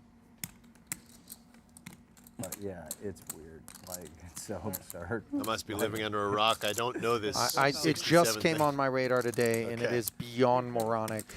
And whomever the architects of this, The expression on your face right now It's says really- it all. I mean, I'm just telling you, we're stone effed if we're going to bequeath this blue marble to those kids. Don't Yeah. get me wrong, we did dumb stuff too, but I mean, this is a, I don't know, maybe I just got like Yeah, how old much, man goggles on right now. how much of it is the bias of our own generation? But it does feel like we're trending in a dangerous direction. I'm telling you, the recent generation is stone brain dead. Prove me wrong. I'm just telling you right now, man. Shots fired if I'm you're just saying, you know. if you're 21 or under That- and you're no. watching this coverage. TikTok was the greatest weapon ever created. Make any sense? Yeah. Yeah, I mean, certainly the attention spans Thank you. have gotten a lot shorter. Nuke the cortex of every developmental adolescent or earlier out there. I mean, just, it's just, yeah. Well, somebody's got to make my McFlurry.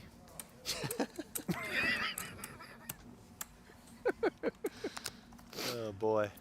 I don't think I've ever even had a McFlurry. I feel but like it I'm felt like the right line. finally starting to understand how Nick Schulman has felt for all these years. Working with you past a certain hour in the night. I had to work with Brent Hanks recently, 28. and he really, I think Nick put him up to it. I think it was like a vindictive sort of deployment, and I promised that I wouldn't do it anymore. I was like, now I get it, and I'm so sorry for all those years. He was impersonating you? Hanks No, was? he was just one-upping. He just Okay. me on like Just you on roids. steroids. And by the way, Yep. a very reasonable shove here for Foxen off of just over 10 big blinds, 11 and a half.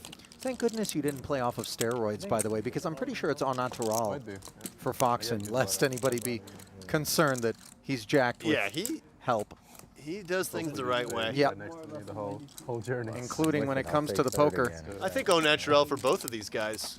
Oh, yeah. Yeah, Tollerene puts in Ben's the work, arms too. are Oh, 86. Yeah. not small. Double suit eights. Nor is his hand. Ace-Jack 10-7, tri-suited, 3 Broadway cards. Trailing behind considerably Foxen, who's double-suited with the 8s. Spades and diamonds working. Oh, and he finds top pair and a spade draw, but note that Tollerene has aces and 7s, putting him in front. Still a fair fight. What do you want on the turn? Yeah, always, right? You want an 8. King on the turn, and now Foxen's equity erodes to 28%. Needs an 8, looking for a spade. Quite a few of them unavailable. There it is. And the king rolls right off in the nick of time for Foxen, who covered Tollerene ever so slightly. And that's going to do it for this year's effort, as Ben Tollerene is showered.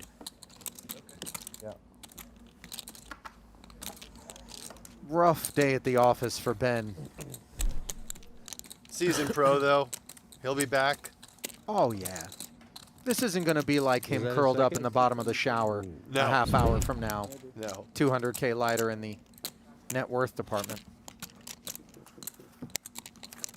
Thank you. That's good. Maybe not the full 200. I mean, there could be some benefactors Hard to out say. there. Yeah. You know, I make no assumptions, William the Yo-Yo. nor judgments.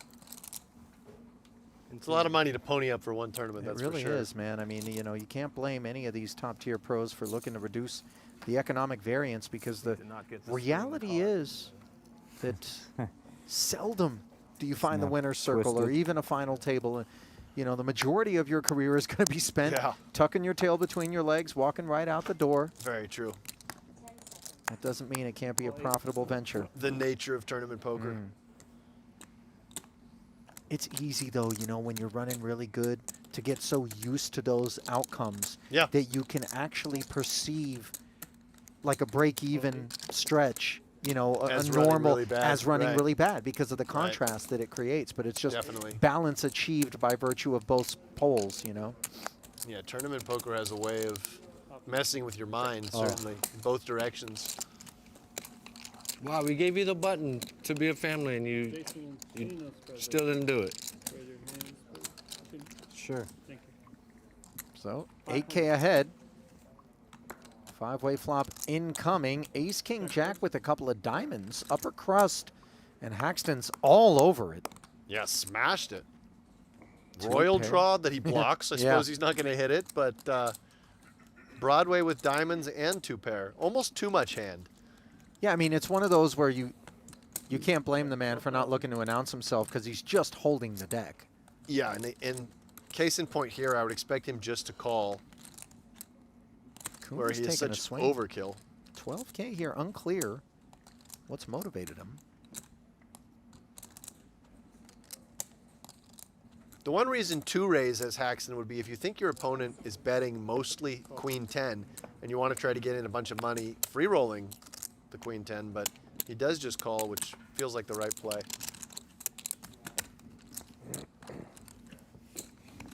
Sorry about that. Down predictably to the two amigos. Fourth diamond rolls off, which is actually pleasant in terms of Haxton's ability to conceal maybe that he has the diamonds because it makes it less likely. Third diamond. Though, Oh, is it the Ollie. third? Yes, yes. There's Forgive a jack me. of hearts on board. I guess it's getting late. You took one from his hand and you put it on the board. Yeah. Yeah, it was a spare diamond. Now, I wouldn't mind seeing a check back here from Haxton, just where he has the queen, jack, and 10 in his hand. If he just had queen high diamonds without the jack or the 10, I would like betting and trying to get 2 streets. But here, it's just so unlikely his opponent has much of anything to call him with. He also blocks ace jack, which blocks sets and 2 pairs and that kind of thing. So I wouldn't mind a check back. Yeah, we can keep that queen 10 around. Exactly. 48. He does just go for the bet. 48. 48. Just targeting some random flushes and perhaps some sets. And these guys have played so much against one another throughout the years. Yeah, and it was a limp under the gun from Koon, which could be some sets some of the time. Sure. Certainly. Royal flush draw? Sort of, but I had it blocked. Oh, shit. Dang, we both had big hands. I had the nuts. How did you have a big hand? I had the nuts with backdoor nut hearts. Oh. Well, Jason rocking out Trap Creek hat, but it was Ike who had his line in the water there. See, this one might be able to see if you're lying. No bite. One to no one. I had ace queen 10 with nut hearts. Limped it, huh? Never be too careful. Big limp. It wasn't that big of a limp. It was ace queen 10. Jason suggesting he did have queen 10, by the way. Yeah, it did just flash his hand. Ace, queen, Okay. 10, 4, nut hearts. Tidy lay down there. So against exactly that hand, you know, Ike would have made more raising the flop, but Well, now's the time to go annual with PokerGo. Annual subscribers can win a $30,000 WSOP Paradise package and 3 dream seats to the PGT $1 Million Championship. Head to PokerGo.com and use code Paradise25 for $20 off your first year. See PokerGo.com/rules for terms and conditions.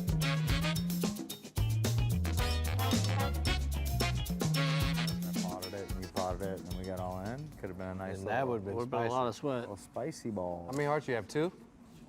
2 or 3? He had 3 also. That's why. That's why I'm asking. So it would have been a fair fight. Yeah.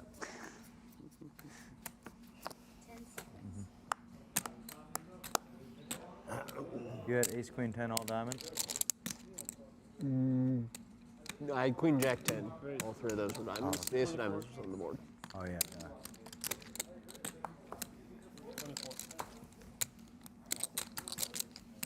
Rheem, kings plus diamonds. Clears the field around to Jason's big.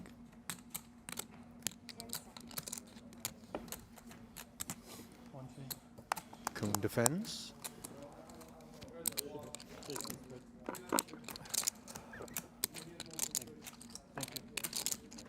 Ace 10 5, Rainbow.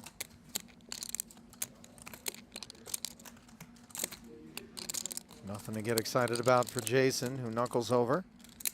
King's not thrilled, but can follow through and take it with some frequency, and that's exactly what Chino does. And I like the small bet there from Chino. Just such a big range advantage on a board like that. Raising an early position. You can also use those kings later to bluff on jacks and queens, potentially.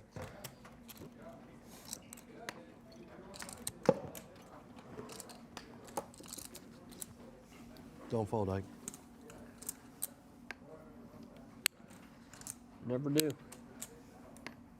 Yeah, you don't look the one that'll just like snap fold without, especially here on the thing. Well, I mean, I did act out a turn in that hand with you just now. Yeah, but that's only because you didn't realize I still had cards. I mean, that's similar to not realizing. There's a triple draw there when you see Foxen's hand. Of course. Don't see Lamb's hand, but whatever it is, it's tickled his fancy to the tune of 28. Yukaminen, button and kings, flatting.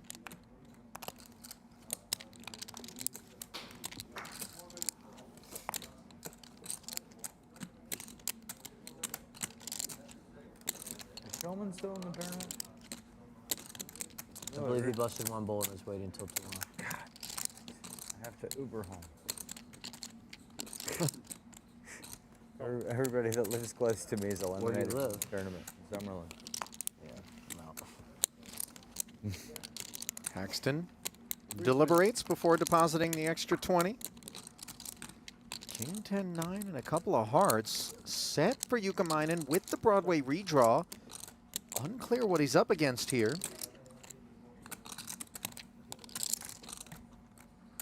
Without a heart in hand, obviously increases the likelihood that a flush draw is lurking.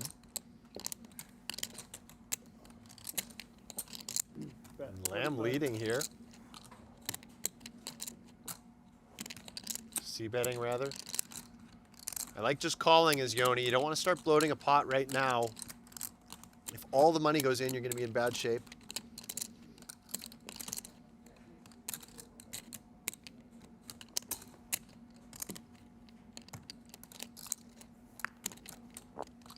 Two mystery hands. Make that one mystery hand as Ike bows out. Another 90. Works its way toward the middle. Pot up to 186. There's Lamb's hand. Wow. Bills up on the turn, and much like Alex Foxen, his boat no good against Yoni, who's got kings full. Brace for impact. Now, the interesting thing here as Lamb is if you bet now, a lot of the hands your opponent has that are the weaker ones are just going to go away, right? All those combo draws, ace high hearts with a gutter, that sort of thing. Small bet, perhaps, designed to try to keep those in. Also to target something like Queen Jack. Yeah, I think he wants to make sure some chips get out there and that he opens the door for Yukaminen to potentially get frisky here, trying to leverage his big stack, but also will retain some of those hands that, as you mentioned, might bow out in the face of a bigger sizing. The trouble is when this raise comes in, you have to ask yourself if it's motivated by Yukaminen's ability to leverage his big stack and the size that we chose. Right. Or if it's the kit. Yukaminen, not in any hurry to announce himself, does flat, and now on the river, the hearts come in. And I think as Yukaminen, you don't want to play a ton of raises on the turn there with anything you continue with. You want to slow play hands like the one he has. And then you also want to allow yourself to have a few lighter calls because of that, because you're balanced by kind of calling everything. It actually starts to become thin for Ben to seek value here with bottom full, because some of those nut flush draw hands that Yukaminen might have could have folded the turn. And the flatting range of Yukaminen on the button, you could see some of the maybe jacks full on the end with like a queen jack combo in there. You could see even some straight flushes. I mean, they do come up. Yeah, they do exist. Yoni has to try to figure out what sizing to go for here. 240. Oh, he's Just come for with a healthy 3/4 pot, and yeah, Ben cannot like this. You can see his face. I doubt that Yoni is using this size with the nut flush. And a lot of those nut flush combos would have folded turn. Perhaps he could have something like nut flush with a full house blocker, but this sizing really just screams full house, and Ben has the weakest possible full house. Of course, there are still bluffs, and against somebody as tough and aggressive as the Finn, you can't just be check folding full houses all willy-nilly, but if there's ever a spot to do it, this could be one to consider it. You can see he doesn't like it. Yeah, time bank being used understandably for Ben. He has He's to play already, through the hand. Yeah, he's made significant investments. This one came down. Lamb opened to 28. Yucamainen flat. Haxton climbed aboard. Got out of there in the face of the 45K bet call from Lamb. And then Yucamainen in turn. Nine's full on the turn. 66K. Bet call once more. And then Lamb slowed down on the end and facing the 240. He's chewing on it. Yeah, he's thinking, what are the bluffs my opponent could have? The most common bluff would be something like Queen Jack that called the turn and now thinks it can't win. Is it maybe a King Queen Jack, which would also block some of the full houses that Ben could have? Does make the call, and what a nice pickup here for Joni Yucamainen. Suck. Yeah, Ben not pleased with his inability to find the fold there. Although I don't think anybody's really going to blame him. Joni talented enough with some frequency to not show up with better. But obviously wary of the goods. Yeah, now in that spot. Overwhelming chip leader at this table anyway. Probably the whole tournament. Oh, I like your side. Were you guys golfing at the Wynn today by chance? We were, yeah. Alex? Lovely course out there. It was comped due to Joni's adventures in the Ultimate yeah? Hold'em arena. Love that. And by the way, if it was frozen over, it wouldn't be a problem for Joni, as he could just throw on the skates, and I would imagine you know something about navigating ice. You know what? I went skating last winter for the first time in years. Okay. I was not a lot of noise with supernatural being, warm. It's also been the playing fix is in working now. at poker for 20 years. Yeah. The hack is in. Yeah. Question is for who? Yanni. For Yanni? Sure looks like it.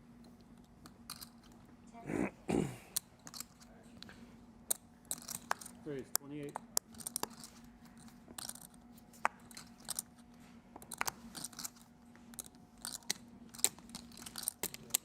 Oh, sorry, you can tell me to push him up. Koon's open. Table is way too big. On the button. Awaiting Rheem's response. Suited ace and 3 Broadway cards. Very defendable. Suited queen in hearts. Inferior for Koon, but ace, king, queen was superior until this particular flop where Rheem has top 2. Koon does have that king of diamonds to go with his top pair, nut gutter. One thing that having that card does is it just reduces the frequency with which you face a check raise. Sometimes makes you more likely to bet, but checking back makes a lot of sense with this hand as well. Yeah, keeping a lid on things for the time being is Koon. The knuckleback bringing the very arid deuce of spades on the turn.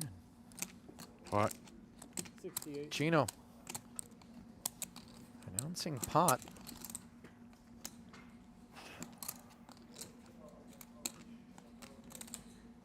Koon can still have the best hand here if Chino has one of those combo draws. No matter what, he has some outs, so I expect him to continue with a call.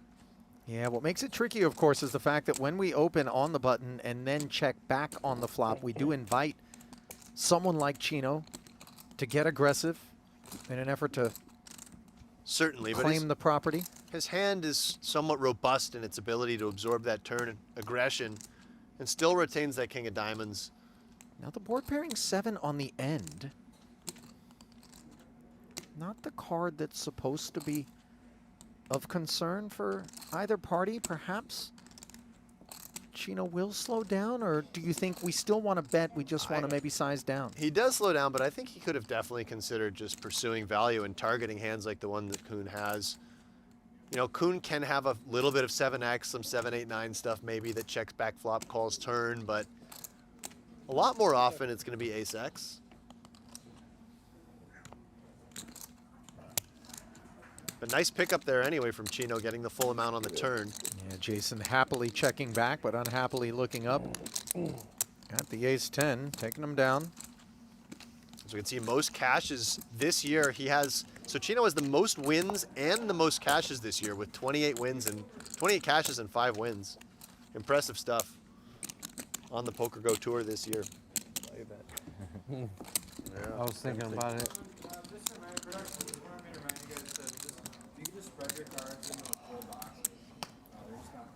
I feel like we're doing that. I really feel like we're doing it. I mean, I'm kind of laying them out sideways and. I think the thing is that, like, they. I mean, you can't really do much more than that. I don't. Like. I think you have to put them back after you act because they don't like record automatically the way some other places do. Like somebody is looking at the stream and recording them. So like spreading them out once at the start isn't good enough. Oh, really? That's what I think I have put together from what they've been telling me. Yoni raising it up. Koon stepping out of the way with ace king 9-9. Okay. No suits, obviously making every single combination that much less attractive. You want to have at least one flush draw, and preferably toward the nutted side of the spectrum. Yeah, the 9's also not connecting very well with the ace and the king to make straights. Haxton a flatter. Superior diamonds and three card rundown there. Yeah, a little connectivity there for Haxton, but the button. Yeah, that's the real ingredient. That's a good fold from Rheem, and that's one of those hands we saw. Some of the other players were playing out of the small blind, but very dominated multi-way. 350 behind. Yeah, 350 behind. Ace king 4 and a couple of spades. Yuka top pair and the key spade.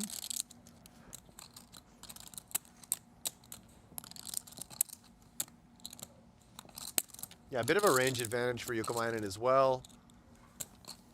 Opening in the hijack, he's uncapped. He can have all the combos of aces, whereas Haxton would 3-bet a lot of those combos. Nothing more than the king and backdoor diamonds for Haxton. Facing follow through. Yeah, of course, the backdoor nut flush draw is always tempting, but with the ace on board, I expect him to just release this.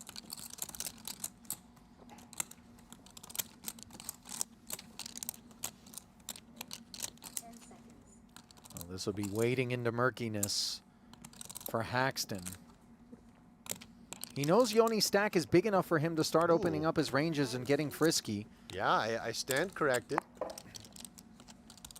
Perhaps the bet was small enough. Well, the third spade really playing into Yuka favor. Gut shot acquired for Haxton. And very compelling to continue the story here if you're Yoni, when you do get here with just the naked ace of spades.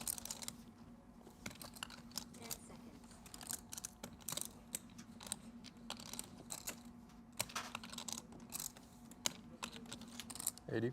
Bet 80. 80 announced. And no further participation from Haxton. The rich get richer. Just steamrolling. Is Yoni. I think the one that had a hard time rating was the bad card. With yours. The bad card? Yeah. I think that's why they switched up. I think I was probably just intentionally not wanting to show that one. We joke often about the Scandinavian public education curriculum, including Potlam at Omaha, in its mandatory subjects.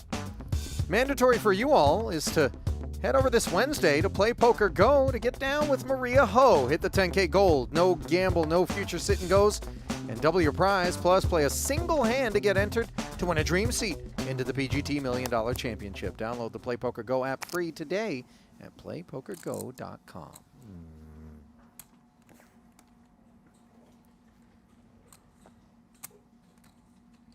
PlaySuitedAce.net. A decent limp candidate here for Haxton in the cutoff. And another one for Rheem. Yep, hooks and hearts, diamonds as well. Oh, now Foxen.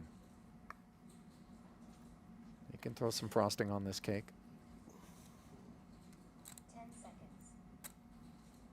And as Haxton, if you are ever going to limp fold any hands facing this inevitable pot from Foxen, this could be one of them with a player behind you. You've got bad relative position. Meaning that Foxen's going to pot a lot of flops and Haxton will have a decision to make with Rheem still behind him. But Haxton's a little sticky when he starts putting chips in the pot, so let's see what he comes with. Yeah, there's the adhesion. And obviously Haxton's call does make the price sweeter for Chino, who can close the action for the extra 32. Better than 3-1 lay. In he comes. Foxen doing pretty well against the boys here. And the 4-3 deuce 2 heart board will give Foxen the nut flush draw and the aces, but just look what it's done for Ike, who's got top set, a wheel gutter. Rheem with jack high hearts and a 6 high straight gutter. Could stay interested as well, depending on what unfolds in front of him. Yeah, what a flop. Everybody with a little bit of something. Rheem dominated, even though it looks like a pretty good flop for his hand. Bet 20.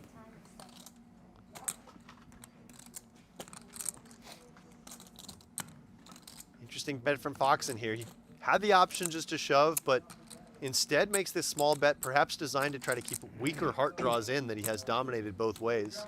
Foxen striking the match in this dry grass.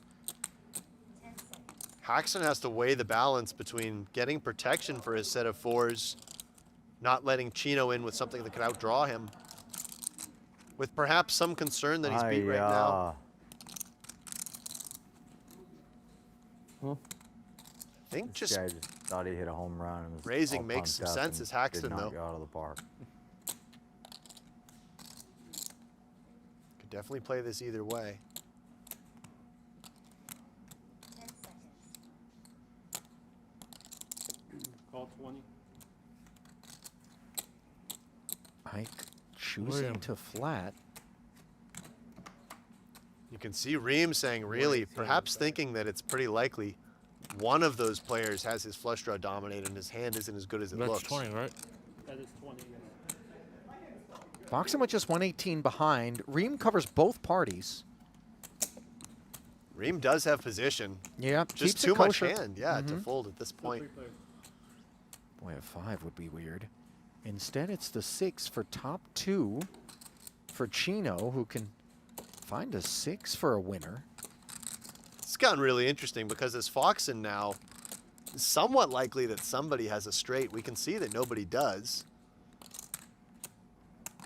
You don't necessarily want to just put all your money in now if you think you don't have much fold equity.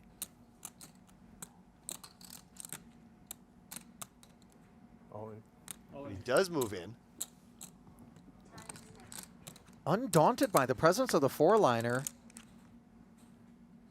I mean, you're not getting rid of a 6 high straight here. Obviously, you'll have outs to the flush, but do you prefer the check and see? Well, it's Or- interesting because how many combos of those straights do his opponents have? He does block the wheel. Is it 6-5? Would 6-5 have already raised the flop some of the time? But yeah, it's tricky because when you get called in 2 spots and you're getting out hearts, it's like, what do they have, right? Dude, I know this fucking one didn't feel good. What do you got? How much? Chino grabbing Ike's Yeah. chips. That can't be good. That can't be good. 262. No, you're not good. You're right, Chino. You could hit a 6 or a 5. Excuse me, 5, no good. Yeah, no good in the heart department. No good with Say 2 5 pair. With hearts? And Foxen with Okay, 1 so pair. Set of 4s. No good either. If you don't flop that set, I snap Richard William.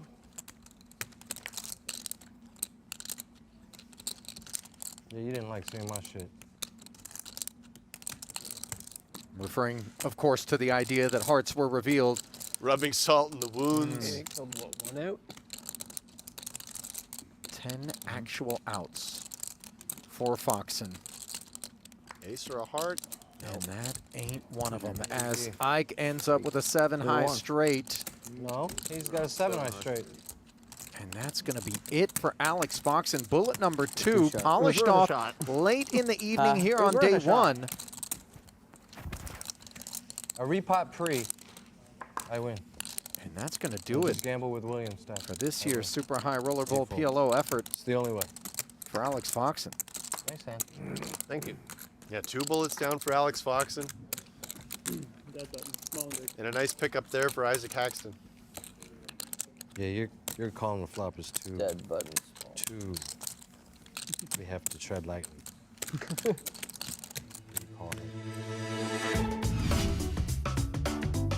So with that, Ike climbing up to second, 576,000, but boy, it feels like the biggest of all chasms between he and Yuka Mainen. Just look at that, almost 1.3 million, a little north of that actually. The separation as Yoni, the one-man show as we wind down. I would have been sad if I let you Day hit a 1. 5 on me. Or a jack. A 5 on the turn would have been okay. Or a jack, yeah.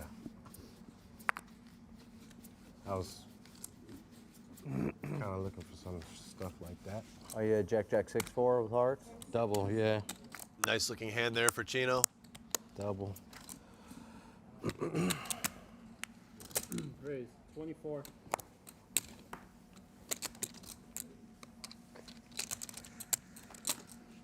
Just gets it done. Champion. Those 2 and those 2. Those 2 and those 2. Oh, Beautiful. Pretty cards. Pretty. Qualifies. Pretty cards.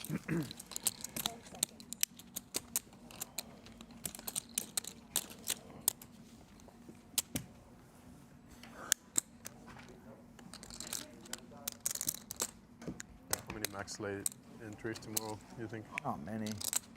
5? I would, yeah, I'd say 6. Well, time's almost up, as today's the final day to win one of 15 5K packages to play in the PGT True Classic Rags to Riches event at the PokerGO studio. Just share your poker story at trueclassictees.com/TCPokerGo or scan the QR code on your screen, and don't wait, because today is the final day to enter. You have any True Classic tees? What? Go You? to Disney? No, I don't. I hear a lot of I poker do. players love them. I bought a Think you few of should them. They're postpone nice. and Are they? find They're another very day to take 'em? comfortable. No, The kids will be all right. I really punt in the T-shirt department. I mean, Okay, like, True Classic like is obscenely punt. Not expensive enough for your It's taste. just Don't tell me you've got the Balenciaga. such. No, I can't do that. No, I don't pay I don't for it to understand look like it paying ended up in a 800 bucks moth for a t-shirt. riddled kind of situation. Where do you get your tees, Ellie? This I think Christian it's irresponsible for him not to be Dior. watching the stream. They got me, man. I should Comfortable. have just walked right by it at Crystal's, and they just, tractor beam me right in there, and oh, we can keep your credit card on file, Oh yeah, of Oh, course. that sounds like a great idea. Sure, here. 1:30 in Disney. Check just. You get the emails. I must hate myself to really saw punt him in off like here. I do. He was in here earlier. That's a conversation for another day. It is, you can invoice me for the therapy. Meanwhile, Koon, not billing Lamb with top pair here. Backdoor diamonds. Now he's got trips after Lamb. Check back. This on the heels of a 22K open on the button pre-flop. Again, unclear what Ben has. Lamb not out here in these streets nearly as often as some of the rest of these guys. Wonder whether or not he's rusty in the scan the cards department. Certainly possible. My understanding is Ben has been enterprising of late successfully in Yeet.com, if I'm not mistaken, an online casino of some Crypto sort. casino Yeah. or something, yeah.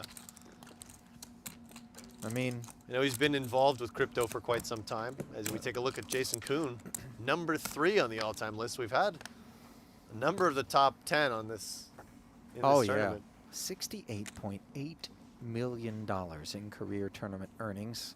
Gross, The not cards net, are like but conspicuously warm. he's right? in the black. Let's put He's it in like the black for sure. He's Why? Because coming through the machine. The machine is doing something weird. certainly got a number of high-profile titles to his name. that. Yeah. And keeps good Making a company lot of too noise in when terms the of both cards are his, coming out warm. you know, his Doesn't poker seem like sphere a of good influence, sign. but also just a really solid network of friends Yeah. that he's put together through his years in poker, who I think have really helped to guide him as a very disciplined sort of guy into some positive decisions, you know, both from an investment, economic standpoint, just life standpoint. I mean, really, Jason is a quintessential dad, poker player. I mean, you name it. He just aspires to be the best at it. Certainly one of the first poker players who really made a point of including fitness in their training regime to Yep. sit at the tables, and was public about that, and I think it's had an influence there. As you see, Jason, just limping the aces in the small blind, this is fairly thematic with some of the rainbow aces combinations. You get a bit of deception value, you don't bloat the pot. Unfortunately, every now and again, you get outflopped as Haxton. Yeah. With the Jackson deuces, has the best of what's around. No betting, 3 on the turn, does present backdoor clubs. Nobody with the flush draw. Ace of clubs becoming relevant. Koon still content to check. Haxton has added a gutter to the jacks up. Perhaps enough to motivate him. Yeah, Haxton, one of these quintessential Omaha quandaries where you want to get value when you're ahead, but you also have one of these hands that has a lot of unclear rivers. 16. The 5 does afford him a little more leeway, just reducing the number of times your opponent has a straight and raises you. And a little bit of additional equity the times you are beat. Once it checks around on the flop, it's very likely his hand is best on the turn. How important is the ace of clubs to Jason's ability to maybe turn one pair into a bluff if the backdoor flush were to show up? Yeah, and I think he's calling because aces can be the best hand right now, and then he also reserves the right to bluff clubs. Unfortunately for him, the clubs don't come down, so one pair. King leaves him checking, and you see him not particularly proud of the one pair declaration. Ike checking back, and Is that 3 of clubs marked? It looks dented from here. he's going to earn this one. I never noticed the dented cards, Ali. I don't know about you. I have a hard time spotting them myself. Yeah, I don't have a hard time creating them. Anyone with a deep squeeze, by the way, can unintentionally, you know, if you like the Baccarat I was going to peels- say, you must find some I'm time not with the Baccarat tables. I'm not a Baccarat peel. I've never played Baccarat in my life, and I don't peel like Baccarat, but I do give it kind of a, I Yeah. fan them out. And when you're losing, do the squeezes get a little bit? I mean, it's more of a crumple at that light was point. coming on. You know, Funny. it's not a dent, it's just a mangle. Some foul decks have been called on you in the past? Sure, sure. Some cards have just gone MIA entirely. You know, in the wastebasket, the pit of my stomach, you name it. Makes sense. I swear I was not just pointing at a marked card to waste a little bit of time before the draw. Got 3 million yet? You? Quite that sharp. Gorilla doing gorilla things. Jesse Lonis on hand to survey things. Perhaps salivating over Yoni's stack. You know, Jesse was the 7-figure man when he was on the feature table, but never put it together quite that mightily. Jesse always looks so relaxed. I guess it's easy when you've been winning everything, but I mean, the sun has been Can't bust shining me. down I on him, and refuse- I refuse to bet him in anything. the winds have rained down on him as well. I'll just bust you Can't slow. I'll bust, just it, bust you can't slower. bust if you just run away, you know? I'll just bust you slower. Nope, I will never crossbook Lonis. I won't. I know better.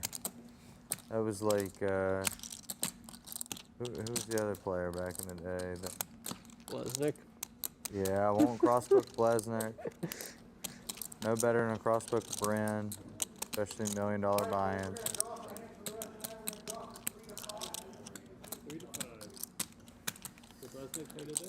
He did? Yeah, yeah. Interestingly, Jason talking about some of the guys that he's wary of spicing up button. the action against. Last. There's some spooky dudes out there who, as soon as you give added incentive, they seem to rise to the occasion. What? yeah. It's just a If we bad lose idea 2 all players, around. we're done? Well, I guess they're 5 There's the remains of the day at the other table in action.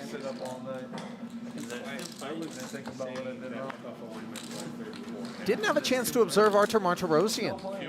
Yeah, he's recently made the transition to adding PLO to his repertoire. And Yes. one of the most dangerous no-limit hold'em players in today's era, certainly. See what he Regular can do with 4 cards. on the Triton scene, which is where a number of these players also ply their trade in between these PGT stops. The demands in terms of global travel, if you are a super high roller these days, are really extraordinary, especially if you've got a family, you know, spending that amount of time away from home. Even the overhead of the flights, the rooms, you know, sometimes there's some comps if you pony up enough, but it's challenging, you know, and just makes it that much more difficult to find the black. Meanwhile, Koon has found a limp on the button. Haxton happy to slide in for the discount. Rheem says run it. 10 seconds. Queen 7 deuce. 2 clubs. Haxton with 3 of them. Check. Check. Swing and a miss in the 2 other camps. A couple of checks in front of Koon. Check. He won't stab at it. 8 on the turn. Nice card for Haxton to consider betting as he picks up an open-ender and a pair to go with his flush draw.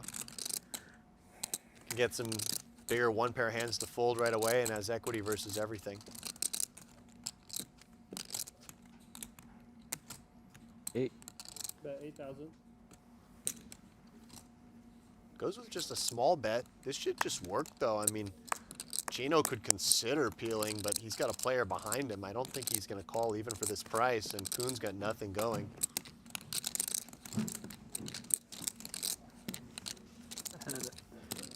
Eight for an 8. I might have made a bad fold. It's okay. Three more. 3 other cards, too. 3 more, 3 more, 3 more.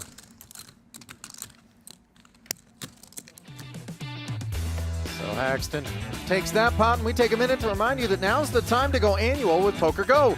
Annual subscribers can win a $30K WSOP Paradise package and 3 dream seats to the PGT $1 Million Championship. Head to PokerGo.com and use code Paradise25 for a cool $20 off your first year. See PokerGo.com/rules for terms and conditions. I like the later starts. Yeah. Double suited and a pair. Yukaminen 28. carving into the rock face on Mount Yoni. Chiseling out 28,000. Brings it home with new friends. Is it 3-day tournament? Yeah. Oh, really? Yeah. Come on, brother. We play no 3-day, 20-man tournament.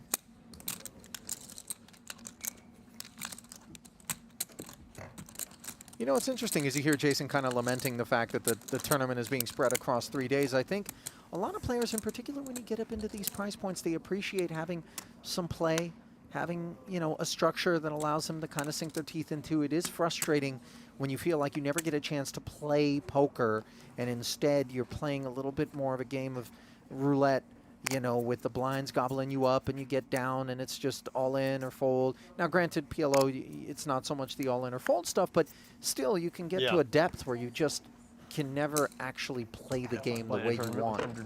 I think it's a fine balance where some of the recreational players at these Definitely stakes a high actually fun prefer the factor. shorter, faster structures. And When was the last time PokerGo had like you're just trying to find the right balance. a really big, like a sick tournament? Like Queen 9-4 blind. a buy-in bigger than 25K with a really good turnout. 2017. Yeah. Lamb. Yeah. Limped pre, Yeah, not checks even it. kidding. Yoni checks Yeah. back. Hard Definitely arrives. not since 2020. Yeah. So nice to play here. Bet 12,000. Nice candidate here for Lamb, King of Hearts. A little bit of equity if Yoni does continue, perhaps, in the form of the gutter. Yeah, like a big tournament, like a big buy. Yeah, that might have Oh, been the 100K mixed actually. in, like that might have February. been, yeah, that might have been a good tournament. For people to do that. Sounds like it was. It was less than a year ago. yeah, it was while we were in They're Jeju. doing it again in February. Cool. Last hand of the night. Let's play it. Jason's tank appears to be running lean, if I can read into the energy. Yeah. He's not thrilled that it's a 3-day tournament, but He'd rather be fishing. And in a way, he is I fishing. think if he makes the 3rd day, he'll be thrilled. Yeah, It's the last hand. that'll be the final table. Fuck it. Fuck it has been announced. Chino Rheem. Ready to count his chips and Yeah. call it a night. Get ready to bag. It'll be blind versus blind here. Check. Yoni and Koon Heads up. for the last hand of the night. 40K profit. Jack 4 Trey, gutter and 4s for Yoni. 32. Bottom 2 here for Jason. Yeah, 8,000. I say 4s, but the 7s are what he's playing. As he leads for 8,000, does Yoni? Yeah, nice combo here for 32K Yoni. profit. Gut Yeah. shot pair, Profit backdoor is flush profit. draw. Can use those 7 blockers later, perhaps, if he so desires. Counterfeiting Jack on the turn, leaving Yoni with the best hand now.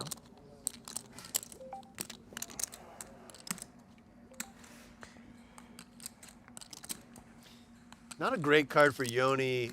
It is a great card against the hand Koon has, but when he thinks about the hands that Koon could have, a lot of them will contain a jack because he blocks a lot of the straight draws himself with the 2 7s and the 6.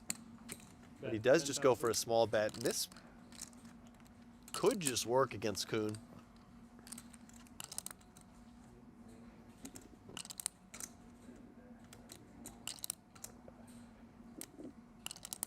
No, note that Koon does have outs against Jack X. It's not like Hold'em.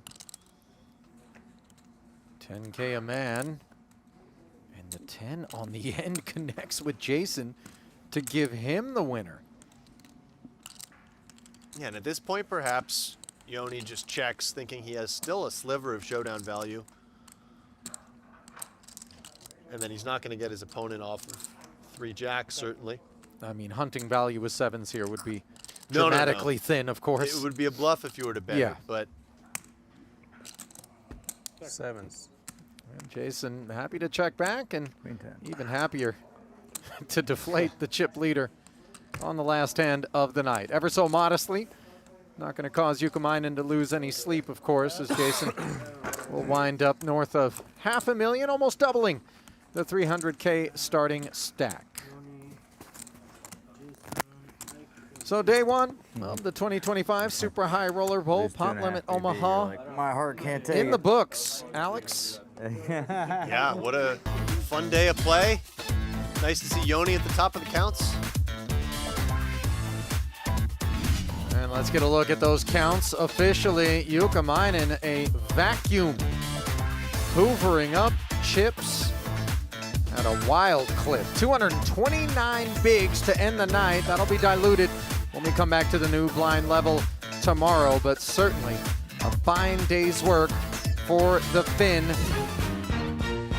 And for some, it was a short-lived 2025 Super High Roller Bowl. For others, a fruitful one.